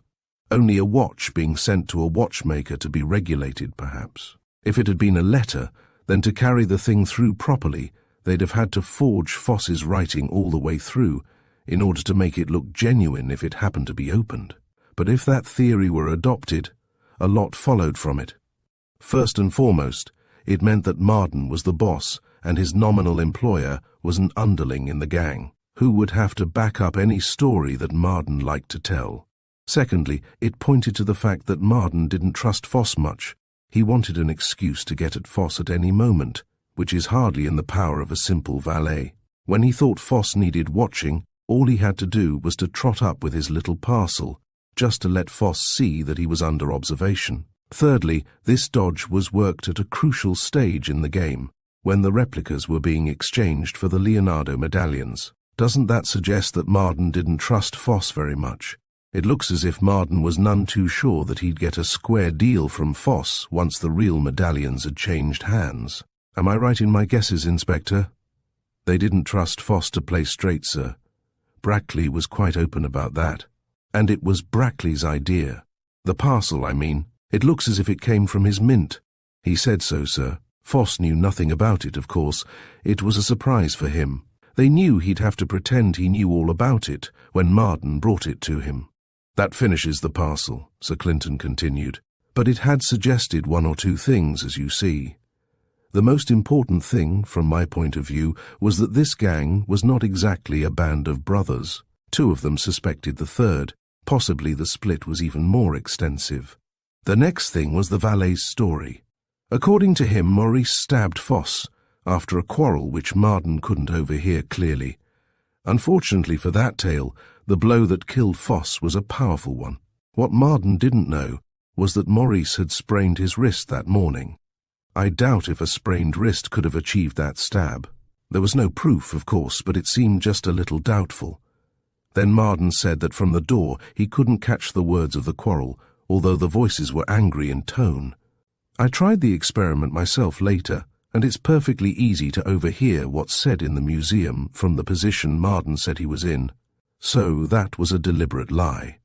On that basis, one could eliminate most of Marden's tale as being under suspicion. What really happened in the museum? Maurice is gone, Foss is dead, Marden won't tell. One has just to reconstruct the thing as plausibly as one can. My impression, it's only conjecture, is this.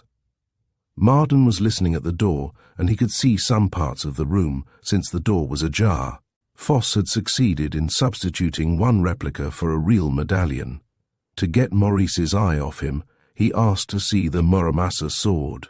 Maurice went to get it, leaving Foss at his rubbing, visible to Maurice all the time. Foss made the exchange of the second replica at that moment. Maurice came back with the Muramasa sword, and of course in doing that, he put his fingerprints on the handle in drawing the blade from the sheath. Marden, at the door, saw him do this, and made a note of it. Just as Maurice came back to Foss, he was suddenly taken ill. He had the third real medallion in one hand, and as he passed Foss, he picked up the two replicas, which he believed to be the other two real medallions. He went to the safe and hurriedly put on a shelf the two replicas, but the other medallion, in his other hand, he forgot all about. He shut the safe and staggered into the secret passage. Inspector Armadale looked frankly incredulous. "Do people take ill all of a sudden like that?" he demanded. Why should he want to rush off all at once? Sir Clinton swung round on him. Ever suffered from rheumatism, Inspector, or neuralgia, or toothache? No, the inspector replied with all the pride of perfect health. I've never had rheumatism, and I've never had a tooth go wrong in my life. No wonder you can't understand, then, Sir Clinton retorted. Wait till you have neuralgia in the fifth nerve, Inspector. Then, if you don't know yourself that you're unfit for human society, your friends will tell you soon enough. If you get a bad attack, it's maddening, nothing less. Men have suicided on account of it often enough, he added, with a meaning glance at Armadale. A light broke in on the inspector's mind. So that was it? No wonder I couldn't put two and two together, he reflected to himself, but he made no audible comment. Now we come to a mere leap in the dark, Sir Clinton continued. I believe that as soon as Morris was out of the way, Marden went into the museum and demanded the medallions from Foss. He put down his cigarette and leaned back in his chair. When he spoke again, a faint tinge of pity seemed to come into his voice. Foss was a poor little creature, hardly better than a rabbit in the big jungle of crime. And the other two were something quite different, carnivores, beasts of prey. They'd picked him out simply on account of his one miserable talent, his little trick of legerdemain. He was only a tool, poor beggar, and he knew it. I expect that when he saw what sort of company he'd fallen into, he was terrified. That would account for the pistol he carried. His only chance of a fair deal from them lay in the fact that he had the real medallions in his possession, and he meant to hold on to them. And when Marden demanded them, Foss revolted. It must have been like the revolt of a rabbit against a stoat. He hadn't a chance. He pulled out his pistol, I expect, and when that appeared, Marden saw red. But Marden, even in a fury, was a person with a very keen mind. Perhaps he'd thought the thing over beforehand. He was evidently one of these subhuman creatures with no respect for human life, the things they label Apaches in Paris. When the pistol came out, he was ready for it. Foss, I'm sure, brandished the thing in an amateurish fashion. He wasn't a gunman of any sort. Probably he imagined that the mere sight of the thing would bring Marden to heel. Marden had his handkerchief out at once. Probably he had it ready in his hand. He picked up the Muramasa sword, leaving no finger marks of his own on it through the handkerchief. And that was the end of Foss. Sir Clinton leaned over, selected a fresh cigarette with a certain fastidiousness, and lighted it before going on with his tale. That was the end of his feeble little attempt to get the better of his confederate. The money in his pocketbook didn't give him the escape he'd hoped for. All his precautions to leave no clues to his real identity played straight into the hands of Marden and Brackley. Marden's immediate problem, once he'd come out of his fury, was difficult enough.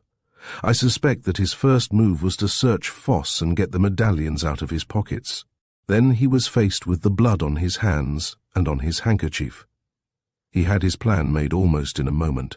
He went across, deliberately slipped. He was an artist in detail, evidently. Smashed against the glass of one of the cases, cut his hand, and then he felt fairly secure. He wrapped up the wounds in his handkerchief, and there was the case complete to account for any stray blood anywhere on his clothes. He tried the safe, for fear Morris was lurking inside, and then he gave the alarm. Sir Clinton glanced inquiringly at the inspector, but Armadale shook his head. Brackley had nothing to say about all that, sir. Marden gave him no details. It's mostly guesswork, Sir Clinton warned his audience. All that one can say for it is that it fits the facts fairly well. And is that brute in the house now? Una Rainhill demanded. I shan't go to sleep if he is. 2 constables were detached to arrest him, Sir Clinton assured her. He's not on the premises. You may count on that. Inspector Armadale's face took on a wooden expression, the result of suppressing a sardonic smile. Well, he does manage to tell the truth and convey a wrong impression with it, he commented inwardly. Now consider the state of affairs after the Foss murder, Sir Clinton went on. Marden and Brackley were in a pretty pickle, it seems to me. They had 3 medallions which Marden had got when he rifled Foss's body, but they didn't know what they'd got. They weren't in the secret of the dots on the replicas. For all they knew for certain. I mean, Foss might have bungled the affair, and the things they had might be merely replicas. If so, they were no good. I can't tell the difference between a medallion and an electrotype myself, but I believe an expert can tell you whether a thing's been struck with a die or merely plated from a mold. These two scoundrels, I take it, weren't experts. They couldn't tell which brand of article they had in their hands. There was only one thing to be done. They'd have to get the whole 6 things into their hands, and then they'd be sure of having the 3 medallions. So they fell back on their original scheme of plain burglary. That, I'm sure, had been their first plan. They'd sent their American confederate to see the safe a long while ago, and no doubt he'd reported that it was an old pattern, hence the otophone, by means of which they could pick the combination lock. The otophone was still on the premises. I'd left it for them. But they were up against one thing. I'd put a guard night and day on the museum. That blocked any attempt at burglary unless they were prepared to take the tremendous risk of manhandling the guard. If the door had merely been locked, I don't think it would have given them much trouble. I'm pretty sure there's a very good outfit of burglars' tools mixed up with the toolkit of the car, where it would attract no attention. But the guard was a difficulty in the way. Without making it obvious to the others, Sir Clinton made it clear to Armadale that the next part of his story was meant specially for the inspector. I'd given you the view I held of the case at that point. I felt fairly certain I was right, but if I'd been asked to put that case before a jury, I certainly would have backed out. It was mostly surmise, accurate enough perhaps, but with far too little support. A jury, quite rightly, wants facts and not theories. Could one even convince them that the vanishing trick had been carried through as I believed it had? It would have been a bit of a gamble, and I don't believe in that sort of gamble. I wanted the thing proved up to the hilt, and the best way to do that was to catch them actually at work. There seemed to me just one weak point in the armor. I counted on a split between the 2 remaining Confederates, if I could only get a wedge in somehow. I guessed, rightly or wrongly, that the Foss murder would strike the chauffeur as a blunder, and that there might be the makings of friction there. The chauffeur's watching the museum under cover of the fake repair to the hood suggested that he mistrusted the others. I suspected that Marden might have stuck to the stuff he'd taken off Foss's body. If Brackley hadn't got his share of that swag, he'd be in a weak position.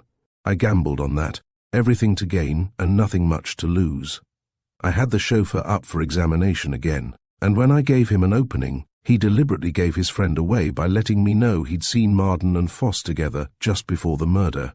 And when he did that, I blurted out to Inspector Armadale that the guards on the terrace and the museum door were to be discontinued. Brackley went off with those 2 bits of exclusive information. He didn't tell them to Marden. He saw his way to make the balance even between himself and his confederate. If he kept his news to himself, he could burgle the museum safe, get the remainder of the 6 medallions, and then he'd be sure of getting his share of the profits. Neither of them could do without the other in that case. In actual practice, Brackley went a stage farther than I'd anticipated. He schemed to get Marden's loot as well as the stuff from the safe. I needn't go into that side issue. Again, Inspector Armadale suppressed his amusement at the way in which Sir Clinton chose to present the truth. The rest of the tale's short enough, Sir Clinton went on. Brackley determined to burgle the safe. If pursued, he decided, he'd repeat the vanishing trick on the terrace, for I'd convinced him, apparently, that the modus operandi of it was still unknown to us. Probably he went up there and satisfied himself that no one came near, after the patrol was taken off. He got himself up for the part, whitened his face, put on white tights, covered himself with Marden's waterproof as a disguise and to conceal his fancy dress, put on a big black mask to hide the paint on his face, lest he should give the show away if an interruption came. And so he walked straight into the trap I'd laid for him. We saw the whole show from start to finish. I even let Cecil and Mr. Clifton into the business so that we'd have some evidence apart from police witnesses. We saw the whole show from start to finish. Sir Clinton broke off his story and glanced at his watch. "We've kept Inspector Armadale up to a most unconscionable hour," he said apologetically. "We really mustn't detain him till sunrise. Before you go, Inspector, you might tell us if my solution fits the confession you got out of Brackley, in the later stages, I mean." Inspector Armadale saw his dismissal and rose to his feet. "There's really nothing in the confession that doesn't tally, sir. Differences in detail, of course. but you were right in the main outlines of the affair." Sir Clinton showed a faint satisfaction. "Well, it's satisfactory enough to hear that. By the way, Inspector, you'd better take my car. It's in the avenue still. Send a man up with it, please, when you've done with it. There's no need for you to walk after a night like this." Armadale thanked him, declined Cecil's offer of another whiskey and soda, and took his departure. When he had gone, Cecil threw a glance of inquiry at the Chief Constable. "Do you feel inclined to tell us what you made of my doings? I noticed that you didn't drag them out in front of the inspector." Sir Clinton acquiesced in the suggestion. "I think that's fairly plain sailing, but correct me if I go wrong. When you heard of Maurice's disappearance, you saw that something was very far amiss. You had a fair idea where he might be, but you didn't want to advertise the Ravensthorpe secrets. So you came back one night and went down there. I don't know whether you were surprised or not when you found him, but in any case, you decided that there was no good giving the newspapers a titbit about secret passages. So you took him out into the glade by the other entrance to the tunnel, and then you came up to Ravensthorpe as though you'd come by the first train. The inspector tripped you over that point, but it didn't matter much. He doesn't love you, though, I suspect. I'd no desire to make matters worse by interfering between you, for you seemed able to look after yourself. Wasn't that the state of affairs? There or thereabouts, Cecil admitted. It seemed the best thing to do in the circumstances. Sir Clinton showed obvious distaste for discussing the matter further. He turned to the girls. "It's high time you children were in bed. Dawn's well up in the sky. You've had all the excitement you need, for the present, and a good sleep seems indicated." He gave a faint imitation of a stifled yawn. "That sets me off," said Una Rainhill frankly. "I can hardly keep my eyes open. Come along, Joan. It's quite bright outside, and I'm not afraid to go to bed now." Joan rubbed her eyes. "This sort of thing takes more out of one than 20 dances," she admitted. The beginning of the night was a bit too exciting for everyday use. How does one say good night in proper form when the sun's over the horizon? I give it up. With a gesture of farewell, she made her way to the door, followed by Una. When they had disappeared, Sir Clinton turned to Cecil Chasewater. "Care to walk down the avenue a little to meet my car? The fresh air and all that. I rather like the dawn myself, when it happens to come my way without too much exertion." Cecil saw that the Chief Constable was giving him an opening if he cared to take it. "I'll come along with you till you meet the car." Sir Clinton took leave of Michael Clifton, who obviously intended to go to bed immediately. As soon as he was well clear of the house, Cecil turned to the Chief Constable. "You skated over thin ice several times in that yarn of yours, especially the bits about Maurice. Toothache, neuralgia. That infernal inspector of yours swallowed it all down like catlap. From his face, you'd have thought he picked up an absolute cert that no one else could see." I almost laughed at that point. He changed suddenly to a serious tone. "How did you spot what was really wrong with Maurice?" "One thing led to another," Sir Clinton confessed. "I didn't hit on it all at once. The fairy houses set me thinking at the start. One doesn't keep toys like that in good repair merely on account of some old legend. They were quite evidently meant for use. And then, Cecil, you seem to have some private joke of your own, not a particularly nice joke either, about them. That set me thinking. And after that, you dropped some remark about Maurice having specialized in family curses. You seem to have a devil of a memory for trifles," Cecil commented in some surprise. "Trifles sometimes count for a good deal in my line," Sir Clinton pointed out. "One gets into the habit of docketing them, almost without thinking about it. I must have pigeonholed your talk about the fairy houses quite mechanically. Then later on I remembered that these things were dotted all over your estate and nowhere else. On their own ground, the Chasewaters were always within easy distance of one or other of these affairs. Ancient family curse, curious little buildings very handy, one brother grinning, yes, you did grin, and nastily too, at them, when you know he hates another brother like poison. It was quite a pretty little problem. And so, demanded Cecil, as Sir Clinton stopped short. "And so I put it out of my mind. It wasn't the sort of thing I cared to think much about in connection with Ravensthorpe," Sir Clinton said bluntly. "Besides, it was no affair of mine. And then Then came Michael Clifton's story of finding Maurice in one of these fairy houses, and the details about the queer state Maurice was in when he was found. That came up in connection with a crime, and crimes are my business. Why does a fellow crawl away into a place like that? Why does he resent being dragged out of it? Why won't he even take the trouble to get up? These were the kind of questions that absolutely bristled over the whole affair. One couldn't help getting an inkling, but that inkling threw no light on the crime in hand, so it was no affair of mine. I dropped it. But, yes? Maurice wasn't an attractive character, I'll admit that. I loathed the way he was going on. But I like to look on the best side of people if I can. In my line, one sees plenty of the other side, more than enough. And by I began to see that perhaps all Maurice's doings could be explained, if they couldn't be excused. He was off his balance. He was, poor devil, Cecil concurred, with some contrition in his tone. Then came the time I forced you to open the secret passage. Your methods were the very worst you could have chosen, Cecil. I knew perfectly well that you hadn't done anything to Maurice. You're not the fratricidal type. But you very evidently had something that you wanted to conceal behind that door. You were afraid of my spotting something. The inspector jumped to the conclusion that it was murder you were hushing up. By that time, I had a pretty good notion that it was the Ravensthorpe family secret. Once I saw that passage of yours dwindling away to almost nothing, the thing was clear enough. With the fairy house clue as well, the thing was almost certain. And finally, you gave the show away completely by what you said beside Maurice's body. Chuchundra, you mean? Yes, I remembered another of these docketed trifles, just what Chuchundra was. He was the muskrat that tried to make up his mind to run into the middle of the room, but he never got there. Then I asked you if the trouble began with A. Of course it did. Agoraphobia. I suppose when Maurice was a kid, he had slight attacks of it, hated to move about in an open room, and preferred to sidle along by the walls if possible. That was the start of the nickname, wasn't it? Cecil assented with a nod.